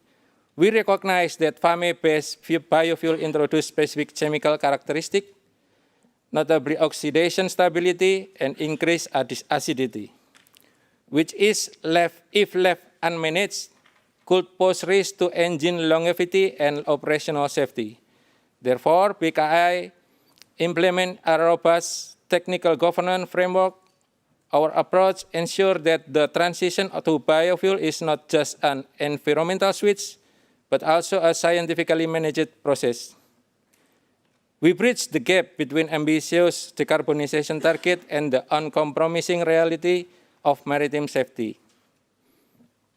By certifying every stage of the fuel life cycle, we ensure that the safe adoption is not just a goal, but a guaranteed standard for every vessel flying our flag. We also believe that classification societies must serve a neutral trust anchor in alignment with the IAC's harmonized and fuel agnostic rules. BKI support IMO objective without prescribing a single fuel type. We respect national sovereignty and specific geographical circumstances, providing a framework that allows every nation to contribute to our common goal in a way that is economically and technically viable for them. In conclusion, distinguished delegate, decarbonization will not succeed by prescribing identical fuel for all, but by respecting diverse national pathways that collectively move the global shipping industry toward the same objective. Indonesian maritime biofuel contribution is scientifically credible, operationally proven, and strategically sovereign. We invite the committee to recognize this pathway as a ready-scale solution for 2026 until 2030 decarbonization window. Thank you, Chair.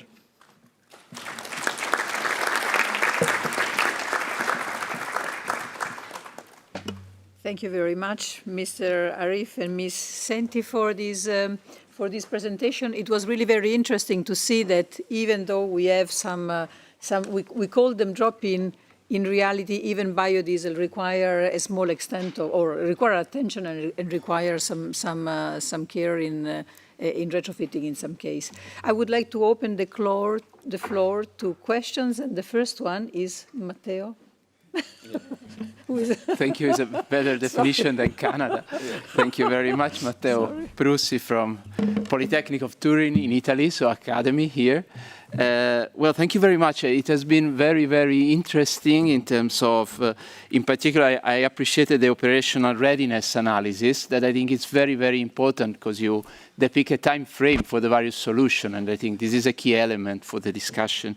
So my question actually is I haven't seen clearly factored in, possibly it's my fault, but the people element, as you called it, in terms of the need for reskilling people within this time frame when we transition from the standard fuels to something that, okay, as soon as it is a drop in fuel, I don't see big risk, but when we move toward LPG or to mention even ammonia, I think that this could be an element that might slow down a bit the process. So the question is how you see this element in your analysis about the time frame. Thank you. Thank you very much. And the new question from the delegate from Japan. Thank you very much. Yes, actually, yes, Madam Chair, Madam Coordinator, and thank you for your quite, how do I say, is aggressive future plan that is shown by Indonesia. I'd like to ask the same question to the previous one to you, because you said about B40 and B50 implementation. Now, again, yes, MARPOL Cargo 1 only allows B30. So if you try to implement bunker point around your landscape, which means that, yes, you may have to mix up B40 or B50 for each individual bunkering point. And yes, that is mainly truck to ship, just answer to the, that is their answer for the previous speakers. So my understanding is that, yes, if you try to go to that, your strategy, then that B30 limitation could be something kind of the roadblock or the barrier for actual implementation by your country. So how you can deal with that current IMO limitation of B30? That's my question to you. Thank you.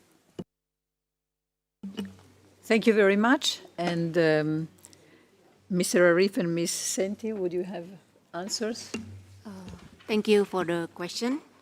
I think I'm going to answer the first question related to the upskilling of the manpower of this anticipation of the new alternative fuel. Of course, since the beginning, when we already plan to implement this new fuel, it's have a long history because since 2008, it's already been introduced. So we have also a long time period to prepare the crew and also the manpower that going to operate this new fuel.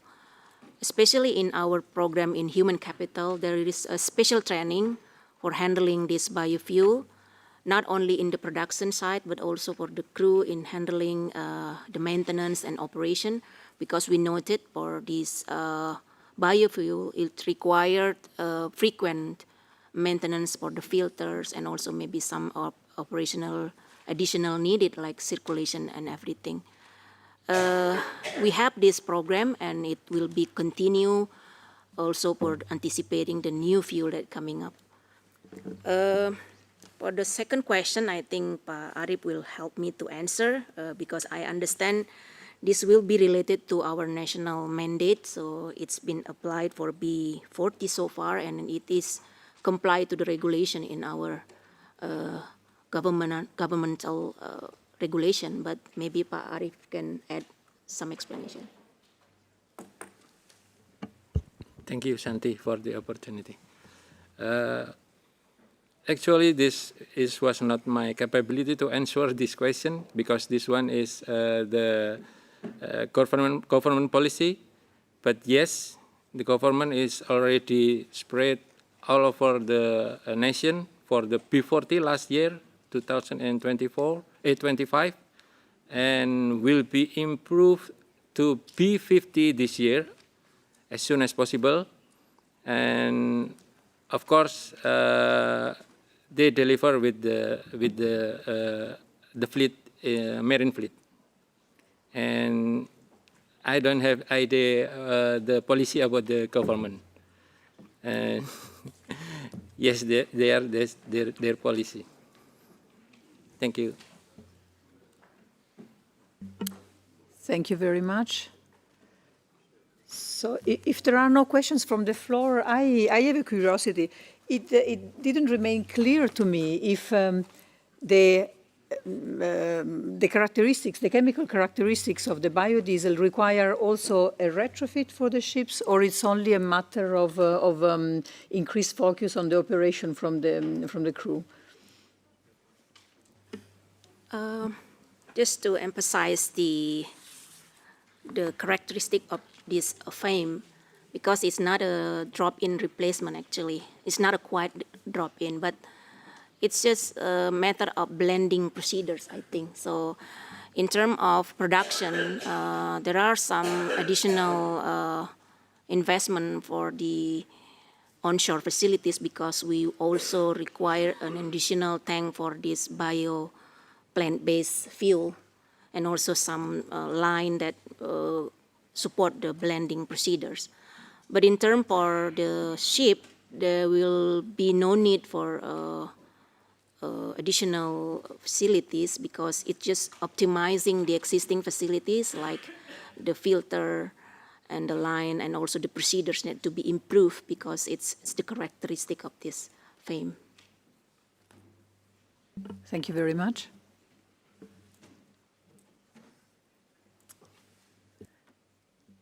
Then I will venture with another question. Sorry if I abuse of my role as a moderator.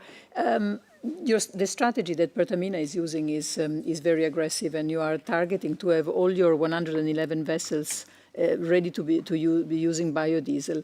There are a few that are ready to do LPG and ammonia, if I remember well. However, the vast majority is biodiesel. Has Pertamina integrated all the upstream supply chains to make sure that they will have sufficient biodiesel to operate all their ships, or will they be purchasing biodiesel at market conditions? Thank you, Dr. Cenni. In terms of this biofuel readiness in our country, of course, Pertamina part is only authorized for to make sure that biodiesel can be marketed according to the specification from our government. But in terms of the readiness of the material, the raw material like FAME, it is handled by other sectors, and it's also not regulated by the same ministry in our country. But we are part of this ecosystem, so we need to make sure that the logistic and also the distribution of the biodiesel has to comply regulation, and also to be as economic as possible. That's why when we talk about this 38 bunker location, it's already been analyzed and simulated, because we have more than 100 fuel terminal, and it's distributed across our country. You know, we have a lot of islands, so we also contribute to how these upstream suppliers of this biofuel can also support us in distributing the biofuel across the country to support our government mandate. Thank you very much.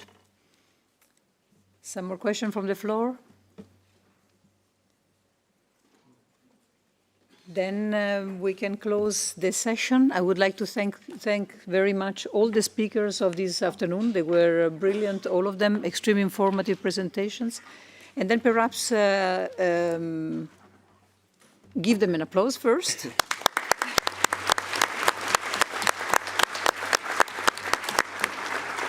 And then I think there was an announcement before heading to a coffee. Thank you, Mrs. Moderator. Yes, as I mentioned this morning, the coffee break is kindly sponsored by the Global Center for Green Fuels. I'm not sure where they're seated, if they would like to take the floor. Yes, would you like to say something before we break for coffee?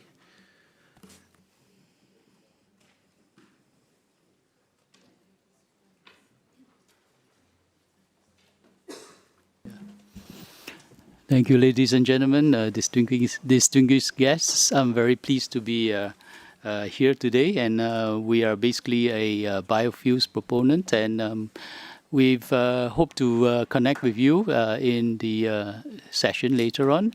We promise next time that we will bring in caviar and champagne, but hope you enjoy your refreshments. Thank you. Thank you very much. And I'll also take this opportunity to inform you, and as an extra incentive for all of you to come back after the coffee break for the last set of excellent speakers, the delegation of Finland is also very kindly hosting at 6 p.m. a drinks reception. So once we close for business today, the delegation of Finland invites everybody to join them in a reception to actually celebrate, or not to celebrate, but to say farewell to one of the delegates from Finland. Both the coffee break and the drinks reception are taking place in the Delegates Lounge, which is on the first floor. So when you come out of the main hall, you can take the steps or the escalator upstairs, and the coffee and the drinks later will be served there. Thank you. See you back at 4:30, please.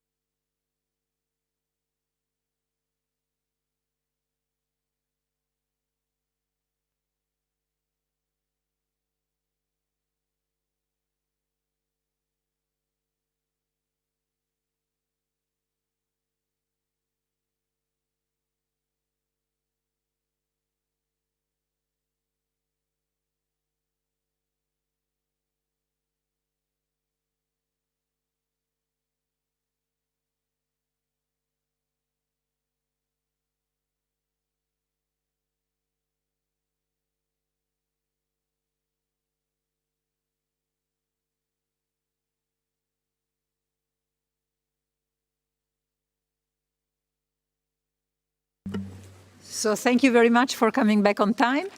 And now we reopen with the third session of the day, the onboard experience in the use of biofuels. Our first speaker for today is Mr. Chris Chatterton from the Global Center for Green Fuels, and whom I kindly invite to take the stand.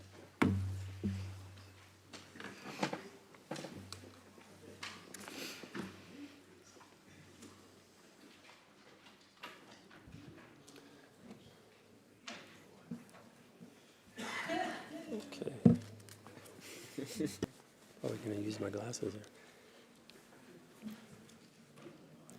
All right. Good afternoon, good evening, and I suppose already good morning in some parts of the world for those tuning in from far away. My name is Chris Chatterton, and I'm representing the Global Center for Green Fuels. We're very grateful to be here today and appreciate the opportunity to share our views and our insights on methanol and ethanol fuels. So thank you for including us in this critical dialogue. We're very happy to be here. So today I'd like to talk about ethanol and methanol, not as competing fuels, but as practical deployable tools with maritime decarbonization. And this discussion is really about three things. So technical readiness, market dynamics, and regulatory alignment. I'll briefly explain who we are and why we approach this topic systemically. So at GCGF, we work across the full value chain, from IMO policy engagement to OEM validation to fuel logistics, crew training, bunkering, and digital documentation. We're not really looking at fuels in isolation either. So we look at engines as well, standards, specifications, safety systems, procurement, and real-world operations. And probably, maybe most importantly, ethanol is not new in shipping. It may be new coming on board as a fuel, but it's very well known as a cargo, and it's been transported for decades. So that operational familiarity, it matters, especially when we talk about risk and adaptation and adoption. So let's begin with demand, because without these demand signals, none of this scales, right? As we found out from the previous presenters. On the left, you can see a rapid increase in vessel capacity covered by corporate net zero targets, particularly in the container segment. On the right, you see where fuel is actually consumed. So again, containers, tankers, bulkers dominating. So the segments under the most decarbonization pressure are also the largest consumers of the fuel itself. And that alignment is also quite important to note. It means that fuel decisions here have system-wide impact. Alcohol fuels, because they're liquid, they're scalable, and compatible with existing logistics, map very well onto these segments. If we take a conservative estimate using a 1,200 methanol vessel, methanol-fueled vessel projection, consuming around, say, 20,000 tons on average annually, that's already about 24 million tons of demand. And again, that's quite conservative. And that's before we factor in ethanol blending or any kind of substitution. So the broader takeaway from the central image, you can see here, is that we are not heading toward a single fuel future. In fact, we're moving more towards fuel diversity, and ethanol fits very naturally alongside methanol in that portfolio.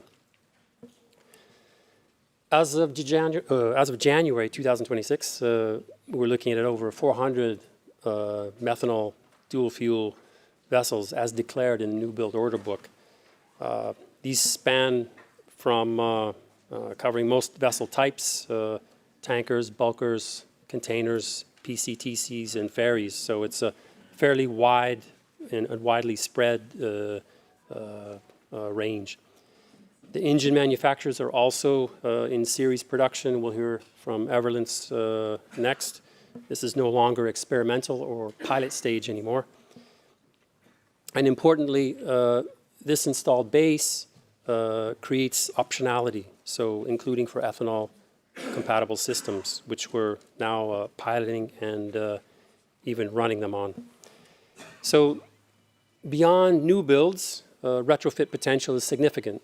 With over 1,100 vessels identified to date, retrofit economics favor liquid fuels, where cryogenic systems add quite a bit of complexity and cost. So with ethanol's higher energy density compared to methanol, it also helps to mitigate some of the tank volume potential penalties. This means it's actually quite relevant for retrofit scenarios where tank space is at a minimum already. So I'll speak more to that later on my last slide, actually. So we can see that demand is building. The next question, therefore, is can supply keep up? So again, in 2026, renewable methanol capacity may reach around 2 million tons per annum. That's green methanol I'm talking about, renewable, up from just under 1 million tons as of 2025. So by 2030, that brings us to an estimate of around 6 to 13 million tons of global production, probably more likely on the lower end of that range. However, even this growth is highly policy sensitive, so particularly to the IMO net zero framework. Under NZF, a 20 to 30% renewable methanol or biomethanol blend would likely remain the rational commercial strategy in the build up to 2030, when policy is expected to tighten a bit. So at that point, full transformation, 100% bio or e-fuel, that is, would likely require much more higher levies, probably some sort of direct support mechanisms, which we're debating here, and long-term offtake-backed financing to make it all come together.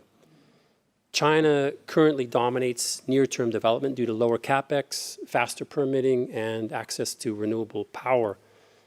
So it would appear that the fleet growth is likely going to outpace renewable methanol supply, which is substantial pricing implications, I can say, and which is also part of the reason why we have elevated price discovery as the plants are only at pilot stage. So they haven't really begun to scale yet. They're just getting out their initial pilot stage production, 20, 30, 40, 50,000 tons, with some of them aspirations to go to 1 million tons.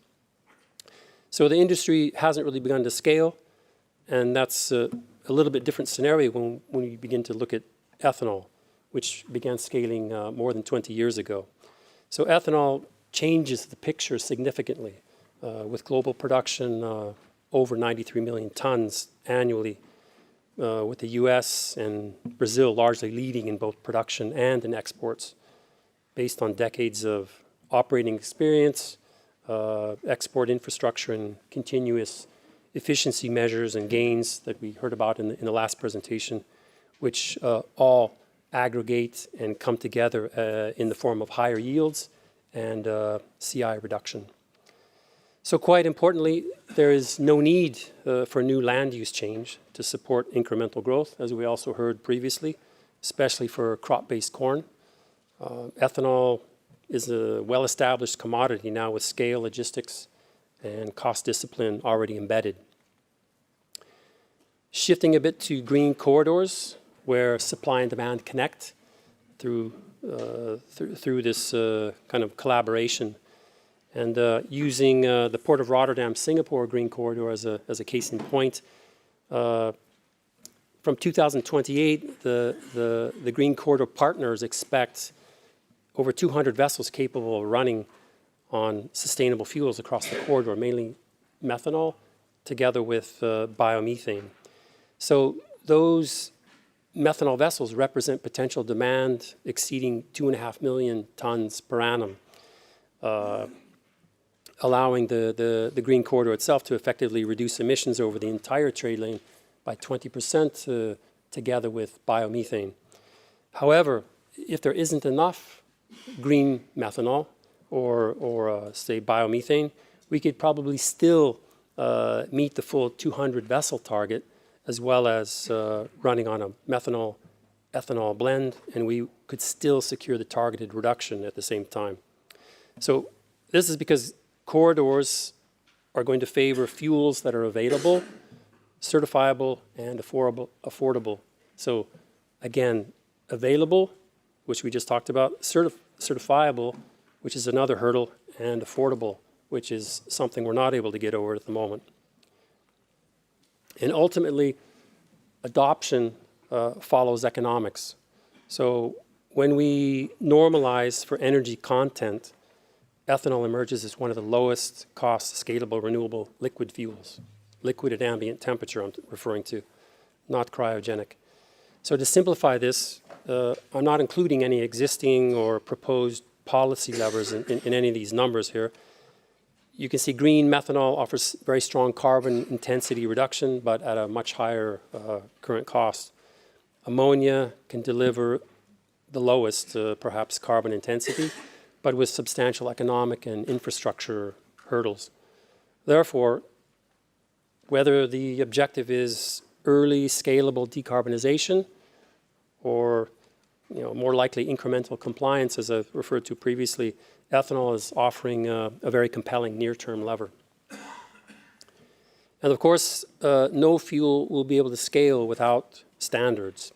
And ISO is currently developing an industry standard for ethanol as a marine fuel, likely analogous to ISO 6583 for methanol with ethanol-specific considerations. So it's important to note that the technical differences, energy density, flash points, hygroscopic properties, are more engineering adjustments and optimizations rather than structural barriers to adoption. In December of 2020, when methyl alcohols were accepted for inclusion in the IGF code, there were already 8 vessels at that time trading on methanol since 2014 at that time. The standards delivery envelope for ethanol, therefore, will likely be similar as for methanol.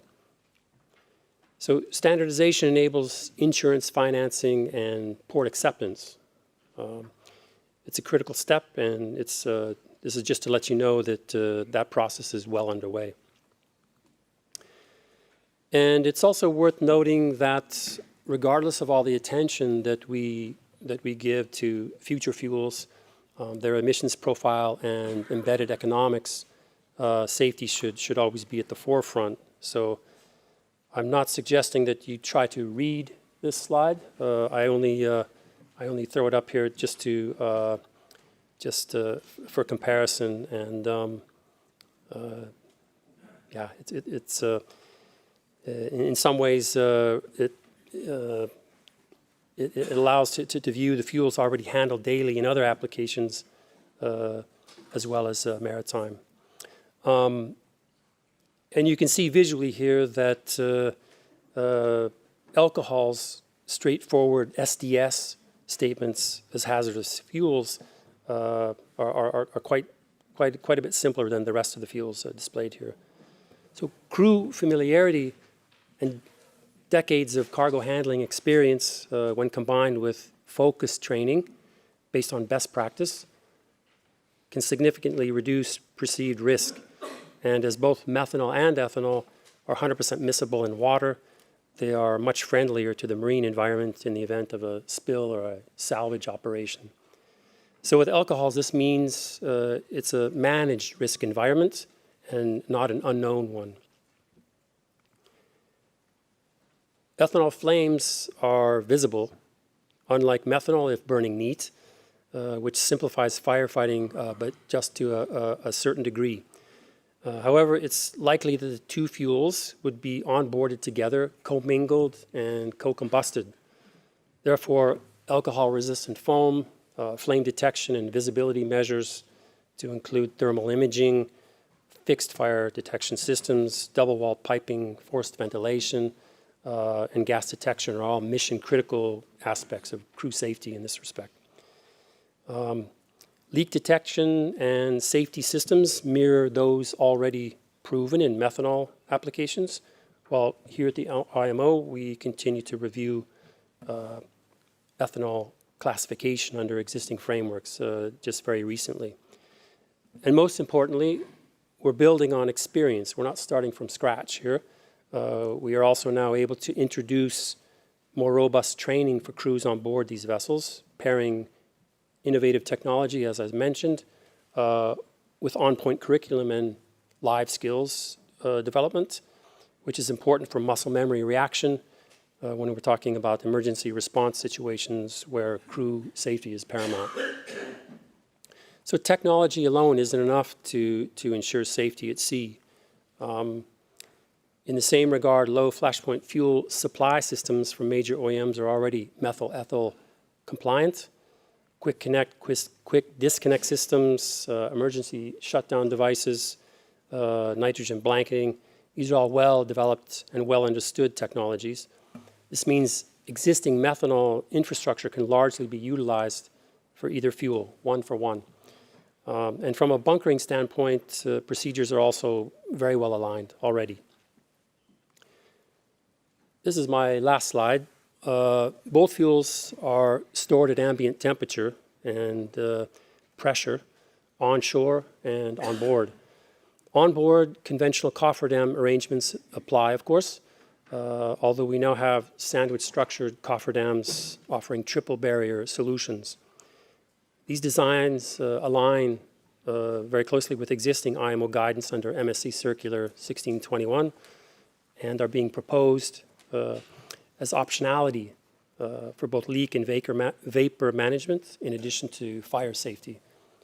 So this allows for integration without radical vessel redesign. Again, very important for retrofits. So in summary, ethanol and methanol are not opposing pathways. They're largely complementary tools within a diversified fuel strategy for shippers. Ethanol offers immediate scale and cost efficiency. Methanol provides a pathway toward deeper long-term carbon intensity reductions. And in closing, I would like to just suggest that shipping doesn't really require perfection. It needs deployable solutions now. Thank you very much for your attention. Thank you for your time.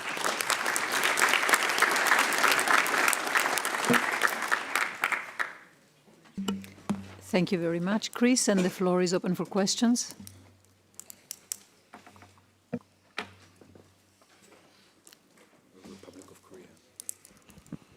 Good afternoon.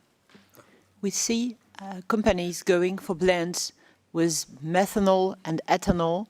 Do you have any concerns regarding these blends, and how do you see the storage on board? Thank you. Could you introduce yourself, please, Anaïs? Thank you. Excuse me. Anaïs Boulet for RINA. And there is also a question from the delegate from the Republic of Korea. Hello, everyone. My name is Tae-Hwan Jung of Republic of Korea. I'm from Research Institute of Ocean and Engineering Department. Thank you for your quite interesting topics about biomethanol and bioethanol. Mr. Chris, thank you for your presentation. My question is about your safety issues, how you can handle in the real sea trial test or whatever. So you showed a lot of method how you can handle the when accident happened in inland, but there are certain difference between inland area and sea area, ocean sea trial test area. So how you can make the gap between sea test and the inland test? So that is my question. Thank you.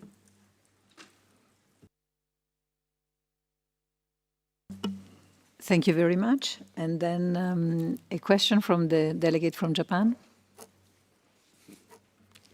Thank you very much again. Yes, Madam Coordinator. Yes, my question is now going to the interim guideline for the safety ships using methyl and ethyl alcohol as fuel. Yes, particularly the last part of the presentation, you were talking about kind of the instruction, sandwich structure of the cofferdam.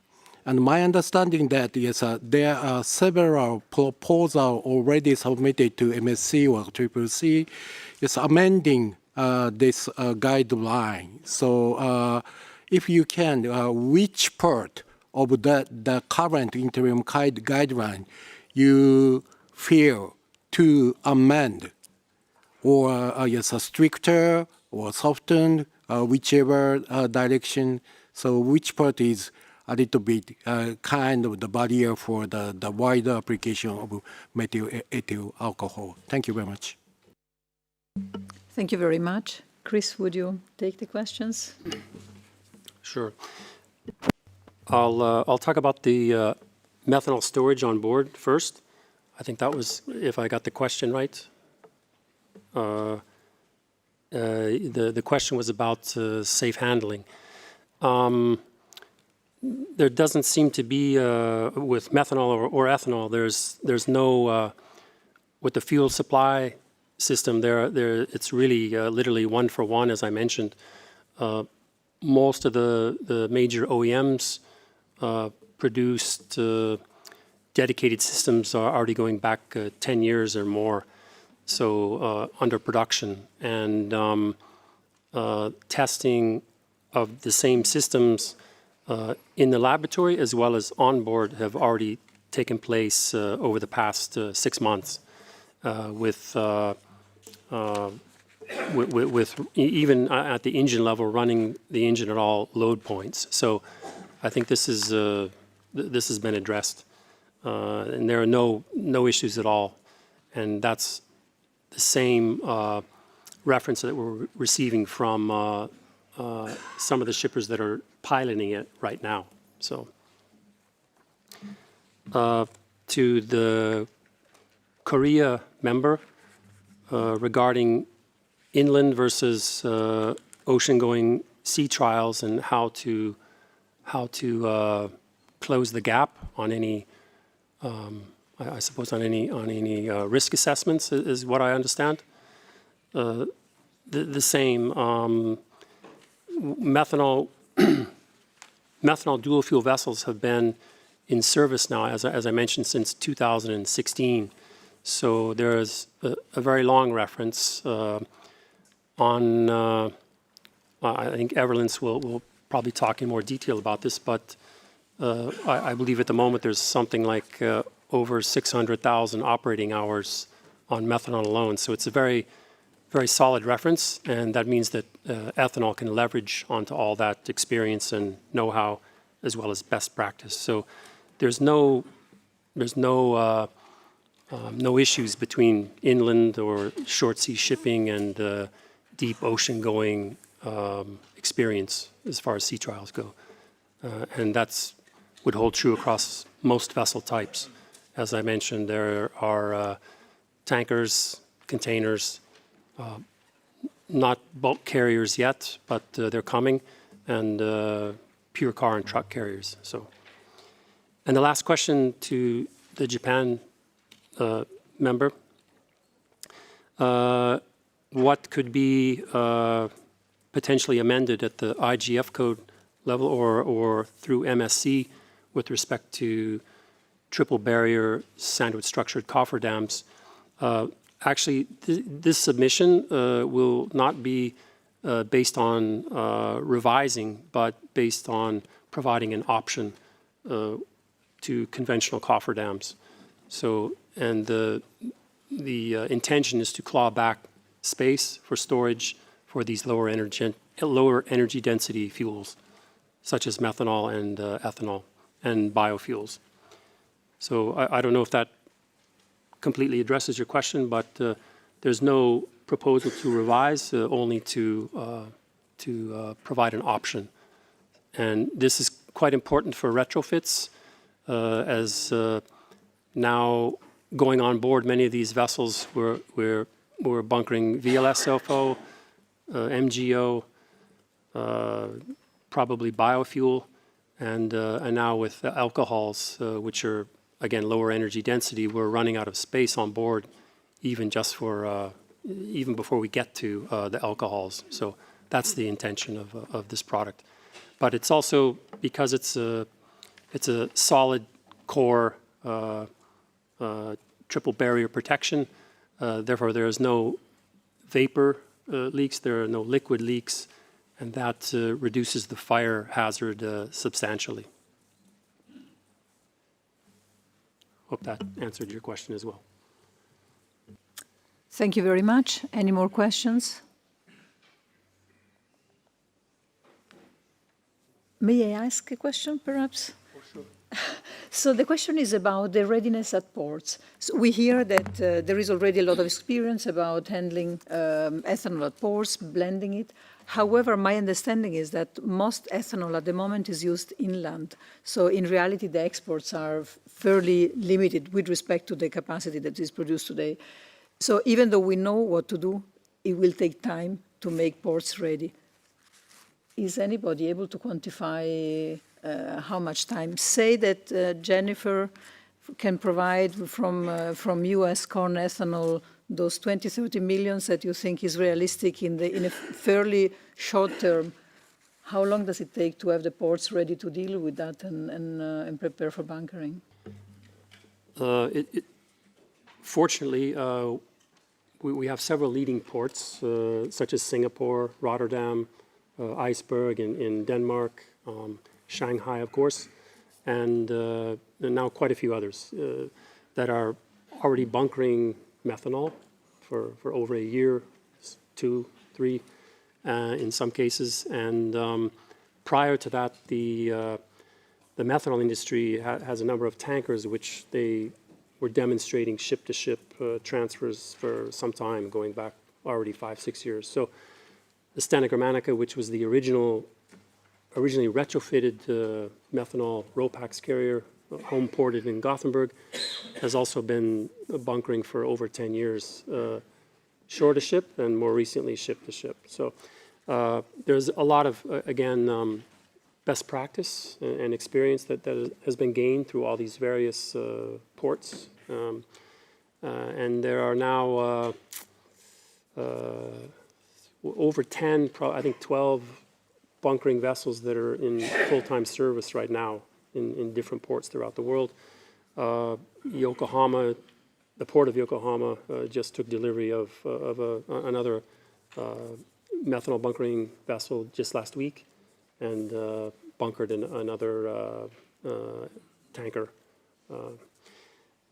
So all this infrastructure, so from the tanks to the pipelines, to the onboarding, even through mass flow meters, to the bunkering barge itself, and then onto the vessel, the hoses, everything are one-to-one match for ethanol. So there's no there's no technical barrier for bunkering ethanol at this stage. The only the key concerns are still around just safety, which have been in place with for methanol. It's the same for ethanol. We're now, for example, in Singapore looking at how we can officially, with using one of the 3 or maybe all of the 3 licensed bunkering operators to place a ethanol stem perhaps next month.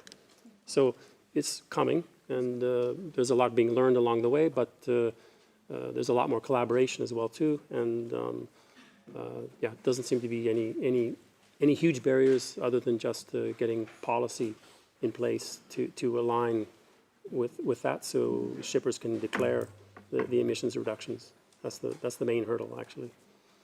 Thank you very much. Yeah. Oh, there is a question?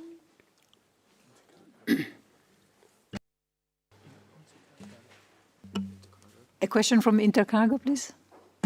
Yes, thank you, Chair. Thank you. I'm Emmanuel Vergetis from Intercargo. Thank you for the most interesting presentation.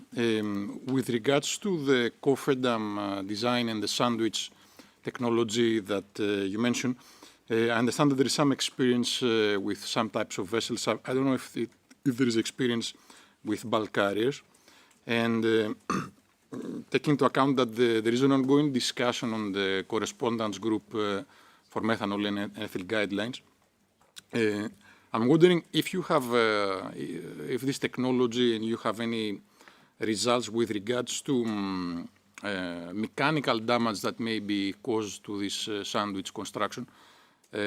Also, where the cargo holds are and also on the upper deck, because especially for bulk carriers, there is this danger of mechanical damage due to loading and unloading. Thank you. Yeah, that's a very good question. Can I stop you a second? We would like to take another question from the International Association of Ports and Harbors. It's not really a question. It would just be to follow up on what we were talking about, your question on ports.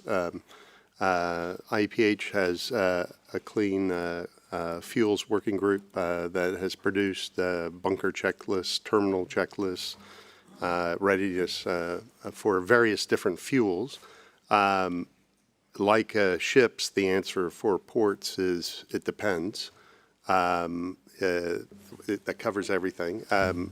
You'll see that we were just discussing earlier that a lot of the green corridor ports are the ones that are trying to do these demonstrations of first bunkering of different types of fuels in their area. And each area, even in the same country, may have completely different regulations or understanding of what to do. So it's a process. Ports are trying to get out ahead of it, and they're all in different stages of advancement.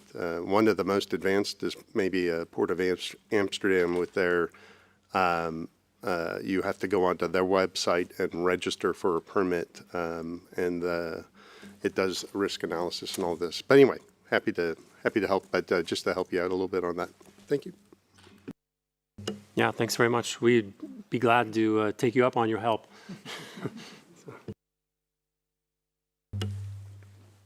Coming back to Intercargo, we're also a member of Intercargo, and we also look forward to working closely with you going forward. On your request, yeah, above deck as well as below deck, the sandwich structure cofferdam integrity is quite good. There's been extensive testing done on it over the years, so it's not a new technology. It's just never been used in a direct application as a fuel tank on board an ocean-going vessel. So there is I can't disclose the name, but there is another quite large carrier. It's not a bulk carrier, but they've also been at methanol for quite some time now, and they are looking to make an installation on a retrofit that they have ongoing. The process for doing that, and this vessel is under an alternative design umbrella at the moment. So they're doing a proper risk assessment. It's at level 5 at the moment, but it's all going very well. And based on the previous tests for both A60 rated fire rating, as well as crushing and puncture proof, things like this, they're much more robust than a conventional cofferdam system. So yeah, on a bulk carrier, this is probably the top the top vessel type where it can provide the best advantages. So. Thank you very much. And in the interest of time, we will have to move to the next speaker. So help me to say thank you to Chris.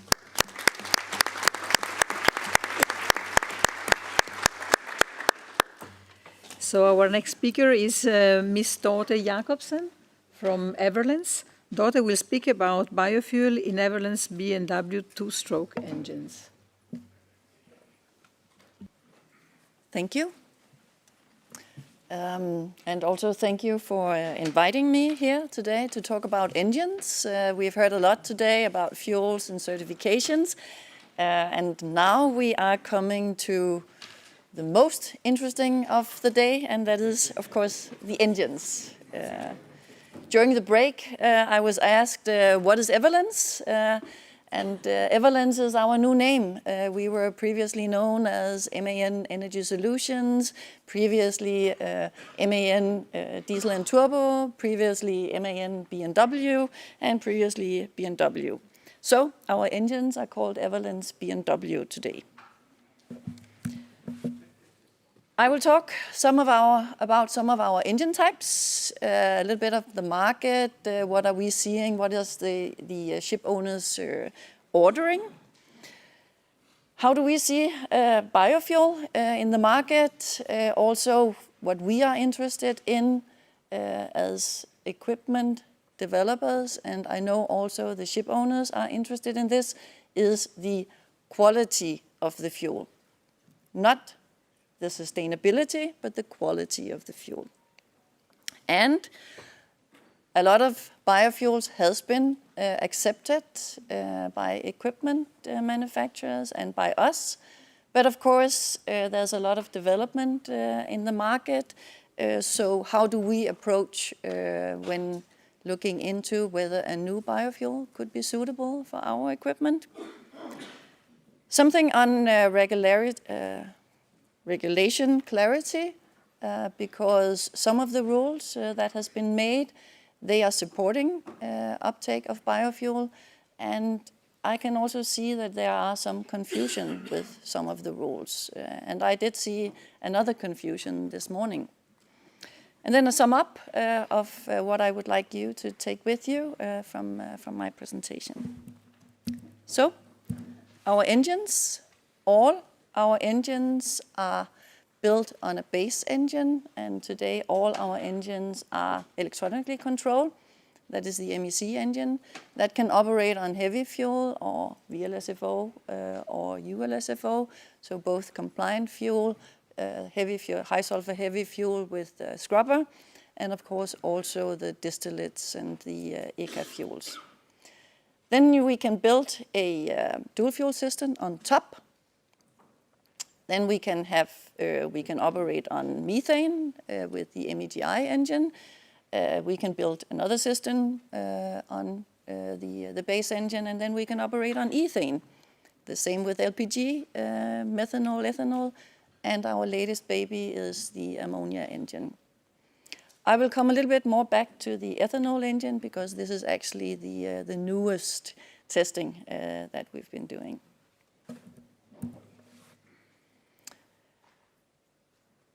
How do we handle these new types of fuels? Some of them are a little bit difficult to ignite, and they need a pilot injection to stabilize the ignition.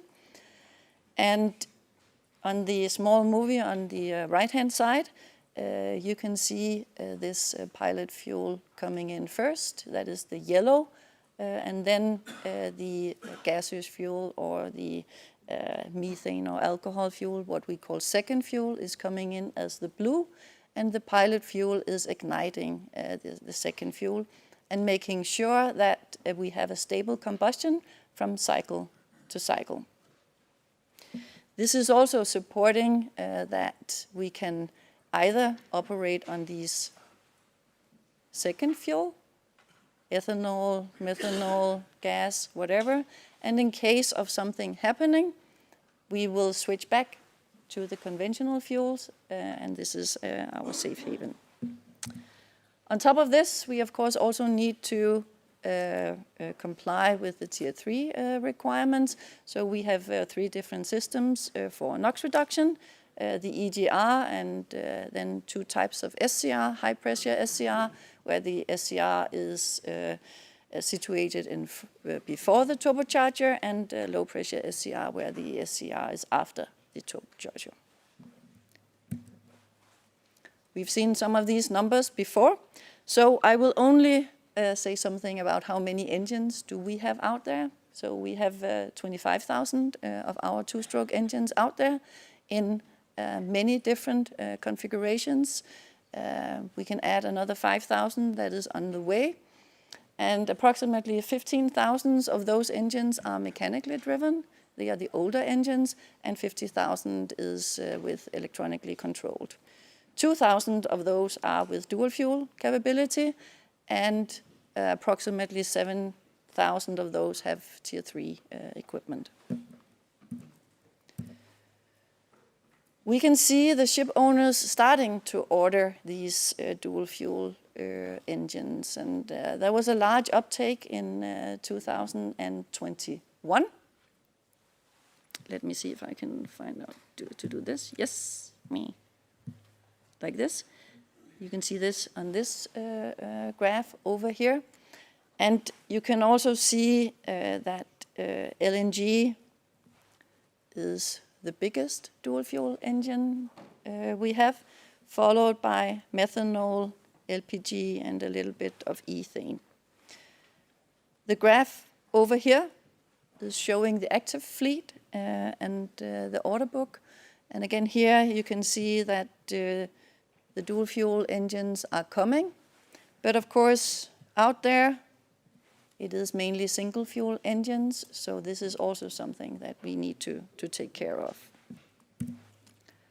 Our forecast is looking like this. There are many forecasts showing how the future will look.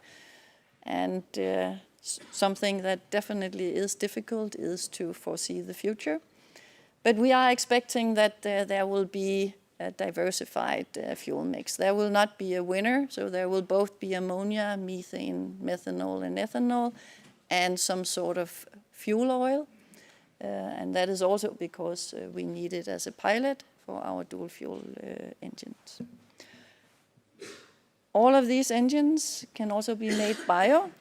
I have not heard that ammonia is made bio. It's more talked about it could be made with as an e-fuel. This is a story about implementation of technology. So the curve here on the, is it left or right? I don't care. The graph here is showing implementation of Tier 3 equipment. So we start as developers, of course, really early to be ready for new legislation. It takes time to develop new technology. So you can say back in the 80s, we had SCRs on some stationary engines, but we had the first Tier 3 engine with the technology that we have today on testbed back in 2012. Legislation started in 2016 in the US and Canadian waters. And you can see here, this is the implementation of the Tier 3 technology on our sold engines.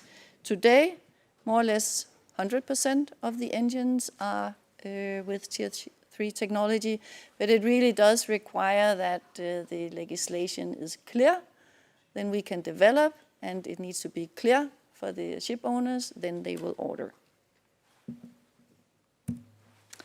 Biofuel.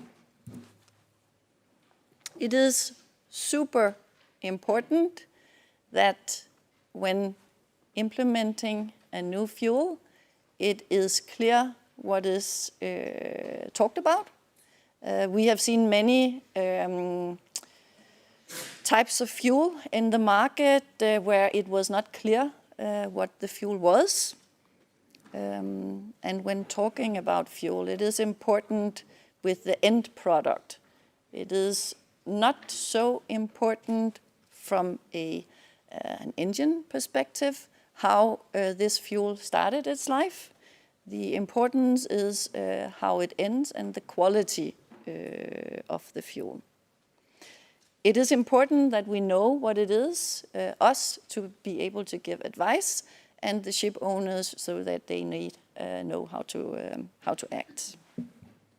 I think we've seen this today. ISO 8217 has introduced biofuel in the latest standard, and they have introduced the FAME and the HVO and blends of that, and we have done the same.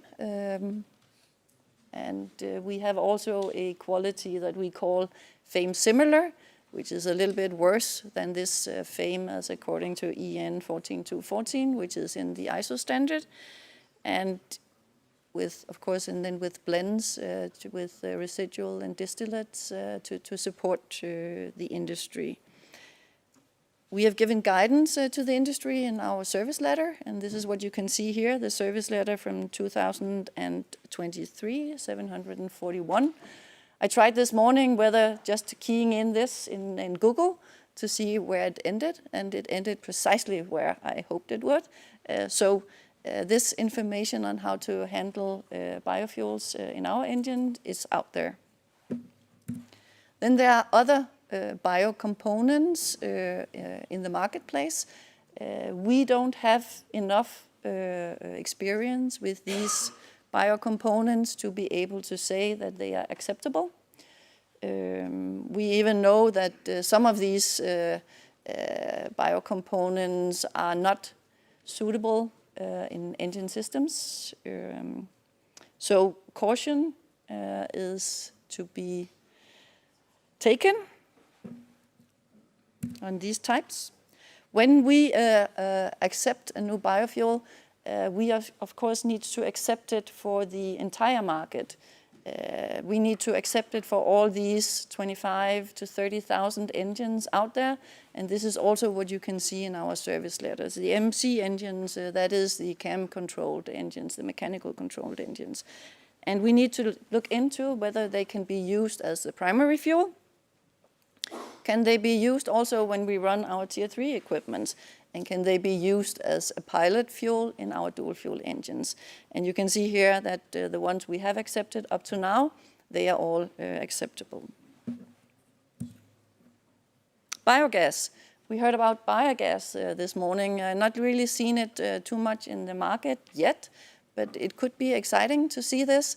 And this quality of the biogas, we are not worried about that because it goes through a liquefaction process. And here all the impurities and the CO2 is removed. So we end up with a quality that is perfectly similar to what we see today. This is also described in the ISO standard for LNG as fuel for marine. Biomethanol. I think we saw the previous speaker, Chris, also talk about this ISO standard that has been made for methanol. And I would like also to point to the very good guidelines given by CMAC, Working Group 7 on fuels, which is describing and giving good guidance on how to understand the different ISO standards and also how to handle fuel in service. I do think I need to say also that methanol, ethanol, it needs to go to the engines that are built for this. It is not a good idea to add ethanol to a single fuel engines, and that has to do with the flash point of the fuel. Ethanol, we also heard this. The same working group has developed the methanol standard. They are now starting to see, to investigate how to make such a standard. And I heard this morning that one of the worries that we actually had, the ISO group had, the working group has to do with the additives that are put into ethanol so it's not drinkable.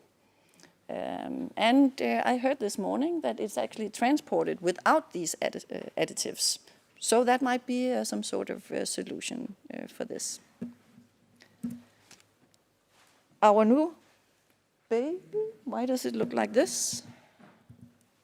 It was supposed to show an engine here.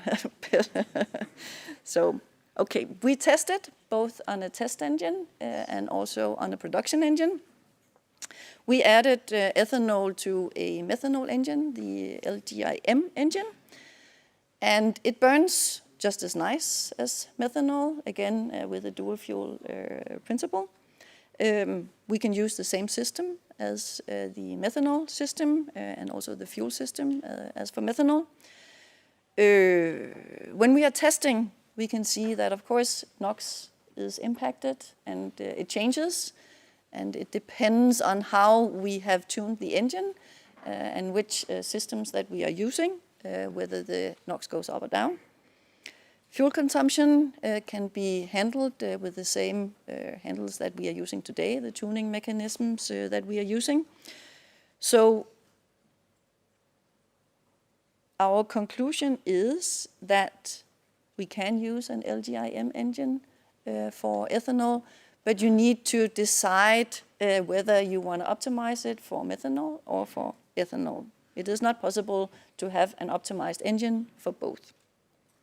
Next steps is something on what is the quality of methanol and ethanol that we will see in the market, what can be tolerated. Something on maintenance. We have not investigated fully how our engine will react to ethanol. We need also the safety approvals from the classification societies for ethanol.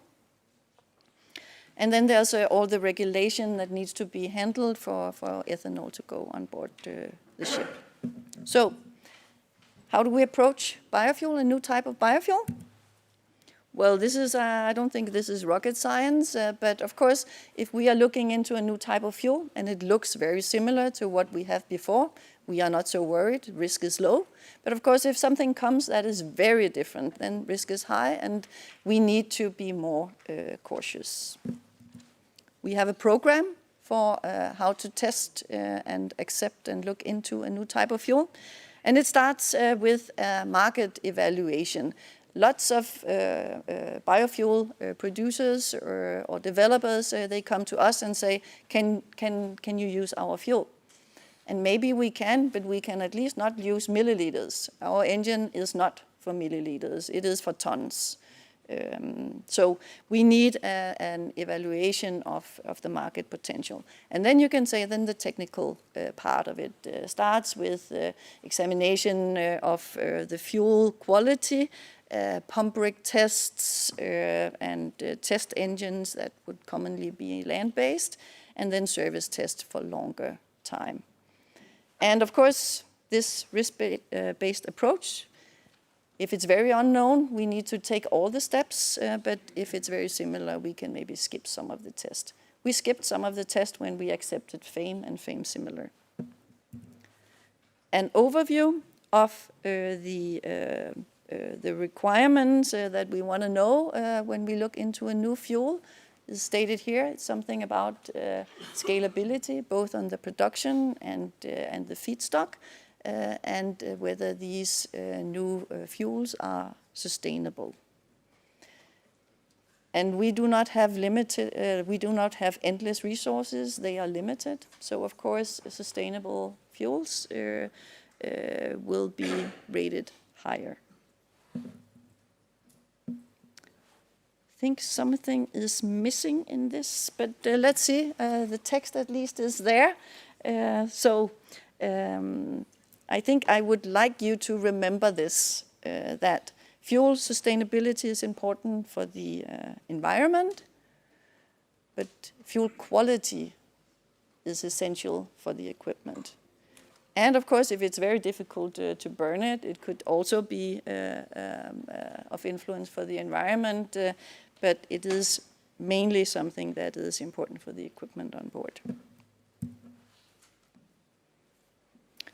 Here, I would really like to have the pictures, but apparently they don't want to be there. I will see if I get it go out. That is sad.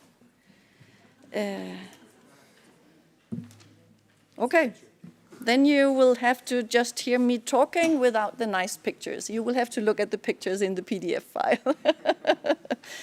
This is a case of fuel quality really matters. It was not a biofuel, but it was a case of within weeks, we saw engines and ships drifting because in the fuel systems on board the ships, this fuel changed and it corroded equipment, not just engines, but also equipments in the fuel system. And that actually sparked the industry, both ISO and CMAC, to give out recommendations of what to do about this. So now in the ISO standard, we have a clause saying that it is not acceptable to have these chlorinated organic compounds in there.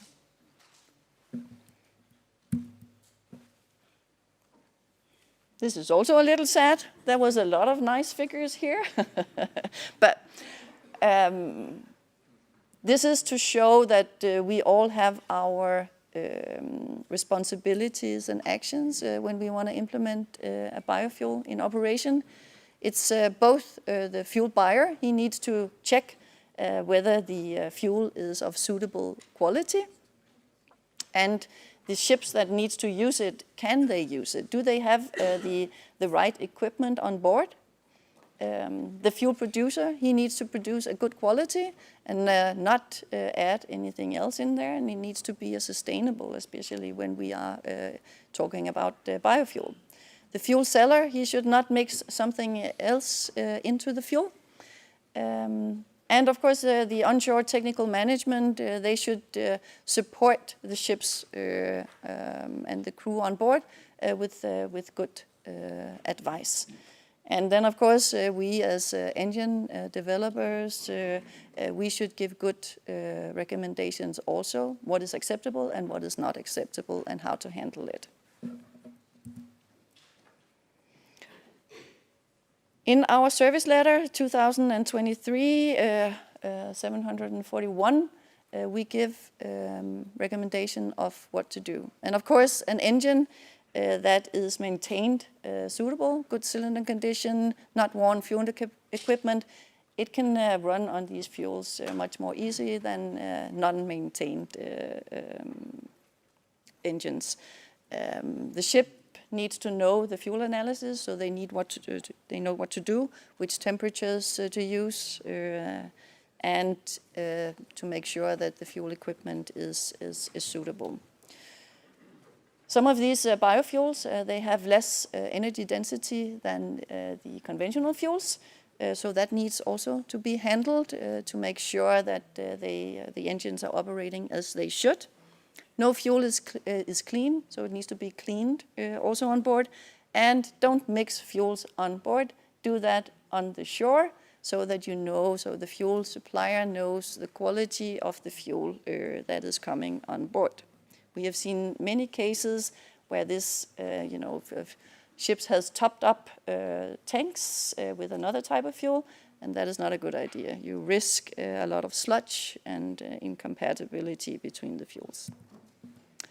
Regularity, clarity. We saw this morning. IMO has made this unified interpretation for NOx compliance and biofuel. In this unified interpretations, there are two classes. One for fuel with less than 30% bio, and one for more than 30% bio. They basically both end up in saying that if the engine does not need to change the NOx critical components or settings and operating values, then we're good to go. No measuring is required. Our engines do not need this, so this is our conclusion. This is put into the service letter. But we are seeing different administration handling this differently. Some say it needs to be measured if there's more than 30% in there, and do not accept that as long as we fulfill these requirements given by IMO in this UI, then we are good to go. And others, they do. This is not a level playing field, and this is a little bit confusing for the industry. Of course, it's always the ship's responsibility when changing fuels to make sure that they fulfill these requirements of the settings and operating values are fulfilled as according to the technical file. There's been a little bit of confusion here on what is actually the NOx compliance strategy for electronic engines and what is actually the parameter check method for electronic engines. So I decided to add this also to the presentation. So the premise for this parameter check method is that the engine design and engine performance is checked on testbed, and here NOx is also measured, and then everything is okay. Engine design, same engine performance equals NOx. And then engine design is classified by the NOx critical components. They are put into the technical file. The operating values, which is pressures, maximum pressures during combustion, temperatures of scavenged air, and given in the technical file. And then further, the settings are given by the checksums, which is recorded during FAT and put into the technical file and can be seen on the MUP main operating panel. So when the port state controller goes on board, he needs to check the NOx critical components, he needs to check the checksums, and he needs to see the latest report of performance from the operator, and then everything is fine, and then NOx compliance is achieved. Sum up. Biofuel as fuel oil is already in the market, and the accepted qualities can be used with attention and care. Check service letter from 2023, 741. Other biofuels are emerging, biomethanol, biogas as liquefied biogas, and bioethanol when the engine is ready. Fuel quality is important for the engine and the equipment on board. Fuel sustainability is important for the environment. And then a wish from our side that regulation should be clear to support a level playing field, and that regulation is necessary to support market uptake of almost anything, and we all have our roles and responsibilities. Questions?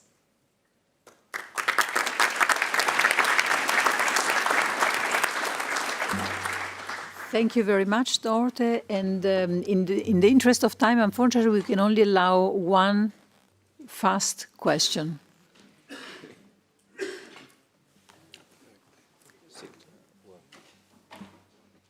And sorry? Gianpaolo? Yeah. So Gianpaolo, please give us your question. Gianpaolo Benedetti, Viero Maritime Consultancy. Thank you for the presentation. It was very good despite the pictures. I'm sure they're lovely. Looking forward to see those on the PDF. You mentioned your presentation about methanol engines, and quite right, you mentioned that you cannot optimize an engine for both. You either go for one or the other. They have a different density, energy content, and so forth. But when we're talking about this fuel, are often presented as similar on the point of whatever mix you have in the two, the engine will burn it.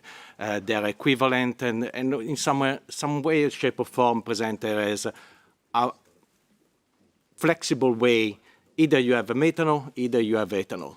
Can you articulate a little bit more from the point of view of mixing those two fuels together, either on board or not on board, and what entail when we look in not just the optimization of the engine, but emission?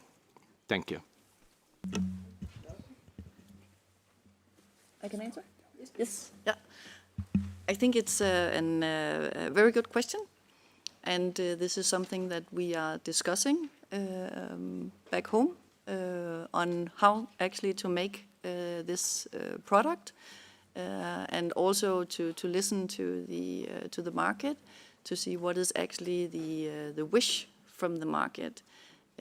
And I do know, of course, that a wish is always to have everything as best as possible, but sometimes also you need to make some choices. I am sure that we will make an engine that can operate on both fuels and also mixes, but we need to make sure that everything is okay, both from the safety side and but also from the emission side. And we need to make sure that we can handle it to the best possible way. Was that answering the question? Work in progress. Thank you. Thank you very much. Thank you very much, Dorthe.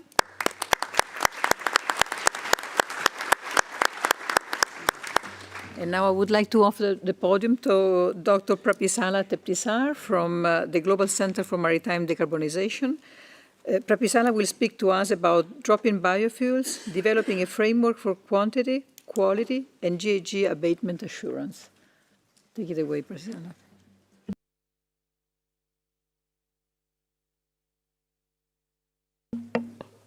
We all know that drop-in biofuels, particularly FAME and HVO, are considered immediate solution for decarbonization since they can be deployed today.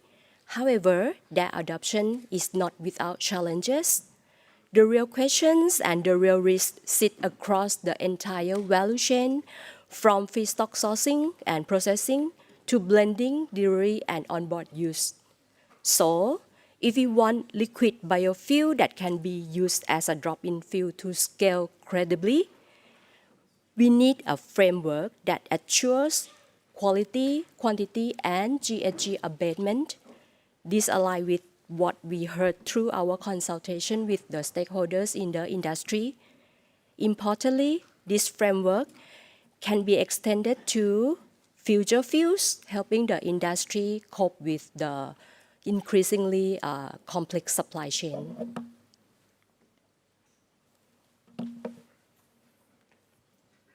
To move from concept, we partner with stakeholders to run 4 supply chain trials using FAME and HVO. These trials brought together marine fuel supplier, fuel testing laboratory, end user, and technology providers. So we could test not just the fuel on board vessel, but the assurance process around it. We ran each trial using the same systematic approach. First, we aligned the trial plan with all stakeholders, agreeing sampling point and defining clear analysis scope from upstream production to onboard use. Second, we tested traceability, feasibility, and robustness across the supply chain using physical tracer and chemical fingerprinting. Third, we map available data and documentation such as surveyor reports, COQ, sustainability certificate, and BDN against what is actually needed for assurance.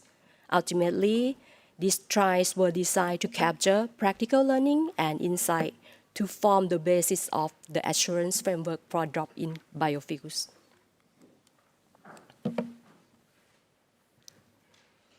As mentioned earlier, we focus on 3 core assurance pillars. Quality is the question of, can I use it with confidence?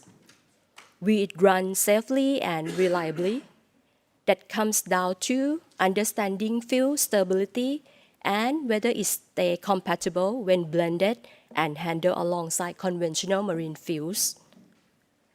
GHG abatement is the question of, does it really make a difference? Are we genuinely cutting emissions? That depends on credible sustainability criteria, accurate GHG accounting, and traceability that holds up across the supply chain. And quality, quantity. Quantity is the question of, did we get what we paid for? Can we verify the biofuel component fraction in the blend and have it properly captured in documentation? Together, these 3 pillars deliver transparency and integrity across the marine biofuel supply chain, building confidence for continued investment and adoption. Now let's move into the first assurance pillar, quality and specifically the stability of FEM-based biofuel. It is well known that FEM is sensitive to the environmental factors like water, oxygen, trace metal, and microbial contamination. So quality isn't one-time check.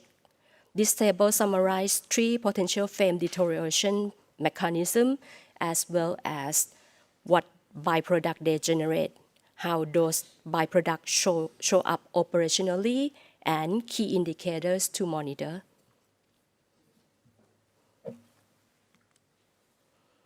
In this pilot, we track FEM quality over 5 months under commercial operating conditions to see how it evolves over time and how it varies across different sampling points in the supply chain. We sample neat FEM in blue, FEM blends with VLSFO in green, and FEM blend with HSFO in orange at multiple locations, starting from the production facility, then storage tank, and then before and after blending, and during bunkering, and finally on board the receiving vessel. Across this sample, we monitor key indicators including acid value, viscosity, calorific value, free fatty acid, and microbial contamination. The plot on this slide shows acid value over 153 days, and importantly, we did not see any upward trend or any step change across the sampling points. We observe a similar trend for other parameters as well. The message is clear. FEM quality remains stable throughout the monitoring period in the supply chain, giving confidence that today's supply chain can handle FEM and is blend without introducing critical quality concern.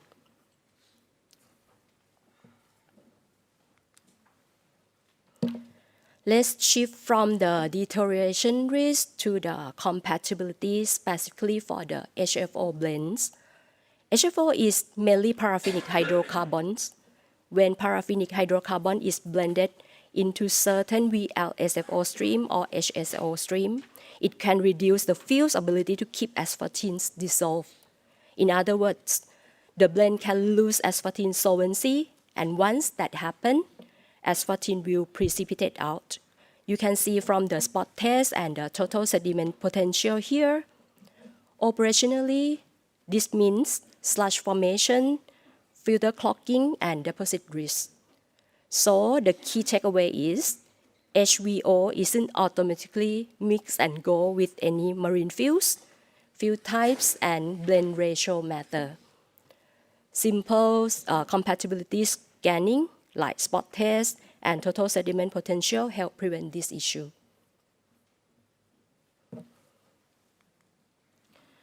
Now, let's look into the operational impact of continuous biofuel use on board.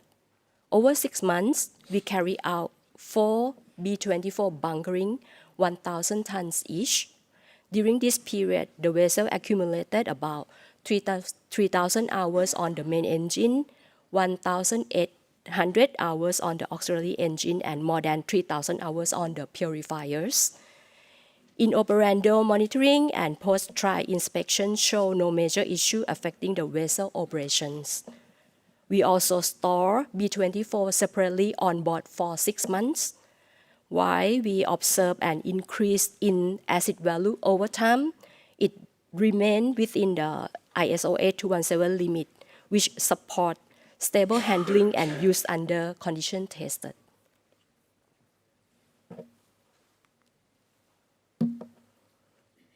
To scale credibly, quality alone is not sufficient. We also need confidence that fuel delivered is what it's claimed to be, because that underpins any GHG abatement claims. That bring us to traceability. With rising concern around fraud, especially mislabeling, GCMD has explored approaches to enable rapid on-demand verification to confirm authenticity, detect adulteration, and verify biofuel fraction in the blend in a way that complements existing certification schemes. Today, I will share our work on tracers. We can think of tracer in two buckets, intrinsic and extrinsic. Intrinsic tracer are the field's own built-in signature, such as chemical fingerprint. Extrinsic or physical tracer are added tags, marker we introduce in small amounts so that we can track the fuel through the supply chain. For physical tracer in this pilot, we tested 3 tracer candidates from different technologies, including synthetic DNA, element-based tracer, and organic compound tracer. How we conducted the tracer trial? First, we mapped marine fuel supply chain components. Second, we identify potential integration point of the tracer. Third, we leverage existing marine fuel supply chain operation for tracer dosing. Fourth, we implemented comprehensive sampling protocol. And finally, we analyzed sample to confirm the presence of tracer and concentration of tracer.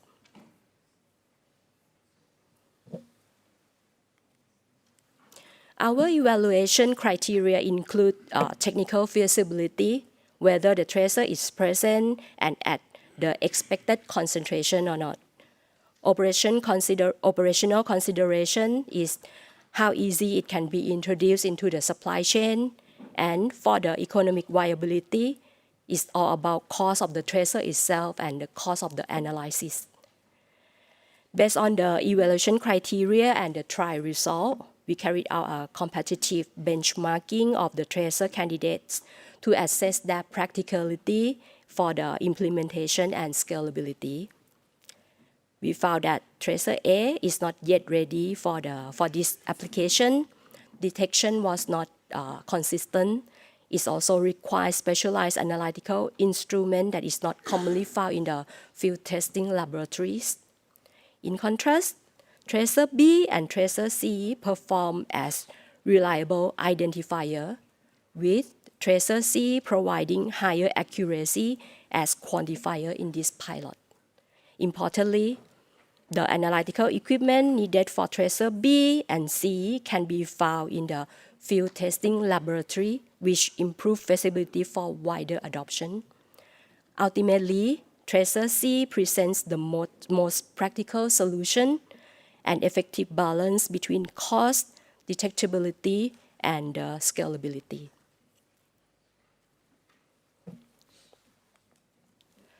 Now moving to second traceability approach, flame fingerprinting.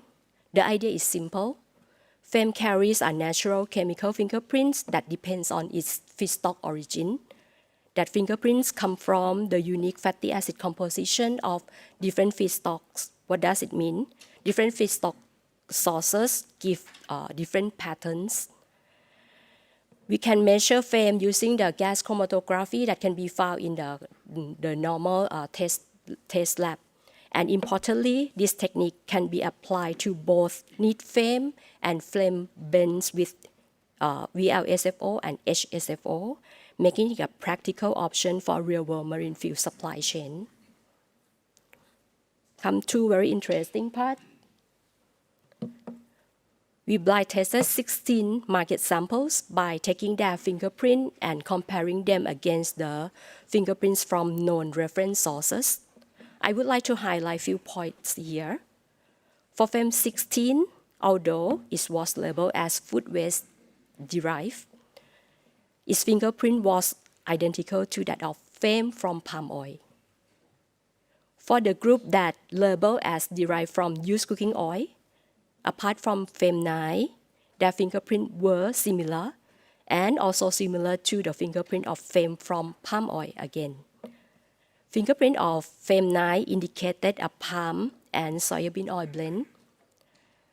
FEM 7, 8, 11, 12, and 13 contain fatty acid marker consistent with repeated heating, indicating used cooking oil, whereas the remaining sample did not have it.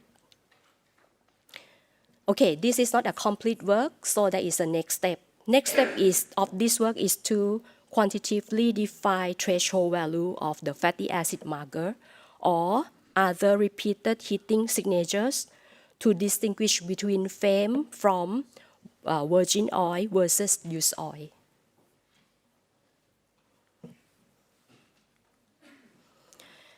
Now moving to the third pillar, quantity, and specifically verifying biofuel component in the blend. From our pilot data, we saw that neat FAME purity varied while still remaining EN 14214 compliant. When these were blended, the measured FAME content came in below the nominal BXX value. For example, B30 measured at 26.6% and B24 measured at 21.5%. These differences are mainly caused by two factors. One that I mentioned, the purity of the FAME. Another one is repeatability and reproducibility of the test method. These differences may become larger if marine-grade FAME with lower purity is introduced to the supply chain. The takeaway is that to make quantity assurance practical, we need clear standardized verification threshold that account for both FAME purity and measurement uncertainty, so the industry can avoid dispute and keep quantity and emission claims credible. Staying with the quantity pillar, this slide focuses on the documentation, specifically the BDN. Today, the biocomponent fraction on the BDN is self-declared by suppliers and often supported by the COQ, but self-declared values can lead to discrepancy and dispute. By comparison, other operational compliance parameters like sulfur content, viscosity, water content, and flash point are measured and recorded as mandatory fuel. The question here is that, should we treat biofraction in the same way, measure and record? So quantity claims are consistent and auditable.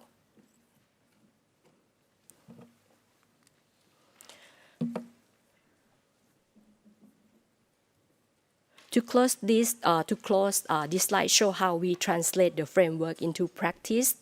Okay, I won't reiterate everything again because time is up soon. So overall, this work provides practical input and evidence to support industry guidance as well as method and standard development. Thank you.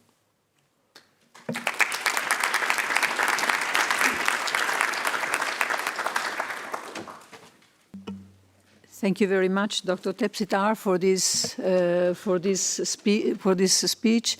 The topic is really very highly relevant, as we all know, for our industry. Are there questions from the floor? Unfortunately, due to the time running a little bit up, we can only allow one of them.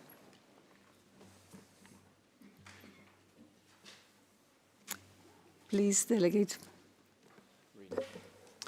Thank you very much, Edwin from RENA. A very quick question, and thank you very much for this presentation.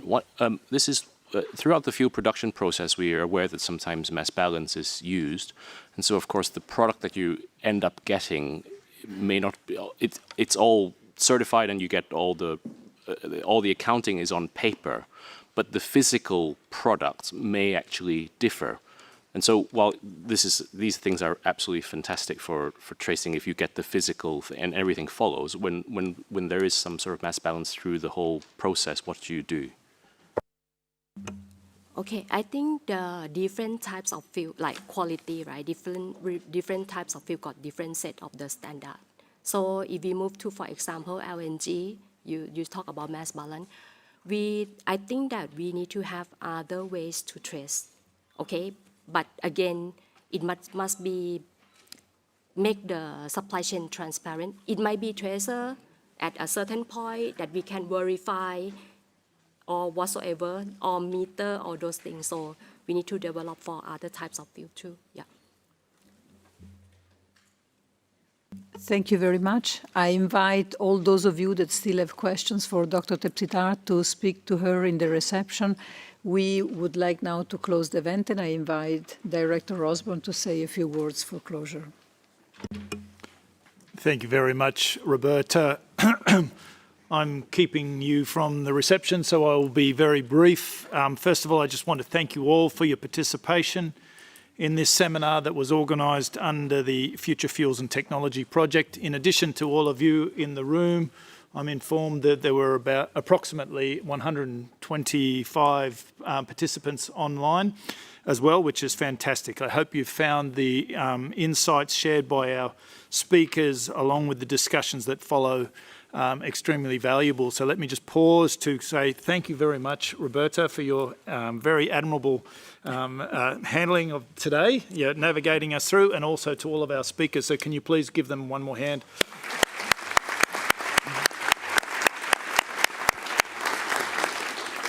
The Future Fuels, well, as I mentioned at the beginning, this project, the Future Fuels and Technology project, is about information exchange. The project has developed a website demonstrating the latest information on the energy transition in shipping, which is accessible via the QR code, which is not yet on screen. It's supposed to be on screen, but we will be sharing that information with all of you. Under this project, we will continue organising technical seminars in 2026. The slides from today will be available soon. They won't be available immediately. We need to make a few things, changes, for example, making sure that Dorthe Jacobsen's lovely pictures in her slides, things like that. So we'll have them up as soon as we possibly can. You also helped today to shape the future events. You all participated, or many of you participated, in a Slido form of democracy, and the winner in that, the item that came out on top is ammonia, followed closely by LNG. So we'll be looking at putting together another technical seminar in the future on these topics. I'd want to especially thank my own team, particularly Laura and Sumjun, and also Rule and the broader team. They are fantastic and they've done a great job putting all of this together. And last of all, I want to thank all of you again for your participation in this seminar. Thank you very much.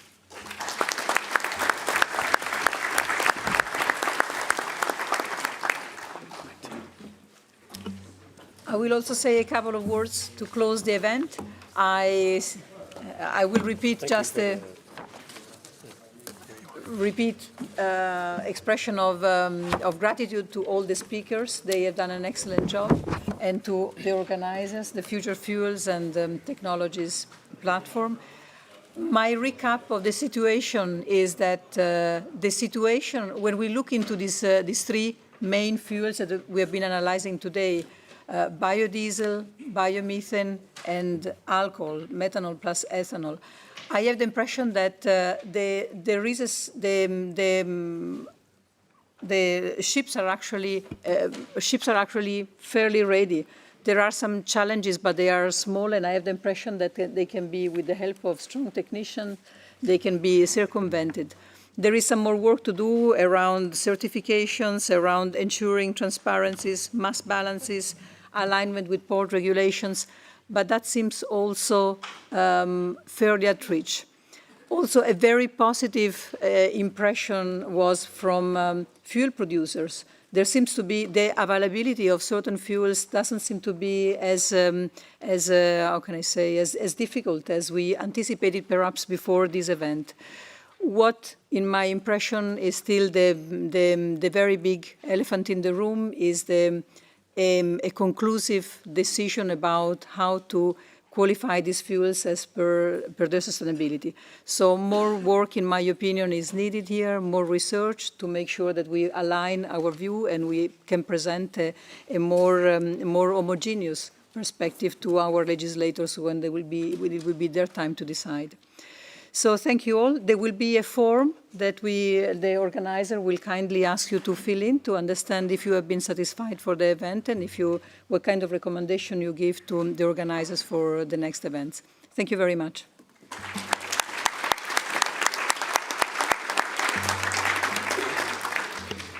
And the reception is taking place in the Delegates Lounge on the first floor, so you're all cordially invited to join Finland as a host there. Thank you very much. Thank you. Grazie. Thank you. It's a long day, but I think we made it with only like 5 minutes delay, so that's excellent.